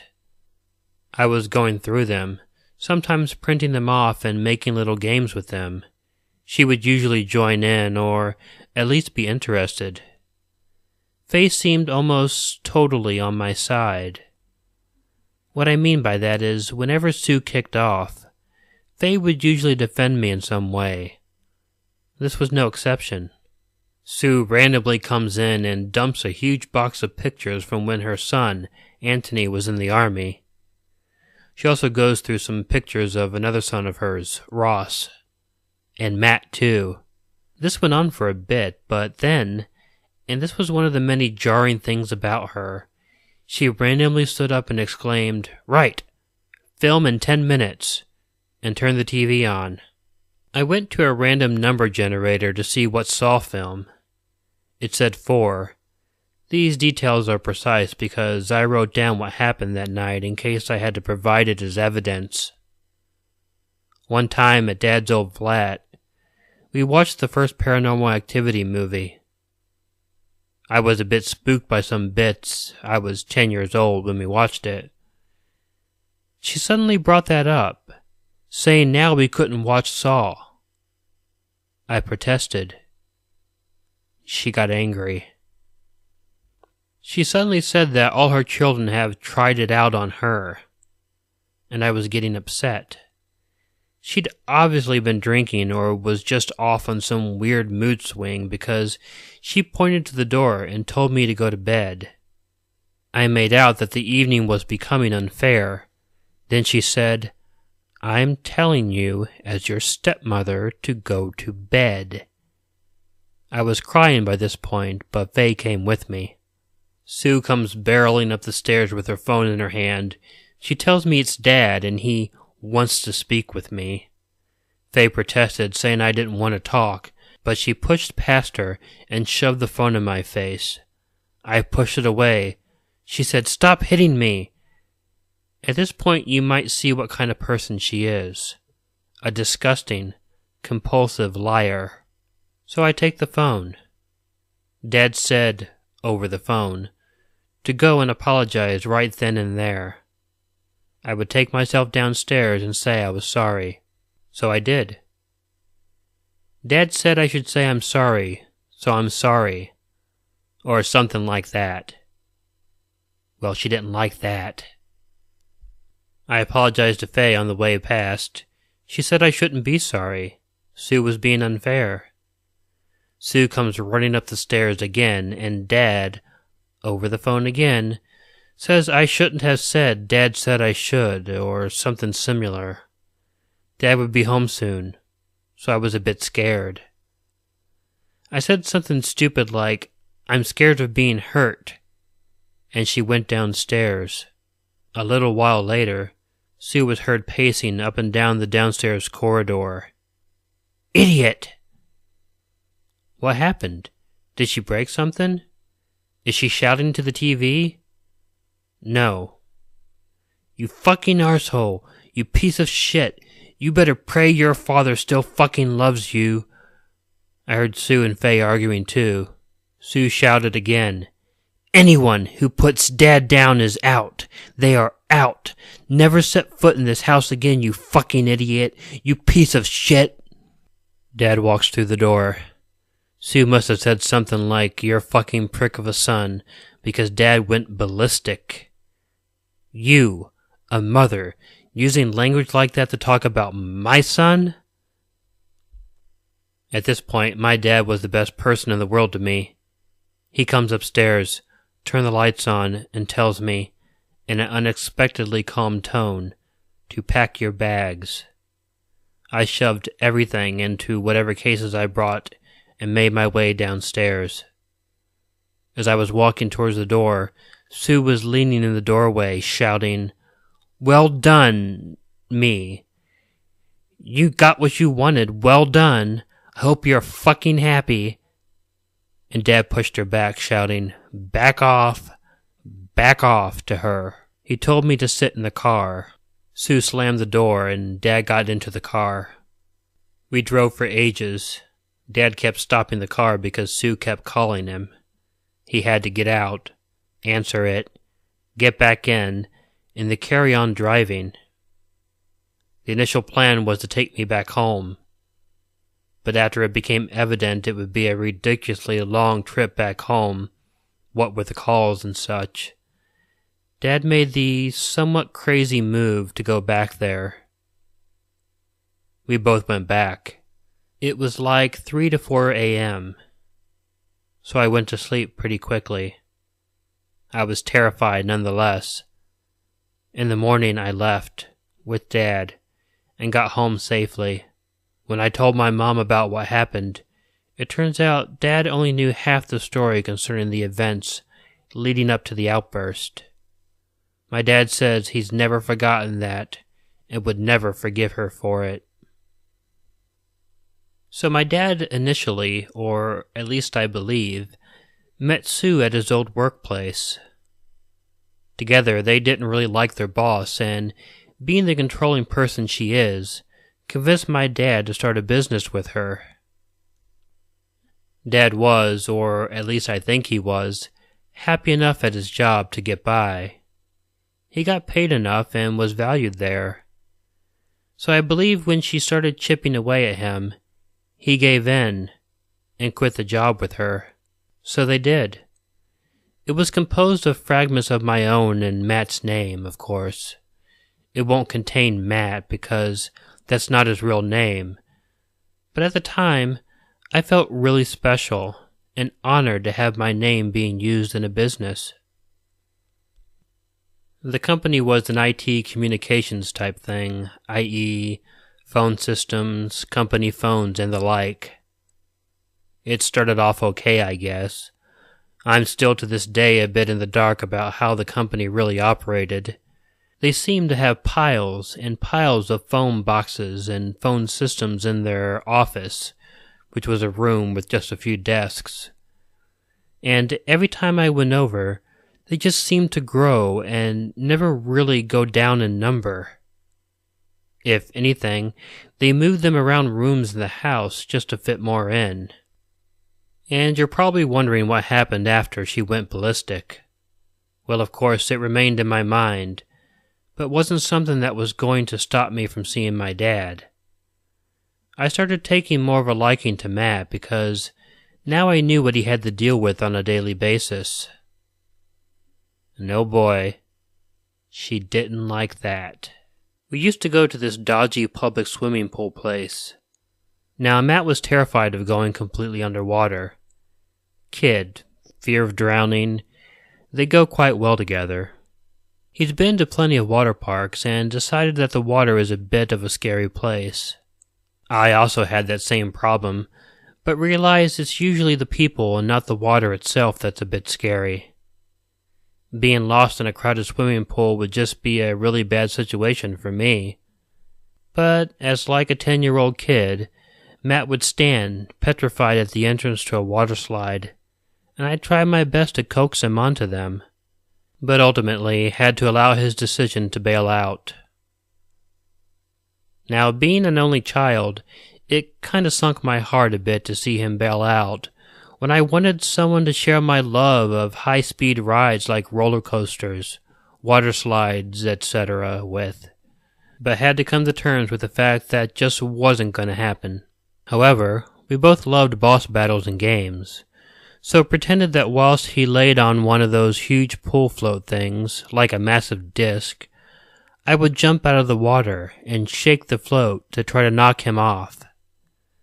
Now, of course, I didn't purposely try and fucking drown the poor thing, but shook it enough to make him laugh and clutch on to stay on top of it and just generally have a good time. Yes, he would sometimes fall in and splutter a bit, but it was always an overreaction, as I always had him securely and quickly plucked him out and back onto safety. Where was Sue, you ask? Sat drunk on the side. Just spaced out on the makeshift beach they had. Dad stayed with her, so she didn't fall in, I guess. So it was me, and a 10-year-old kid who couldn't really swim. You can see where this is going. He falls off the float and I don't see.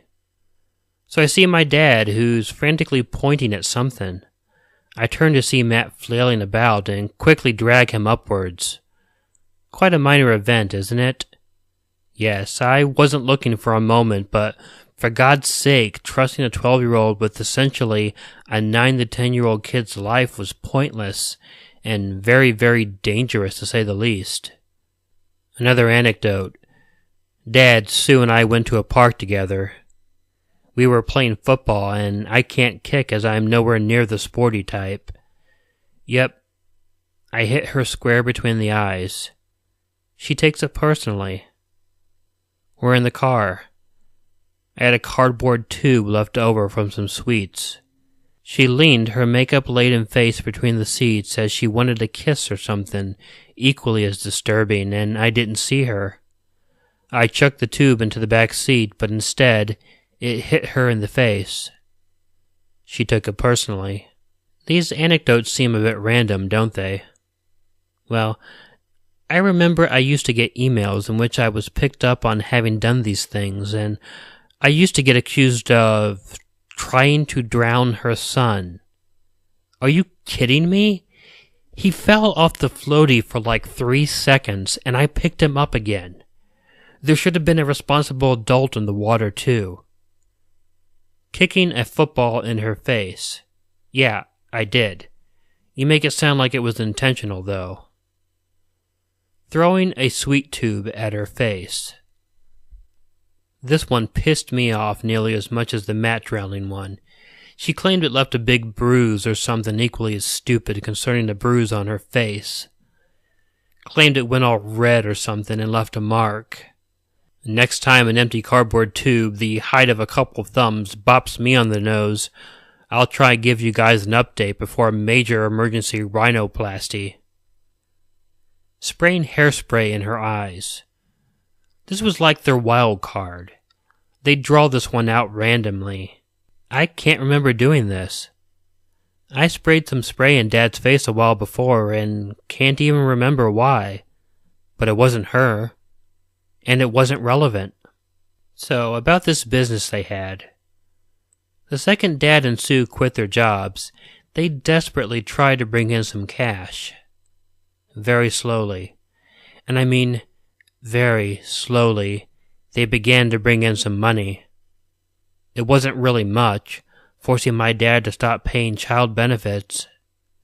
This caused a huge tidal wave at home, basically trying to make out that he was leaving me in the dust for his new family over there. Once money started to come in, I was taken out. We'd go to theme parks, water parks, mostly around Blackpool, but we did go to Lightwater Valley and Ripon a few times.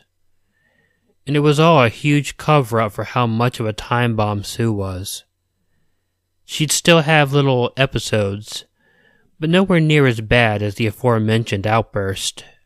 Dad would give me something like £10 and let me loose in a game shop for a bit, along with Matt.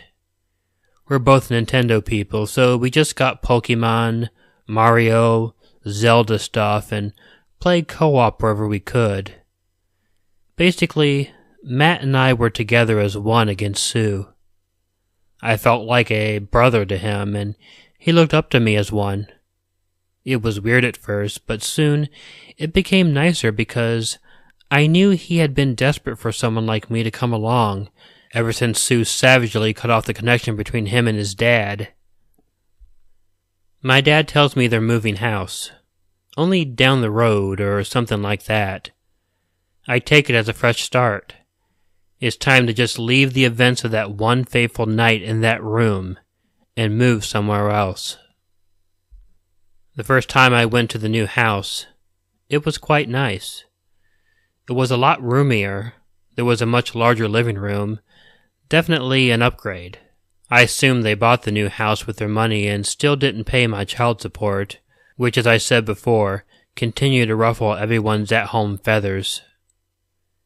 It became slightly angering every time I went over, though. My dad had taken up smoking. Again, he had stopped just after I was born. One, to cope with stress, but two, because she was doing it. They'd close the kitchen door and just puff for hours on end. You'd walk in to get a drink, and just this cloud of smoke would billow out. Now, I don't really do great with smoke. Makes my lungs hurt and shit. It's probably a placebo, but still caused me discomfort. I'd cover my nose and mouth with my jumper if he started smoking in the car, which he did eventually, and the like. Sometimes this annoyed Dad, but I did it for my own good. It wasn't my fault he was giving himself cancer. I regularly argued about trying to get him to stop, but just gave up in the end. They made up a spare room for me, again, but this time Ross was around a lot more and practically moved in. Ross randomly got stabbed one time, and we had to get up in the middle of the night to go and see him in the hospital. Not a very nice area to be in, as you can guess. So Matt was around him a lot more, because they really are brothers. But Matt still loved to take advantage of the fact I write stories and wanted me to do these interactive stories like those fighting fantasy books people used to buy. You know, the ones that are like, you see a door, go in or keep walking, etc. And because it was all done on the spot, it could change wildly, or I could change the plot completely in one decision. Could have a little inventory of items and use or keep them. As you can see, he's just a kid. In this environment with a drunken excuse of a mother, she'd randomly tell him to shut the fuck up. and the like, to which he would instantly stop talking and just have this terrified look on his face. Poor kid. And once they all settled in, nice and tight, the drinking started. Again.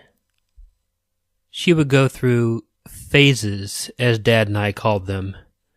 Couple days of niceness, then what Dad called the drinking day, and then just marathons of sleepless nights and binge drinking. She would accumulate empty wine bottles at the side of the sofa. I slept on the longer sofa, at like a 90-degree angle to the rest of the room. I'd be trying to get some sleep, and she'd still be watching TV when I got up. Matt and I would play downstairs sometimes. The floor is lava and all that stuff with cushions, etc. Matt was such an innocent kid. It pained me to see Sue do shit like this. She'd ring into Matt's school and say he was sick. He wasn't. She would proceed to turn him into a butler for a day, bringing her water, food, tablets, etc. Why? Because she was too drunk to get out of bed, that's why. And this kid would just sit watching TV all day, missing his education just to serve his alcoholic mother her water. We went to Wales this one time. Sue quit drinking but still smoked. For the whole week, she was like the calmest person ever.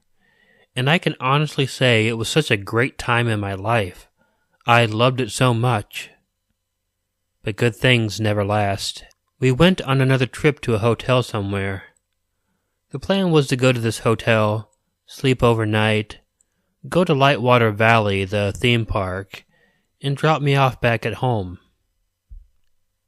Matt and I got our own room together. Sue and Dad had a room that was like way over on the other side of the hotel. The night we got there, we decided to go to this little playground nearby. We get there, Sue's been drinking, and there's a few people on the playground. It's like 8 at night. There's a small group of girls on this bowl swing thing, just talking and minding their own business. Sue drunkenly walks over and starts yelling, "Come on, girlies! Off the swing! Come on! Get off!" Over and over. These girls get really creeped out and leave. I seem to remember one of them crying.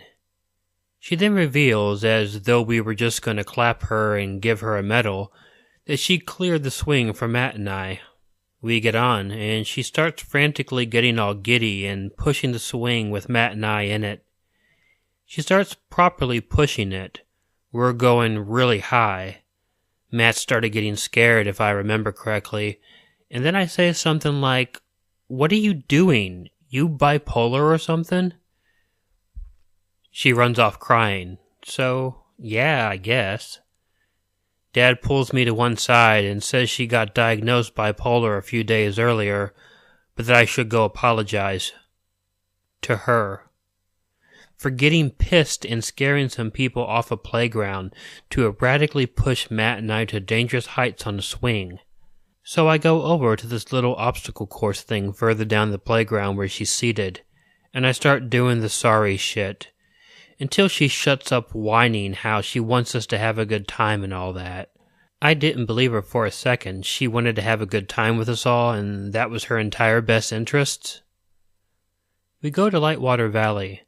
I seem to remember she got pissed, but I was having too much fun to care about what she was doing. I got home, and that was it, really. Oh, wait. The event I shall now describe is known as the comment. Basically, all of Sue's kids grow up, realize she's a mess, and cut off all contact with her. She has like 3 or 4 kids, Ross and Matt being the only 2 she ever really speaks with. So one of her kids, in this case we will refer to her as Anna, had a child. It was a really nice thing, but Anna didn't want to speak to Sue, and as a result never saw her.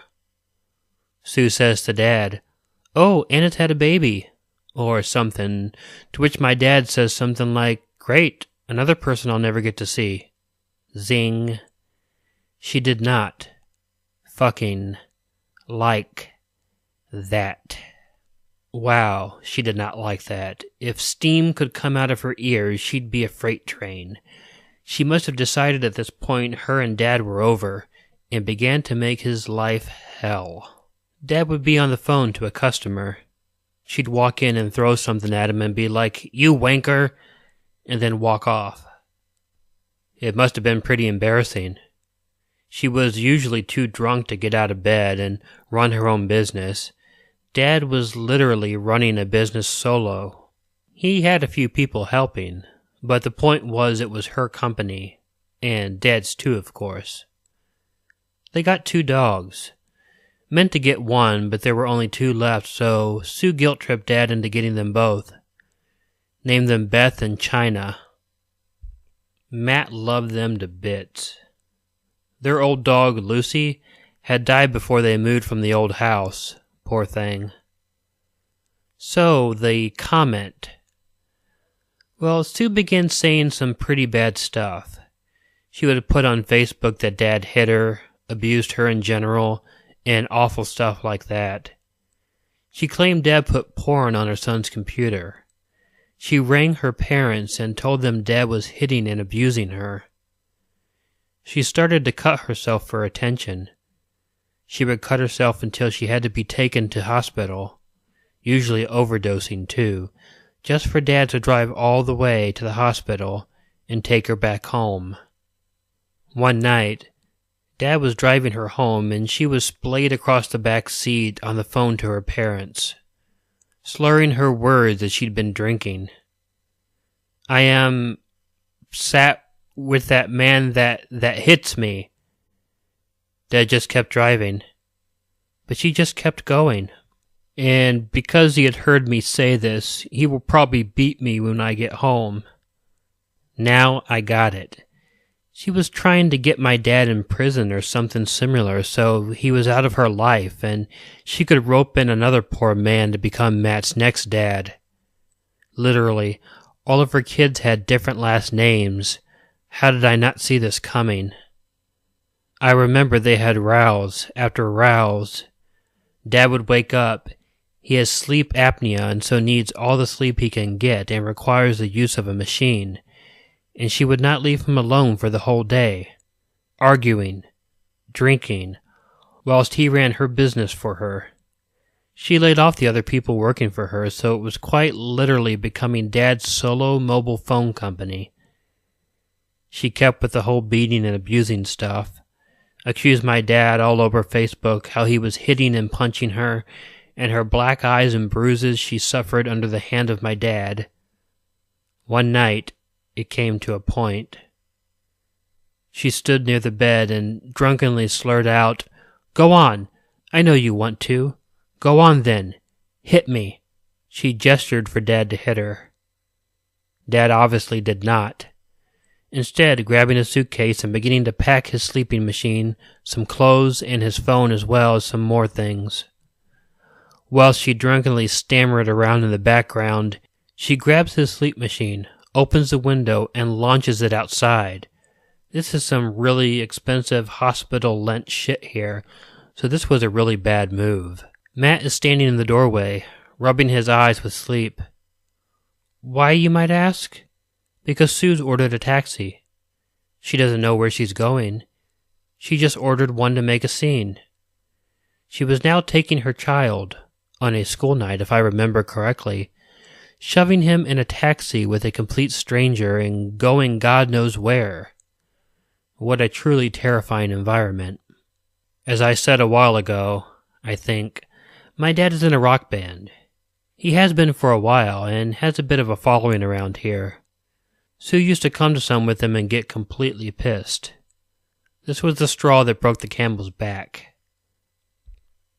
Sue got her drinks. Dad and his sister and her boyfriend were all present. At this point, Dad had married her, so this was his wife, making a complete arse of herself. She gets pissed.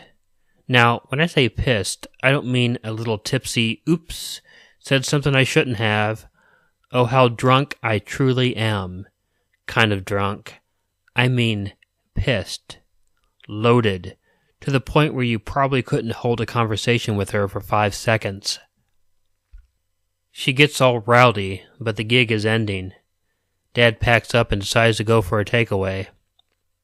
As they go in, there's a couple having their food. She leans over and in one fell swoop grabs some chips off the woman and eats them. Of course, the natural reaction is one of, "What the hell do you think you're doing?" And then she gets all bitchy about it. Effin' and jeffin' in the middle of this takeaway. Dad honestly thought it would become a punch-out. She starts arguing and shouting to this woman, so the boyfriend gets involved. The whole, "who the hell do you think you are" kind of thing. My dad sees there is now potential for danger and so tries to break it up, literally getting in front of the guy, about 20 years younger than him but still quite big, and trying to back him off and defuse the situation. As she got in the car, Dad proceeded to absolutely tear a strip off of her on the way back. She tried to reverse it and pin it on Dad, but he was having none of it. This was it. It had gone on far enough. He quite literally says, "Fuck this," drops her off at home, then goes to his best friend's house. Greg is a good friend of my dad's, and then my dad's other friend, Eddie, is the drummer in Dad's band, and he has a van. The fucking heist begins. This was one of the best stories I'd ever been told before. They rock up at night. Sue's passed out drunk upstairs. They open the van, all three of them, and sidle into the house as quietly as possible, trying desperately to pluck out anything of value, namely my dad's guitars, speakers, racks of CDs, and some clothes. He couldn't find many clothes, and he wondered why. Then he looked out the back window. She'd burnt all his clothes. They were all singed and in one smoldering heap in the back garden. Dad knew he had to go ASAP because this woman was life-threatening. He gets everything he can, including the machine that luckily landed on the grass and suffered a few scratches when he picked it up a few nights before. This was scary at this point. This woman could probably kill. He walked into the kitchen to see the dogs. They hadn't been let out in days. There was shit all over the floor and their bowls were empty. Sue later pinned one of the dogs, Beth, to him and said, "You're taking one." She's laid on the sofa next to me as I write this. Happiest dog I've ever seen. Her sister China, I worry for. Poor thing. He packed it all into the van and got away ASAP. He drove all the way to one of his band members' house and crashed there for a few nights. Then went to his parents' house, miles away, and set up camp in the spare room. He lived there for a while because he'd left with absolutely nothing. This woman took him in and spat him out.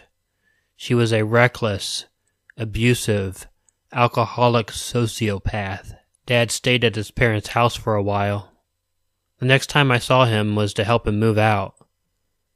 His sister had a flat which she had recently moved out of. Being the angel she is, she lent it to my dad so we could get his life back together. It was like the flat again, just me and Dad and Beth. No sociopaths, no violence, no fear, just a nice, comfortable father-to-son relationship. I'd go over and we'd order pizza and watch a good horror movie, not Saw.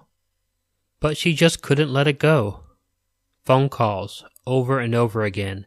Leaving the phone alone usually resulted in about 20 or more missed calls. If Dad answered, it would be about him being a wanker or something. Nothing important. Dad got a call from her one day asking, no, pleading for him to redo the website for her dramatically failing company. Being a software developer myself, I decided to throw myself into a bit of PHP and learn it more. I would use the larger TV screen to do graphic design for the website, logos, banners, ads, etc. Dad would sort it all out and design the website with it.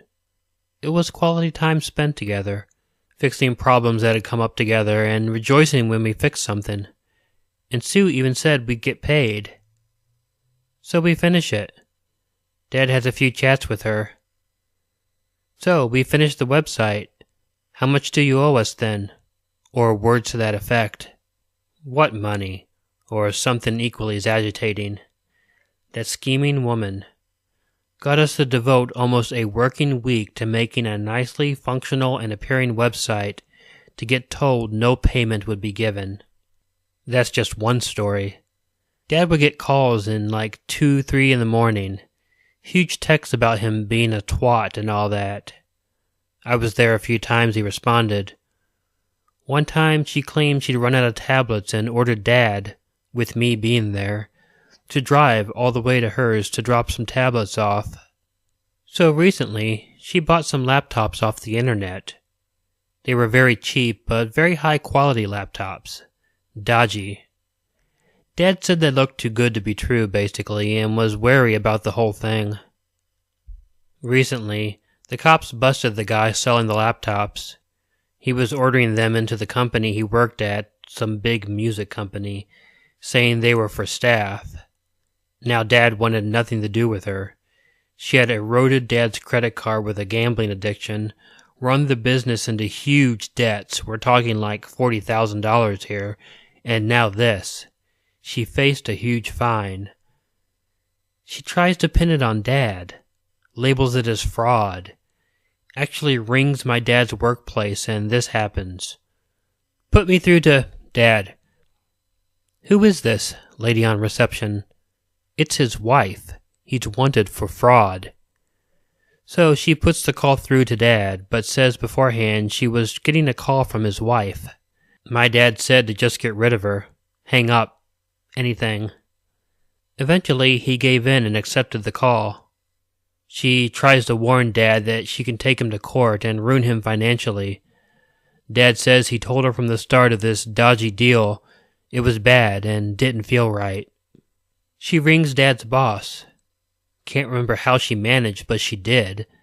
Must have asked to get put through to his boss. My dad had run to see his boss beforehand. He knew she was a bit of a nutcase already, but Dad explained the situation and said she was just trying it with everyone. The call comes through. Hello? No. I'm not No. Do you want to buy something? Do you want... No. I don't care. I'm not interested. Do you want to buy something? Yes or no? Then hung up on her, I guess. It was a funny shutdown, but how she tracked my dad's workplace down, she didn't know where we worked or lived, I don't know. She is clever with her malice. She is still going on today. My dad met someone new who was genuinely nice and a breath of fresh air. Beth is as happy as ever. I don't know about Matt. He must be about 13 now, probably 14, in November of this year. But what happened to everyone. She occasionally tries to call Dad, but he installed a blocker app. His partner just sits in shock, listening to the voicemail she keeps leaving. I was young at the time, like 10 years old, and I was scared. Don't sit in silence if this is beginning to happen to you. Tell your school. Tell your parents. Tell your grandparents. Tell a friend. Tell the internet. There are communities dedicated to helping people who are in the situation I was in, out. There are some evil people out there, and abusive, alcoholic, pathologically lying, bipolar sociopaths are some of them, her included. She was a disgusting person who represented everything I disliked. In a way, this was good, as getting rid of her, so to speak, was like shaking a raggy demon from your leg. And the whole thing taught me not to trust everyone. I'm not saying become socially reclusive, I'm saying be careful. Sue was nice at first, but couldn't keep it up for long. Look at people you have your suspicions about, not as enemies, but people to take with a pinch of salt. I feel like if I had punched her, I would carry a completely different burden to the one I do now. A much worse one. Thank you all for reading and commenting. To answer a few questions, my mom was very much involved. It's just like a separate story, like a side story, if you will. She fought for me constantly and wanted what was best. Yes, my dad made mistakes, but he was depressed, diagnosed, and anything to make him get up in the morning was a huge plus. Sue became the plus out of desperation. Dad once said he married her just because it would magically solve all the problems they were having. Of course it didn't.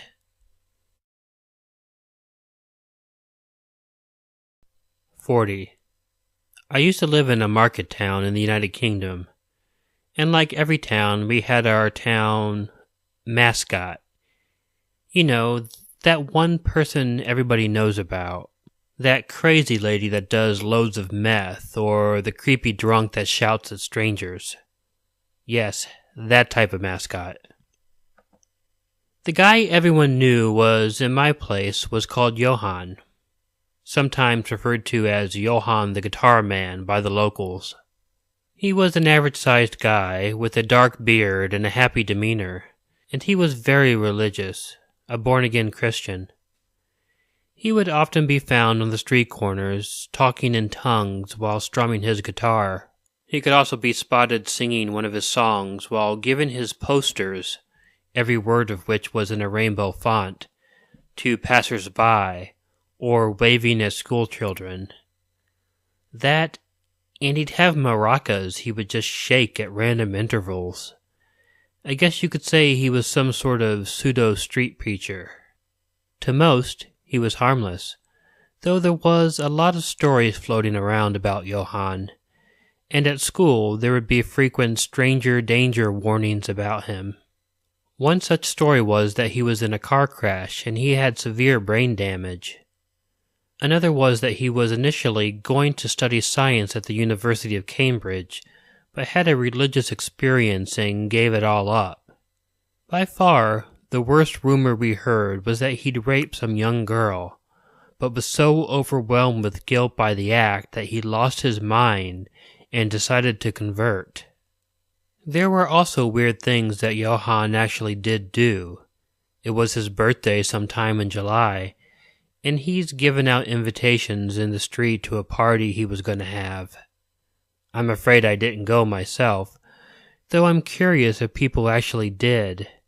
His apartment, a place above a shop, adorned with the words "Jesus loves you" painted across the outside wall, was tiny, and he invited a lot of people. The overall local attitude towards Johann was that even though he was nuts, he was more or less harmless. Over the years, I collected numerous amounts of his posters, and he'd pop in occasionally to where I worked, a local shop, and we'd chat. I even got one of his CDs off him. I probably still have it somewhere. Even teachers I knew would put up his posters in their classrooms. I vividly remember my English teacher displaying rainbow-colored, size 36 words stating, "You are all wonderfully loved," obviously gifted from Johann. Anyway, back to me. I had many experiences with Johann over the years, and most of them were pleasant. Generally just saying, "Hi, Johann," as I passed on my way to work and school and whatnot. To be honest, I did get funny vibes off him, but I decided to just ignore them. He actually lived on the same street as me, so we were neighbors, and I was eventually used to his constant appearances. One particular day, however, he greeted me by name. I had never told him my name. "Good morning, my dear sister, Hiragi Ghost." I wasn't all surprised by this. He knew the names of a few of my friends, so perhaps they had told him my name at some point. I greeted him in return and told him I was doing fine. I didn't want to talk for too long as I had to get to my friend's house, so I tried to keep it short. We talked about something menial, probably the weather. I made my excuses to leave, and he ended the conversation with, "May Jesus shower his ever-flowing love on you. Would you like me to bless you today, Sister Haragi Ghost?" I thought this was sweet, so I hesitantly agreed. And hey, it would be a funny story to tell my friend, right? This probably wouldn't take too long anyway. Johann proceeded to put down his guitar and roughly grabbed me by the hand, chanting hoarsely in tongues. It hurt. He had scraped my wrist in the process, and it was then I noticed he had grossly long nails. It would be an understatement to say I was a little freaked. The chanting got more intense, and then he suddenly reverted to English. "May the love of heaven flow over Haragi Ghost, her descendants, and all those that care for her. May she find a loving husband to provide for her. May her demons be driven from her soul. Jesus loves you, Jesus loves you, Jesus loves you. Bless her, bless her, bless her, bless her, bless her." During all the Jesus loves you and bless her parts, he was leaping up and down enthusiastically while still holding my hand tightly, scratching me further. He was excited, laughing maniacally. He then ended the blessing, if you could call it that, with some vicious, high-pitched mouth trumpeting like he was impersonating a kazoo. If it wasn't totally terrifying, I would have laughed. He eventually let go of my hand. I shakily thanked him and walked away as quickly as possible. Of course, after all that, I made my way to my friend's place, and we just laughed about it. Although I showed her my hand, wrist, and she was just as freaked out as I was. However, I didn't rule it out as intentional harm, and we both forgot about it and did whatever we were going to do that day. Eventually, I left town and went to university, forgetting all about Johann. But then, through a pal on Facebook, a link to the local news was posted.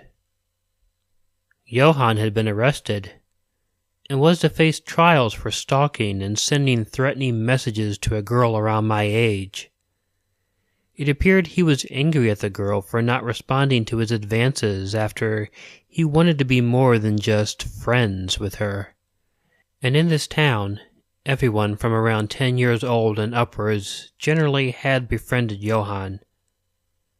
And the messages became creepily sexual, asking the girl if she wanted a taste of his chocolate cake. He believed the girl was his wife, and believed their love was a sign from God, and they were apparently destined to be together. He eventually ended up threatening to kill the girl, her boyfriend, and their families for crimes of adultery. It turns out he was friends with a lot of local gang members, and he was considering sending them to the homes of the girl and her boyfriend.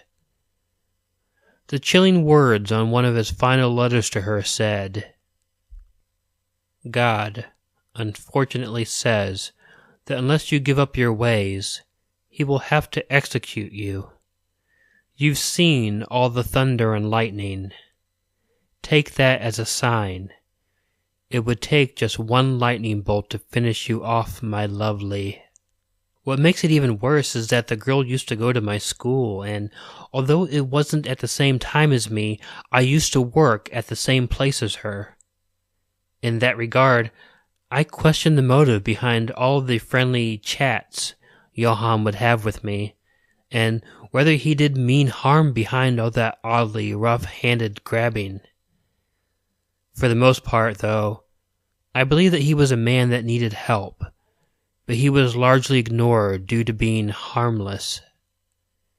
It's a shame myself and my old hometown, including that poor girl, had to find out the hard way.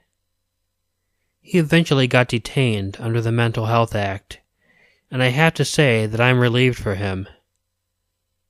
Johann, as nice as you were in the past, I hope we don't meet again. Number 41. Going to 7-Elevens today still gives me the chills because of this incident. Bit of backstory. I'm female. I was 15 at the time, fairly petite and dangerously polite. My brother was 12. My cousin was 4 years old, but was, and still is, much taller and more built than his age, as he takes after his giant of a father. It's the summer of 2013, so sorry if some details are a little fuzzy, and my parents are struggling with their finances. We can't go on any happy vacations, so they ship us off to our aunt and uncle's place a couple towns over. They're happy to have us as my cousin is an only child and liked having someone to play with. It's our 4th or 5th, can't really remember, day there. A Saturday. My uncle works in the nearby city and is finally back from an extended stay. He wants to take us to a zoo about 45 minutes from their house, as it's really big and has a great elephant exhibit, and elephants are my cousin's favorite animal. My aunt decides not to go as she's recovering from a bad ankle sprain, so my uncle decides to take all 3 of us by himself. Was this the smartest idea? Probably not. But I was more than capable of helping to look after my brother and cousin and had done it multiple times by myself before. My uncle's also huge, as mentioned. He stands at 6'5" and weighs a solid 240, and he looks really intimidating too, with a clean-shaved head and big muscles. However, the phrase gentle giant has never applied more to anyone. We drive for about 20 minutes before we stop at a gas station to use the restroom, get drinks and snacks, stretch, etc.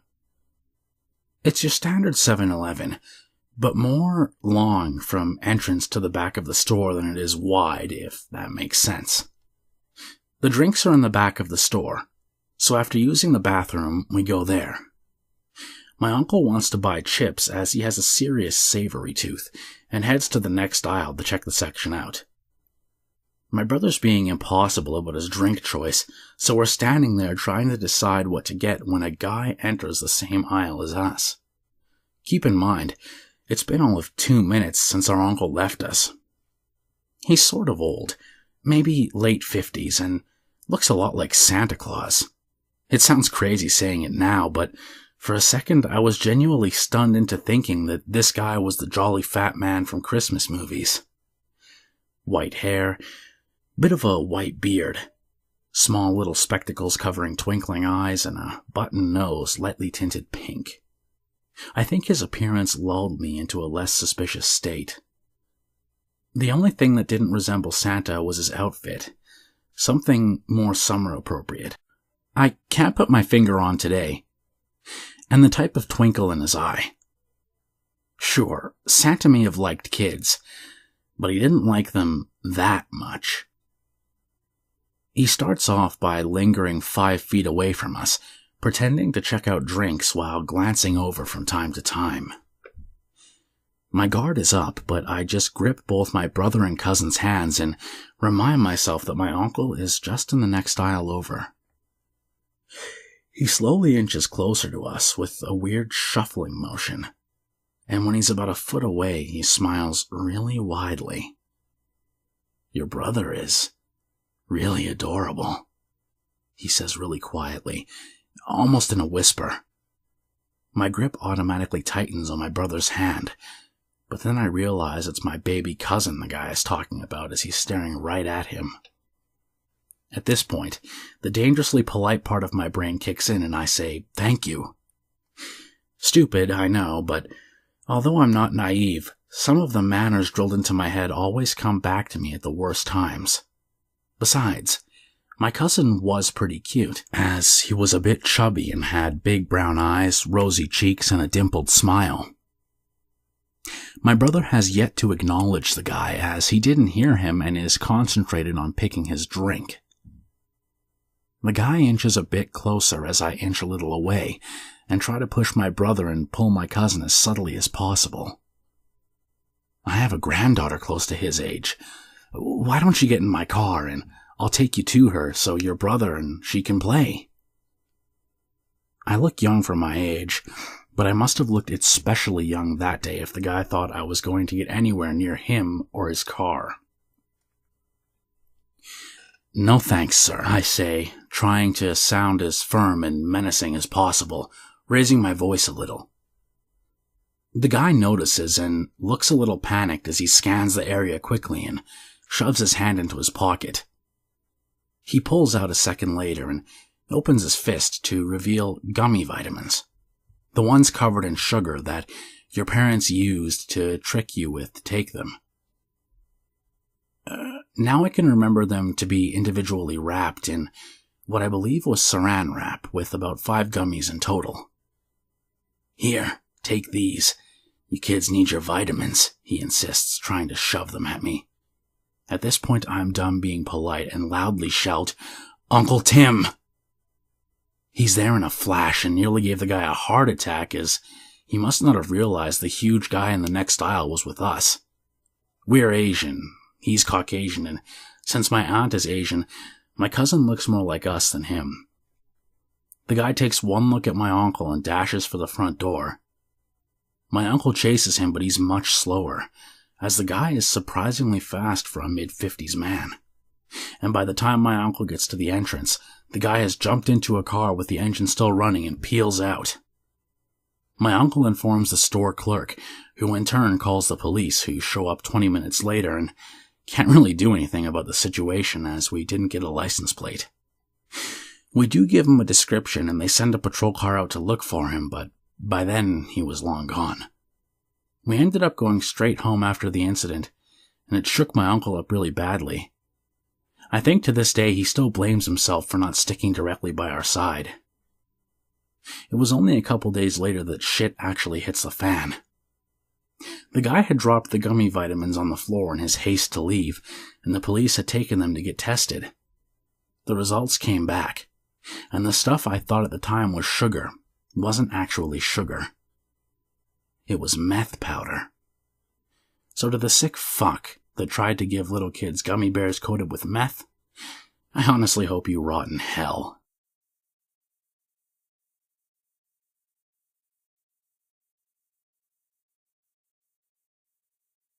Number 42.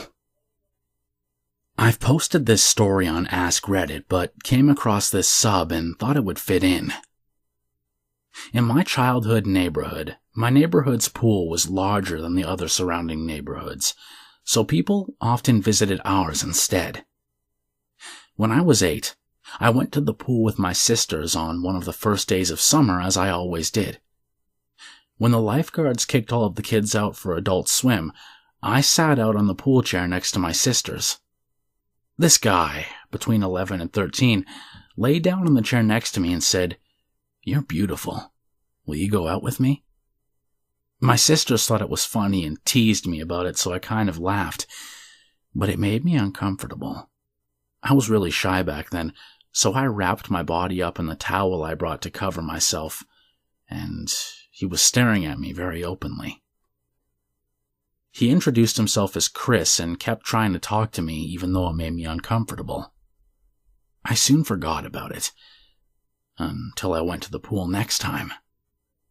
There he was, telling me how pretty I was, petting my hair, asking me to go out with him, and introducing me to his disabled grandmother, who brought him to the pool.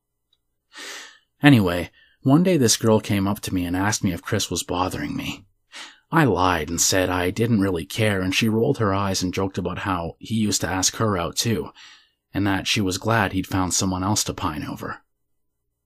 The girl, Elizabeth, started hanging out with me when I went to the pool, which was almost every day since I was allowed to go by myself if I wanted. She explained that she and Chris were good friends from a different neighborhood, but came to our pool because it was bigger and had more room for his grandmother to work on her physical therapy for her legs. We became great friends and laughed about how Chris was always following us around and asking me out. One day, I noticed that Chris followed me all the way back to my house and tried to hide behind a mailbox when I turned around. As funny as it sounds, I didn't think it was funny back then and rushed back into my house. I began to notice that he was getting more aggressive and annoyed with me for refusing to date him. He started asking me to go on walks with him through the park and brought his grandmother so I didn't feel like I could say no. He would take me into the woods or behind the jungle gym, out of sight from his grandmother, and make creepy comments about my body and touch my cheek while telling me how pretty I was.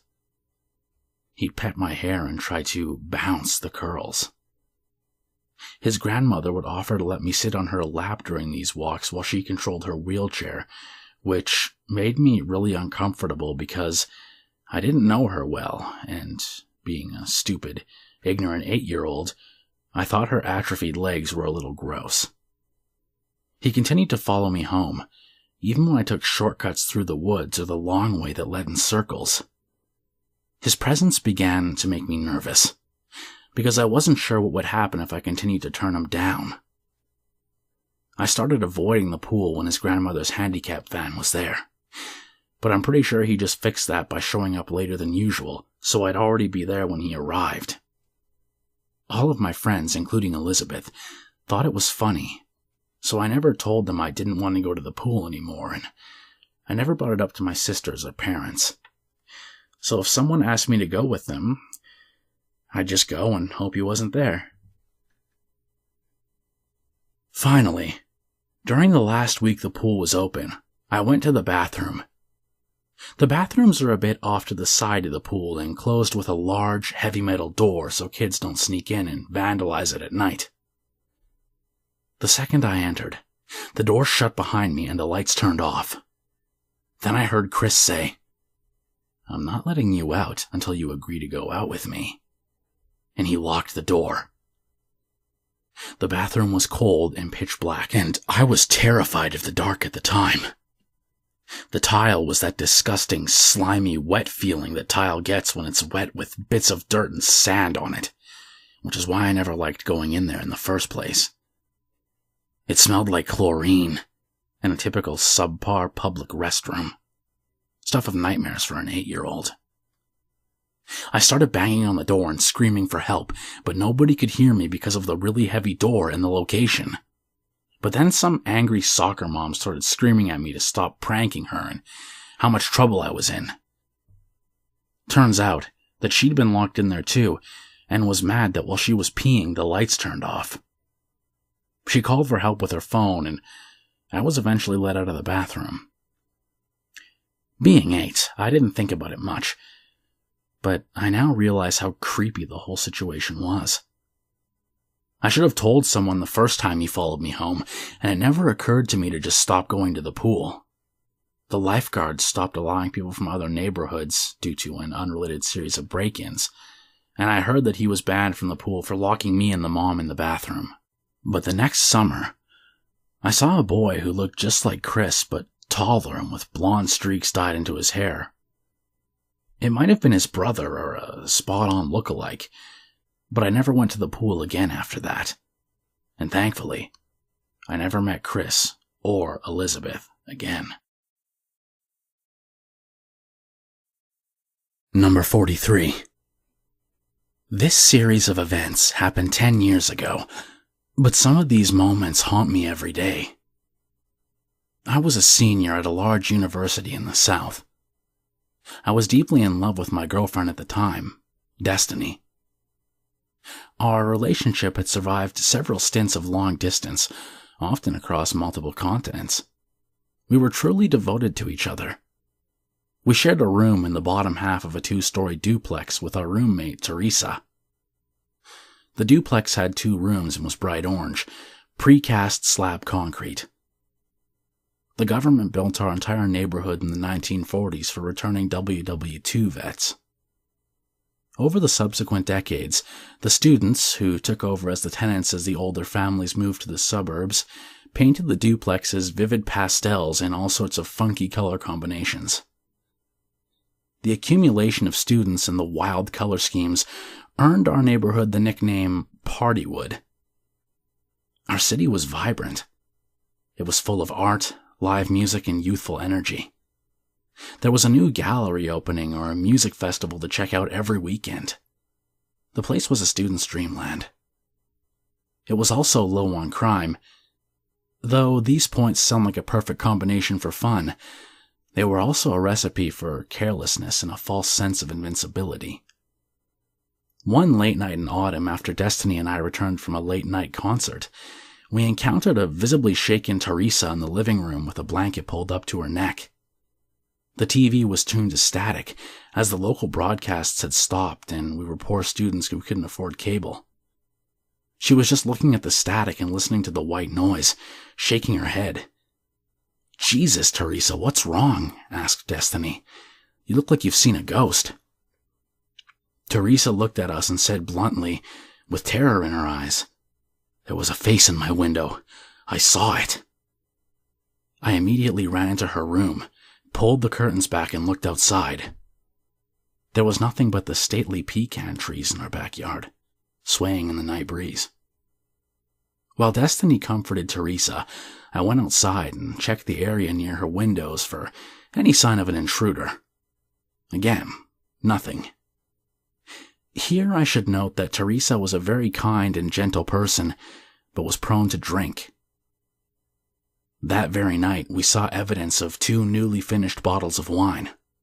There was also a stack of horror films, which she habitually watched atop the VCR.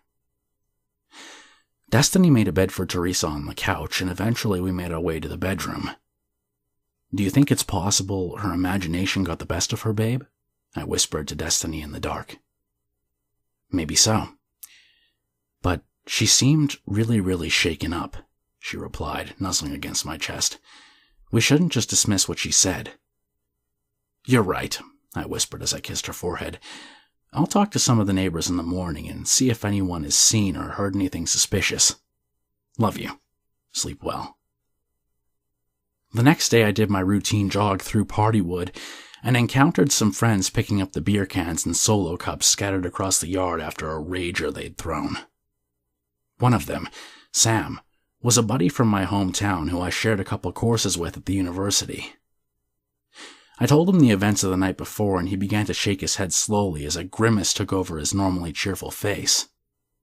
"Oh man, Duke, this is bad news. I've been hearing about a peeping Tom running through this neighborhood.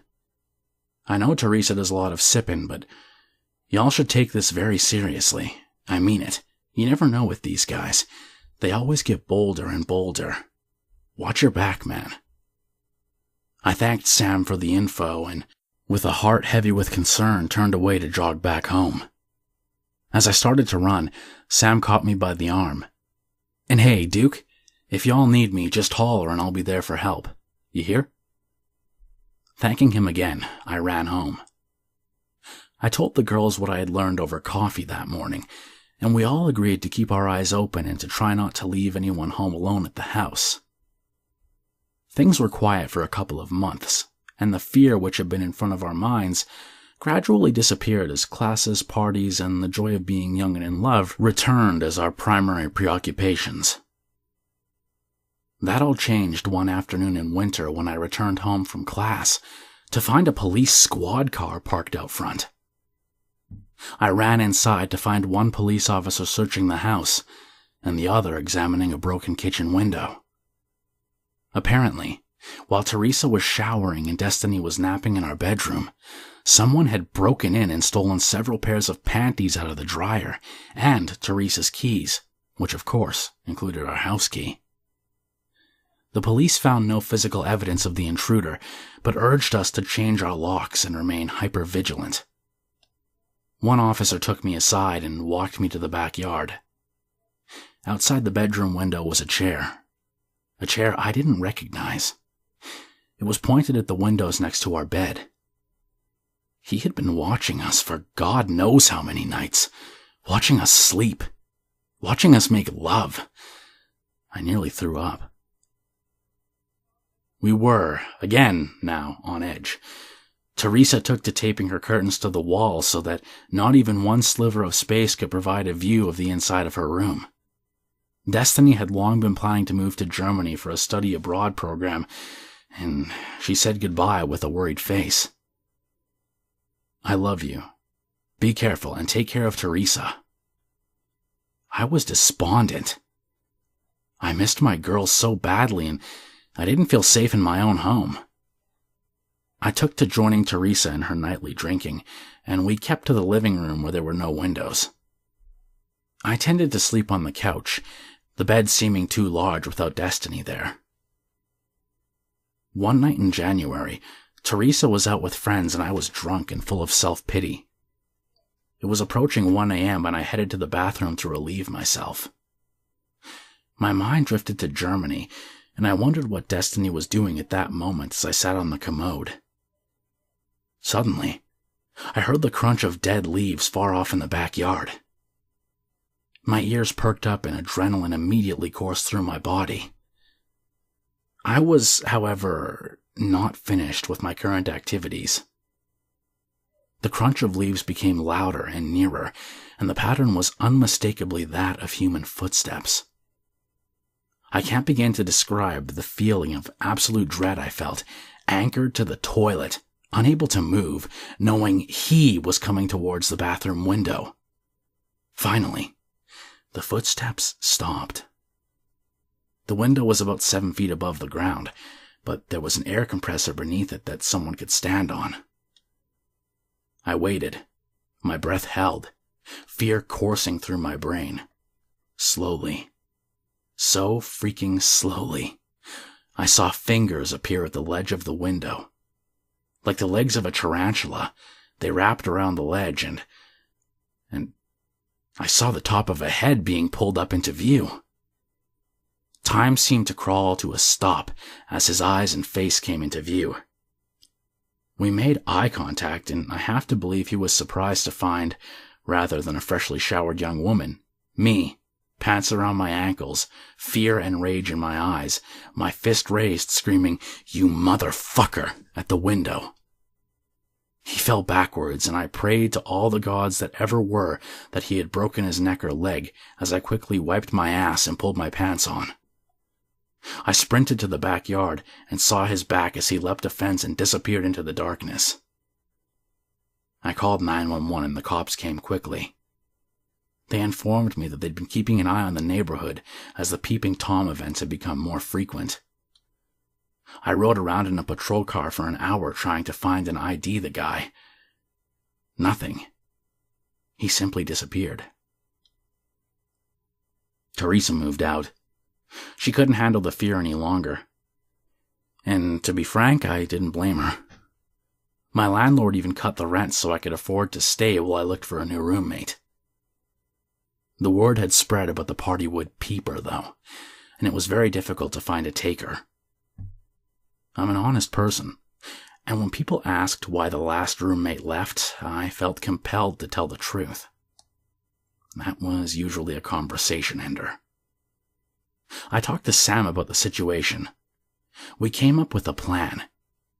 We set a camera up in the bathroom and ran a cable to the TV. We ran the shower, turned the light on, and parted a curtain to make it appear that someone was probably wet, naked, and peepable. Meanwhile, Sam and I watched the monitor in the living room and waited to see if a face appeared in the window. I had purchased a stun baton and bear spray, as well as the zip tie cuffs that riot police use on protesters. We intended to run to opposite sides of the house, bear spray his face, zip tie him, and then take him inside where I honestly planned to use the stun baton on his testicles until the police arrived. I know, that's savage. I know it's taking the law into my own hands and that there would likely be legal consequences, but I didn't care. The sense of unease and violation I felt had ruined something inside of me. Something was rotten, and I wanted to take it out on him. Fortunately, or unfortunately, depending on your perspective, we never had a chance to enact our plan. He never came to my windows again.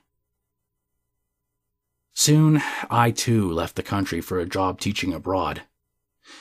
Destiny and I reunited in a different continent and tried to put the events behind us, and for the most part, we did. I learned years later that he'd gone on to break into a house and rape one of my neighbors. He was never apprehended. I only wish I could have stopped him before anyone was hurt. That's the story. Thanks for listening. It helps to share this. Number 44. So, this encounter took place approximately 2 to 3 years ago in my local village. I was about 11 years old, and female. It was the last day of year 6, the United Kingdom's equivalent to 5th grade for you American listeners, at my primary school.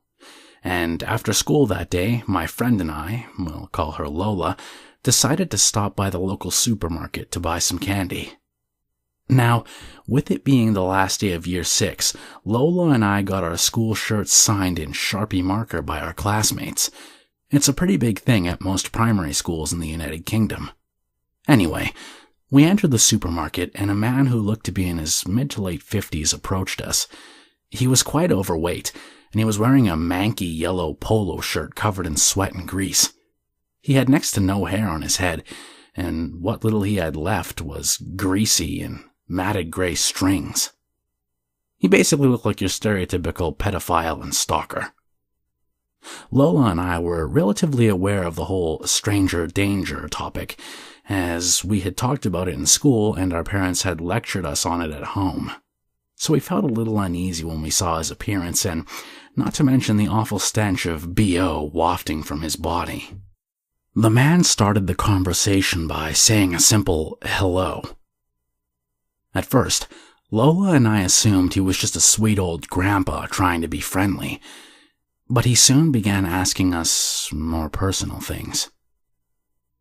I noticed that he began to stare at our small, developing breasts for a few seconds each, and I began to feel very uncomfortable.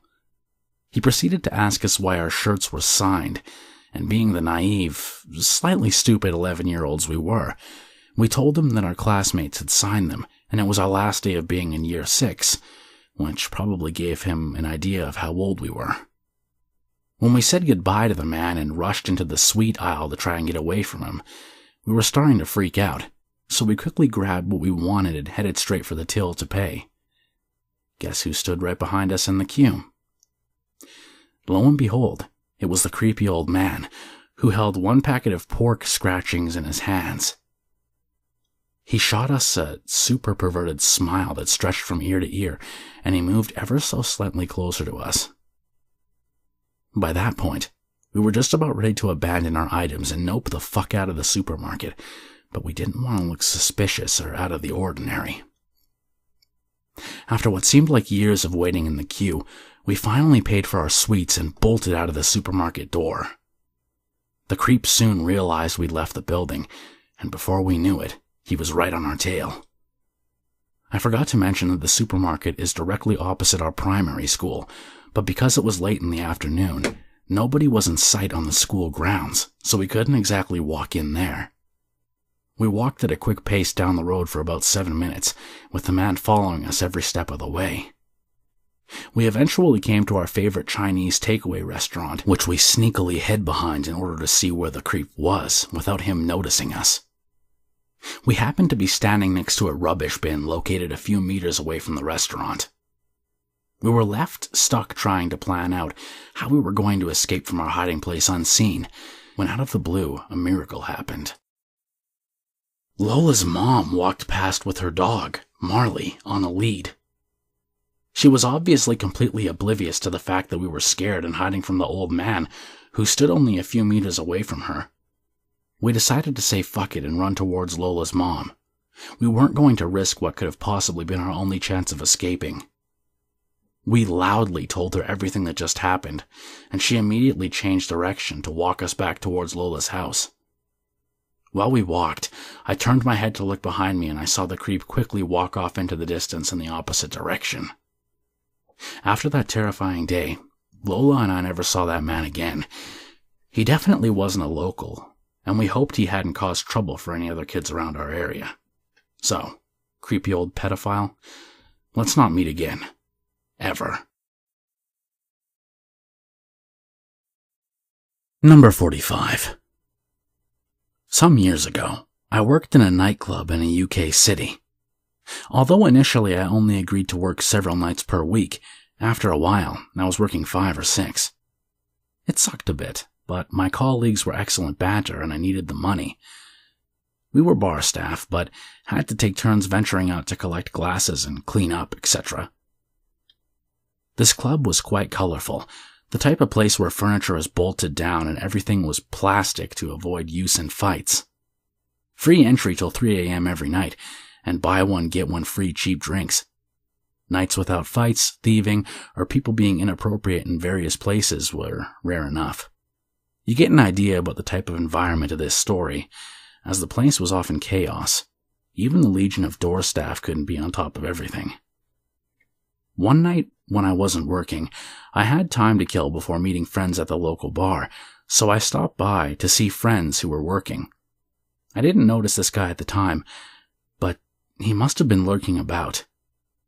Later, when the pub shut, drunken friends wanted to keep dancing, so they dragged me back to there.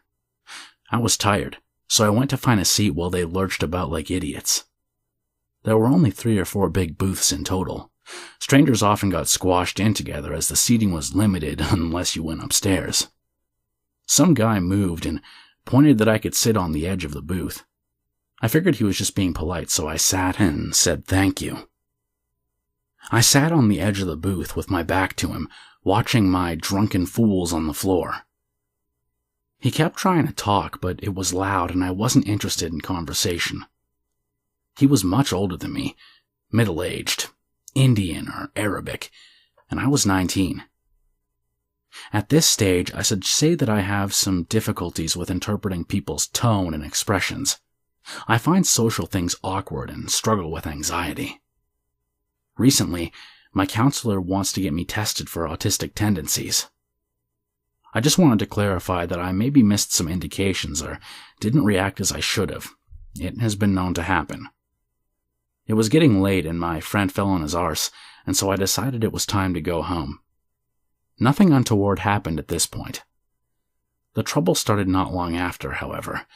I start seeing this guy in the club often when I'm working. Maybe I didn't notice initially. Many people come and hang out frequently, but I start to notice him. He's there nearly every night. At first, he's just lurking in a dark corner on the opposite side of the bar, staring. Then he's sitting in a booth, staring. Eventually, he's standing in front of my till for extended minutes, just staring at me. Not ordering, just staring. I tell him to move, as he's obstructing the customers, so he steps to one side and keeps staring. Every time some colleagues come near, he melts away into the crowds. This happens again and again. I look up and find him there.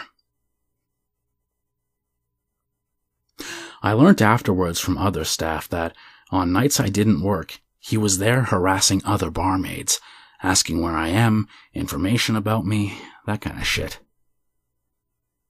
He told them he was my classmate, or my friend visiting from another place. Some idiot actually gave him my email address, and he starts emailing me in all capital letters, very bad English, telling me how I'm his one and only Rose, love of his life, the princess in his heart. All this weird shit. I ignored the emails and tried to think what I should do. Not having a car and my bike being stolen, I had to walk to and from work. One night, I stopped at a 24-hour shop near my flat, and when I came out, he was there. He started trying to make conversation and tailing me to my building. I didn't know how to get rid of him. I was rude. He laughed. Instead of my building, I went to the next one and pretended it was my place. He started on about a goodnight kiss and I refused. He tried to back me into a corner and kiss me. I panicked and turned my head and he more or less missed, but I could feel his breath on me. I jumped sideways and got through the door, but I had to promise to reply to his emails to get him to go away. I spent a long time in that stairwell before I went to my own building. That freaked me out, but I didn't know what to do. I didn't have many close friends, no partner, my family weren't in the same country, and I don't talk about much with them anyway. My flatmate was rarely home, and we had a difficult relationship. I only talked with her when there was no other choice. I should have called the police, but I was distrustful. I didn't feel I could go to my boss or supervisor as they were very harsh and I couldn't communicate well with them. He didn't do anything for a while except help me with emails and Yahoo messages. I warned my flatmate to be on the lookout for anyone skulking. Things more or less went back to normal and I didn't see him and began to forget about it. Work went on, studying went on. My flatmate and I kept falling out. One night when she came home, we fought, and I decided I would go to the club to get away with her. I could sit on the end of the bar and have a beer, talk to my workmate while she was working on the glasses, you know. I didn't see him, but something happened. My colleagues saw me have 2 beers. I felt fine and seemed fine to them. At about 11 p.m. I left, feeling tired, though I don't remember it. I have no idea what happened next. I think I went to the local folk club for a while. I last remember walking in that direction. Next thing I know, I wake up 4 p.m. in the afternoon, covered in bruises in my flat and feeling like I was going to die. My flatmate was irate, as was the landlord, who drove there to go a bit nuts at me for insulting the neighbors. It seems that at about 3:30 a.m., I showed up at the building, eventually managed to get inside somehow, tried to get into the wrong flat, then fell down and wet myself. My flatmate was terrified as she couldn't wake me up. To this day, I don't know what happened, but I hadn't been assaulted. I wasn't taking drugs and only had those 2 beers, so my assumption was that I was spiked but had gotten away from the person before they could see where I went. Having no memory of those hours was terrifying. I must have been just wandering around somewhere or passed out in a heap. I reported it to work, but the boss shrugged it off. The flatmate accepted it, and they didn't feel that they believed me, and I thought the police would be the same. Nothing more happened for a while, but I did explicitly tell my colleagues to look out for that guy, and also not tell anyone anything about me. I also talked with the door staff and new supervisor. The door staff in particular were concerned. Many female students worked there and had to walk home. One night, close to closing, I thought I saw him, but I couldn't be sure. I continued my usual routine, cleaning the bar, loading the dishwasher, brushing the floor, etc. The supervisor came to me and asked me about the creepy man. Then she told me that I shouldn't leave the building under any circumstances. He tried to come in a little before last entry, asked the doorman about me, and they denied him and told him not to return, so he apologized and left the premises. But they watched him.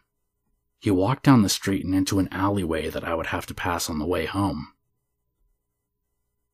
2 of the doormen were suspicious and slipped out to walk past the alley.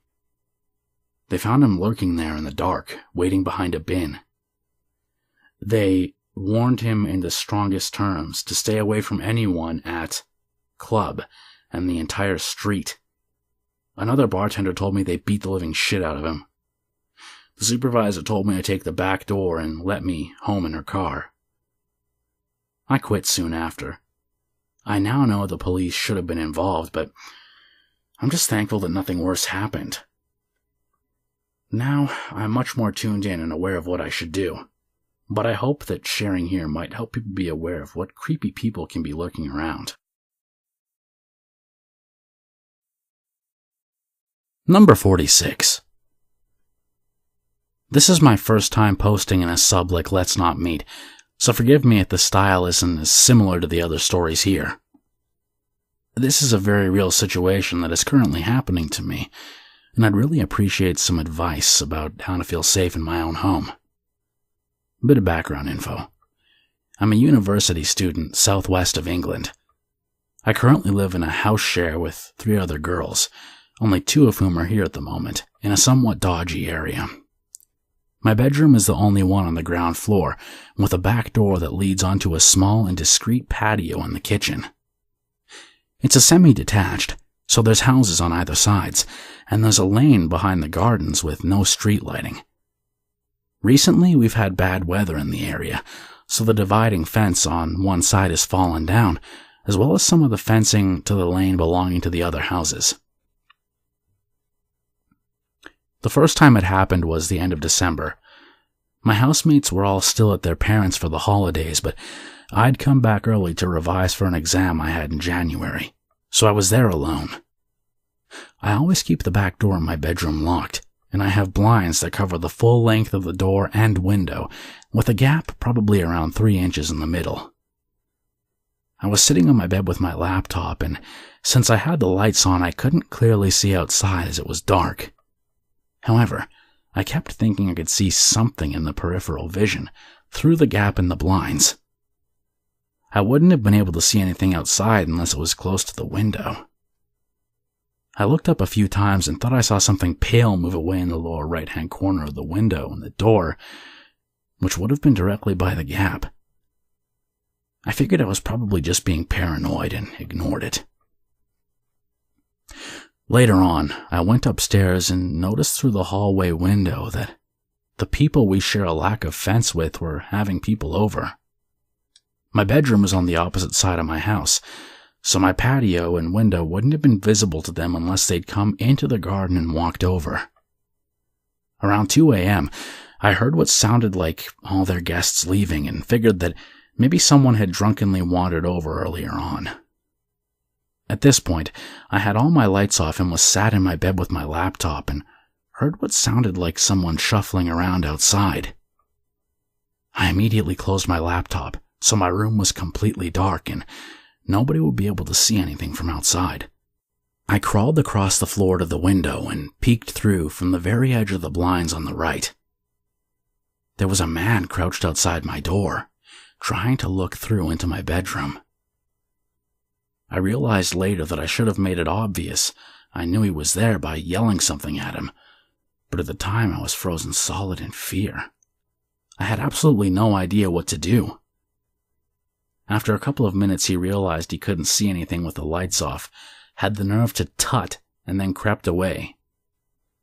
I debated calling the police, but decided I didn't really have any information for them, so it would be a waste of their time. Needless to say, I didn't get much sleep that night, and have no idea how long he'd been watching me. I spoke to my landlord afterwards, and he's had a concrete wall put up between the garden and alley, but the other fence with the gaps in it belongs to the neighbors, whose landlord is in America and apparently impossible to get a hold of. So there's currently still nothing securing our garden from the next door neighbors in the lane. 2 nights ago, my boyfriend and I were in my room, sitting on my bed and watching Netflix. Since the first time it happened, I've been massively paranoid and had nightmares about it happening again. So at first I thought I might be imagining it. However, this time, I distinctly saw the upper right part of a face peering through the gap at us. He was wearing dark-framed glasses. Immediately I froze and whispered to my boyfriend that I could see someone, and I definitely wasn't imagining it, and don't fucking move until we figure out how to react. He insisted that we leave the room, and I went upstairs to the landing window and saw someone walking off down the lane, but no one else in sight. I was quite upset that it had happened again, but thought the likelihood of him coming back twice in one night was rare and decided to talk to my landlord in the morning. We managed to hang a coat up over the gap in the blinds so you couldn't see into my room at all, even with the lights on. My boyfriend had work in the morning, so he left around 11 p.m. Literally within 5 minutes of him leaving, I was stood in my room facing away from the back door and deciding whether to watch more Netflix or go to bed. I heard some faint scuffling sounds and 2 clicks, but tried to convince myself that it was all in my head. It occurred to me a few minutes later that the clicking sound was the noise the door handle makes when someone tries to open it and it's locked. As this was dawning on me, and I was about to react, whoever was out there tried to pull my window open. It's important to note that it's a tiny window, and it's at the top, so around 5 feet from the ground. It doesn't close all the way as the latch is broken, but I have a dream catcher with wind chimes hanging off the inside handle, so as they pulled it open, the wind chimes began rattling against the window. I was terrified at this point. I'm very small and have no idea how to defend myself, and someone was actually attempting to enter my house through my bedroom. I have no idea how I summoned the courage to do it, but I whipped the blinds open and made a big deal out of slamming the window shut, then peered outside. I couldn't see anyone. Straight away, I called my boyfriend, who then came back and insisted I stay the night at his place. When I spoke to my landlord the next morning, he said he was going to get motion sensor intruder lights installed, but couldn't fix the fence as it was the neighbor's landlord's property. I was still pretty freaked out, but I thought that the wind chimes rattling must have made it clear that trying to get in wouldn't go unnoticed, and the gaps had been covered so there wouldn't be any point in returning again. Last night, we made a thick covering over the blinds with jackets and coats, so there was absolutely no way anyone could see in. I triple-checked the door was locked, took the key out, and attempted to wedge the window closed. Feeling safer, we smoked a joint and my boyfriend dozed off a while later, probably around midnight. I got up and turned the lights off and put the light on my phone to make my way back to the bed. Feeling paranoid, I decided to peek through the blinds quickly to confirm no one was there. My light was making it difficult to see, but I saw someone wearing a hoodie hunched outside. My hands were shaking, and the side of the blind balancing on the coat in the middle slipped a little and rattled. I instantly let go and turned the light off on my phone, and a few moments later I saw a weak light coming from outside on the other side turn off. I must have sat on the floor not moving and listening intently for about 10 minutes before I dared crawl back to bed. I woke my boyfriend but didn't explain what happened properly, so he assured me I couldn't have seen anything and was probably just really baked. I spent most of the night staring at the blinds. I would have thought the wind chimes would have put anyone off, but for them to come back the next night really made me feel uncertain about what to do. I was thinking tonight I might try to get something set up to see if anyone comes back, like tying some string a few inches from the ground across the entrance of the patio, as I'd be able to hear if anyone tripped over it. I also thought I might stay somewhere else and set my laptop webcam up to record the window all night with the screen turned off. I still haven't called the police as I don't have much information and feel like it'd be wasting their time. I don't know what to do in order to feel safe in my home anymore.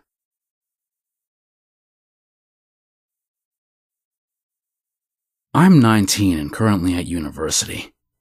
This encounter happened to me when I was in secondary school, around the age of 14 or 15. It was an IT lesson. And I was, doing the usual, playing games and messing around with Instant Messenger across the room with my friends, until the class was disrupted by 2 police entering. After the whole class died down, they proceeded to tell us that we needed to be careful as there were reports of a middle-aged guy driving around this area in a white Toyota van attempting to talk girls our age into coming for a ride.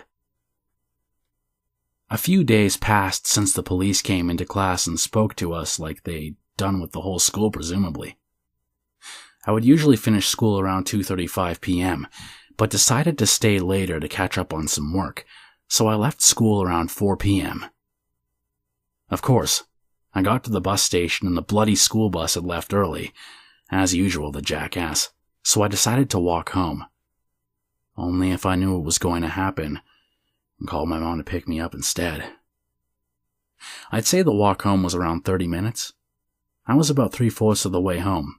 This is when I reached a long stretch of road going through farmer fields with a small path alongside for bikes. This road was dark and had no streetlights because it was winter, and it was also quite dark already. I could see headlights coming up behind me. Didn't take too much notice of them and assumed it would be another oncoming car. Then I see this white Toyota van pass me and pull into a turning lane going towards some of the farmers' houses next to the road. This was about 200 to 250 meters in front of me. As I walk past, I'm obviously on high alert at this point. I hear a door swing open, turn around and see this tall, scraggly-looking old man step out of the van and stand there, staring at me for a moment. At this point, I'm ready to nope the fuck out of there and sprint to either the nearest farmer's house or the end of the road, quickly realizing that these two options may be too far to reach already.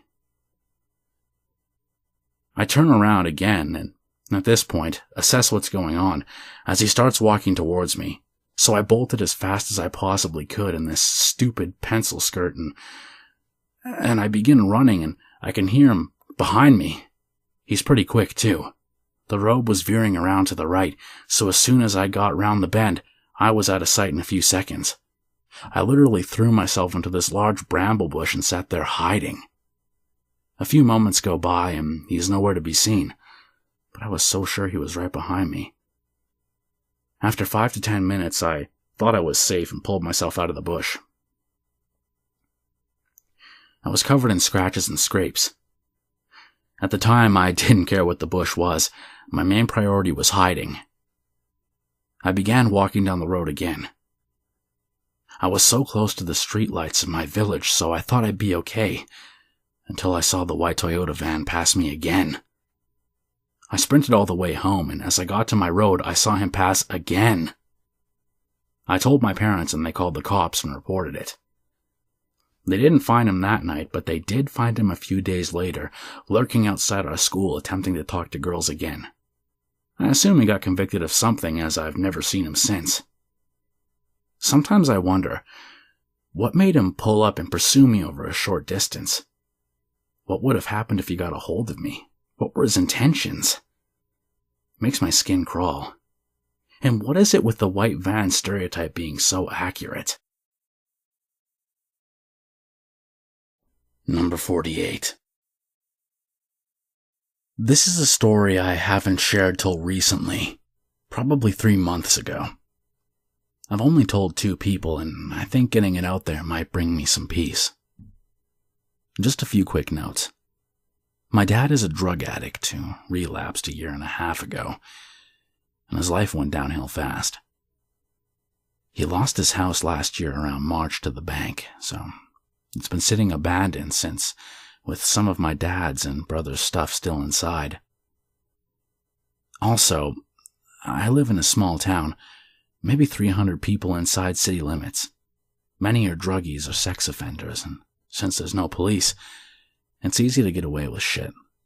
But back to my story. My grandpa gave my dad an electric heater last February to keep warm since his gas had been cut, and he never bothered to give it back. It's been really cool this year, even though at the time it was the end of February. It still felt like the dead of winter. My grandma asked if I would drive over there and pick it up because her bedroom had no heater and she wanted to get it before the next snowstorm. I reluctantly agreed, mostly because I was tired of sharing my space heater. I drive over there, not bringing my money or even my knife with me, thinking I'd be home fast, since my dad's was only 3 blocks away. Let me first explain the layout of the house. It's a small 2-bedroom. You walk in and there's a small living room, and to the right about 5 feet away is a hallway with a bedroom at both ends. There's a bathroom in the middle of the hall. I walk in. Since neither the bank nor my dad decided to lock up the house, the windows are open except my dad's bedroom, which is the bedroom closest to the living room, about 10 feet around a corner. I walk in and I get a worse feeling than what I had before. I tell myself it's just my anxiety and that nothing was wrong. And then I hear something that makes me freeze where I stood. A low, loud groan coming from my dad's room. For some reason, I look to the kitchen, which is almost a straight shot from the living room, and notice there's cans of food on the counter. They're not dusty, and I know my dad didn't leave them there because my dad didn't have any food in his house. Then, I hear another groan and stop moving completely.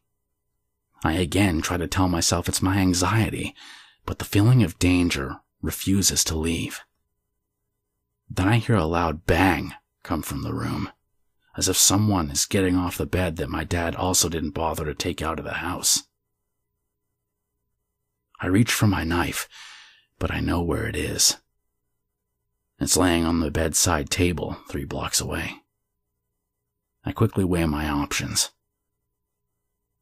I'm a 6-foot, 200-pound 17-year-old who knows her way around a knife, but not knowing what I'm up against, I know I needed to book it out of there. I get the realization that the room is only 10 feet away around a corner. A few steps and whoever's in there will be out soon, and I'll have been spotted. I book from my pickup that's 20 feet away on the other side of the yard. I don't even bother to run around to the driver's side. I just jump in the passenger and quickly crawl to the driver's side. Thank God I left it running, so all I had to do was put it in drive and floorboard it out of there. I get to the end of the block and I tell myself that I probably just imagined the whole thing, that it was my anxiety. Before I turn, I put the pickup in park and turned all the way around. And I'll always remember what I saw. Not one person, but 3 guys standing on the porch, looking in my direction. One of them, holding what I'm presuming was a bat my little brother left behind. I'm not sure what happened between me being frozen in fear and me driving away. I think I blacked out for a few seconds out of fear. But next thing I know, I'm speeding to the main road. I slow down a bit to turn and I speed home. I lock my pickup and run inside, as if I were still being chased. I get in and my grandma asks where her heater is. It took me 10 minutes to tell her a somewhat cohesive story.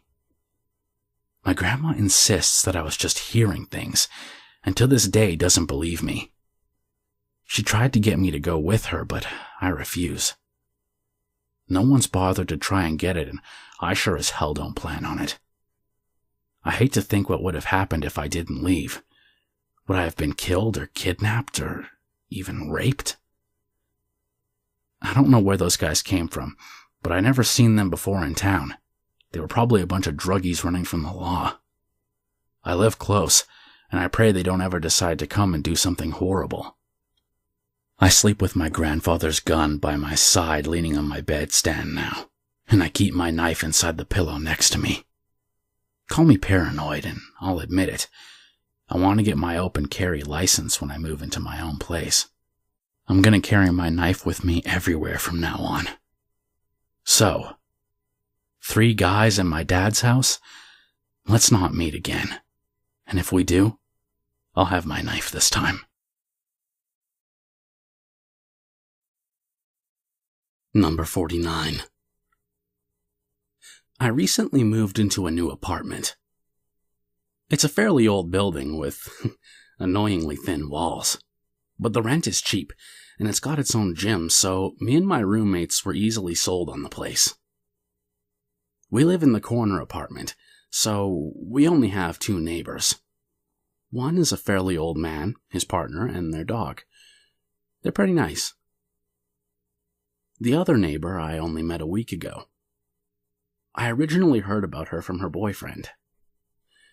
One morning, a Monday, as I head out to the elevator to go to work, I'm asked to hold it by a guy running down the hall. I let him on and we start the ride down. He asks if I'm new and if I like the place so far. I say yes and give small answers, still half asleep and clutching my coffee thermos. The guy laughs and says, "You look just like my girlfriend, Amy. She's barely coherent until she gets her first cup of coffee." I laugh weakly, sleepy brain, a little annoyed. Yeah, I'm not a morning person.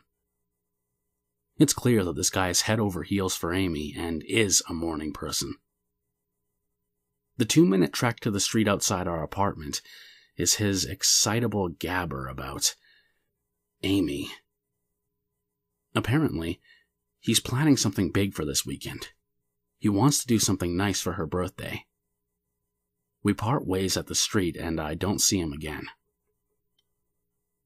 A couple days later, I'm heading home from work. I just get into our elevator when a girl bursts in behind me. She's in her mid-20s and looks kind of frazzled. I tug my headphones out and ask, "Hey, are you okay?" "Oh, yeah, I'm just..." She stares at the entrance of our building until the doors to the elevators close. I'm getting a bad feeling. What's up with her? She looks scared out of her mind. I ask what floor she would like and if she's okay again. The girl shakily replies, floor 7, my floor, and that she's fine. We get out together and I realize that she is in fact my other neighbor. Trying to seem friendly, since she's clearly had some sort of horrible day, I say, "Oh, I'm sorry, I didn't introduce myself sooner. My name's Alice, and I live next door." She shakes my hand, having calmed down some, and saying, "I'm Amy." I smile. "Well, have a good night, and tell your boyfriend I say hi, okay?" My stomach twists as I see what little color has returned to Amy's face drain away. I don't have a boyfriend. Trying to fish for some realistic explanation in my head, I press on with, "Your roommate, then? Sorry, I didn't mean to assume." Amy shakes her head. "I live alone. Who told you that they were my boyfriend?" I explain my meeting with the elevator guy a couple days prior. Amy, now looking sick, hurriedly explains the situation and insists I go file a police report with her then and there. This man, whose name I learn is Dan, has been stalking Amy for over 3 months. He's her ex-boyfriend, and things ended very badly for them. She's been trying to get a restraining order since he's shown up at her work regularly, been making phone calls, and now apparently figured out where she lives. I explained Dan's plans to do something special for Amy that weekend to the police. We ask if there's any way someone could watch the complex for the night. The request goes nowhere, and a restraining order can't be taken up yet. Apparently not enough evidence, and she's never been harmed by Dan. We head back to the apartment. Amy thanks me and says she plans to spend the night, and the rest of the week in fact, at a friend's house, just in case Dan tries something now that we know he's been in the building.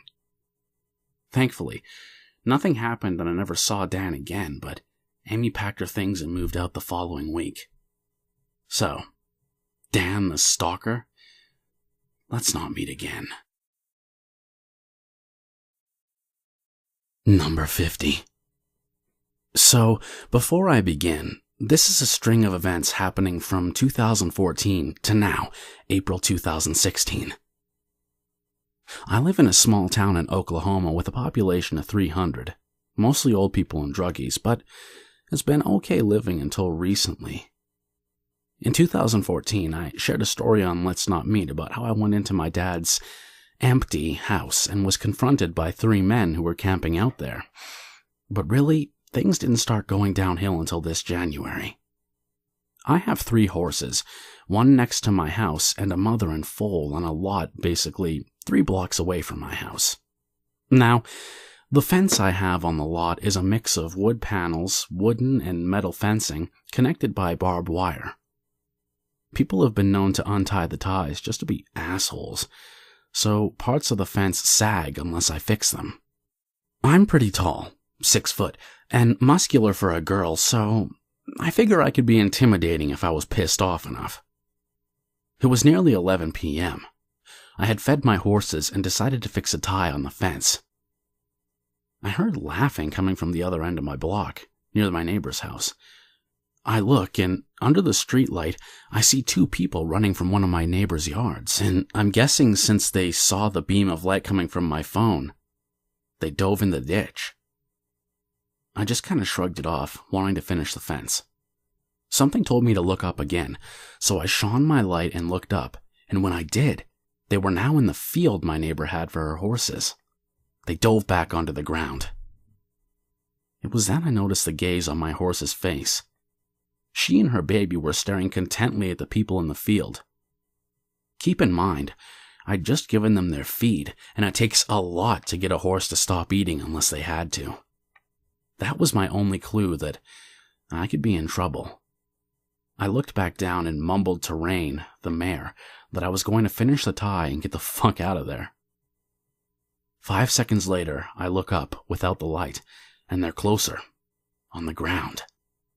I didn't finish the tie. I just pushed my tools back into my Carhartt jacket and get ready to leave. Fuck this, I said again. I look down to prop the wire where it wouldn't drag on the ground when I hear laughing.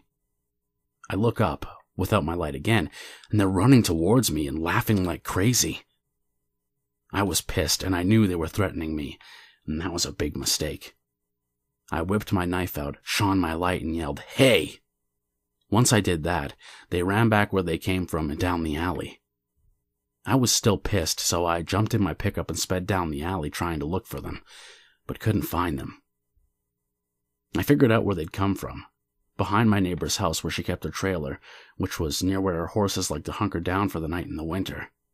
So, what I could have guessed was that they may be looking to steal her trailer.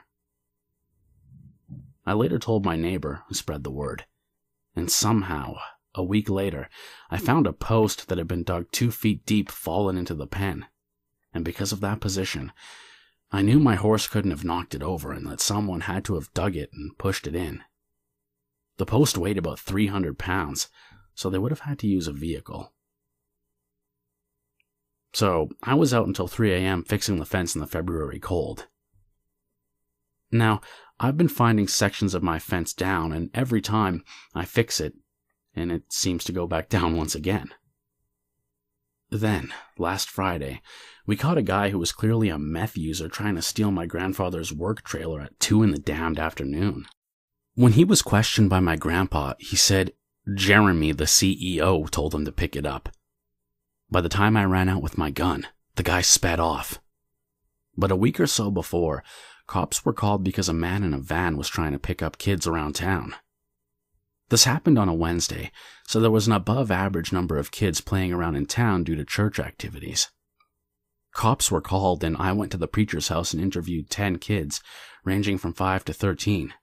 Then, today, cops were called to the water tower because they found a body. I don't know much about this instance due to the fact they haven't released anything yet. All I know is I've seen tons of cops and a sheriff of a neighboring county. But things are getting bad, and with no law in town, the druggies and the sex offenders around here are getting braver.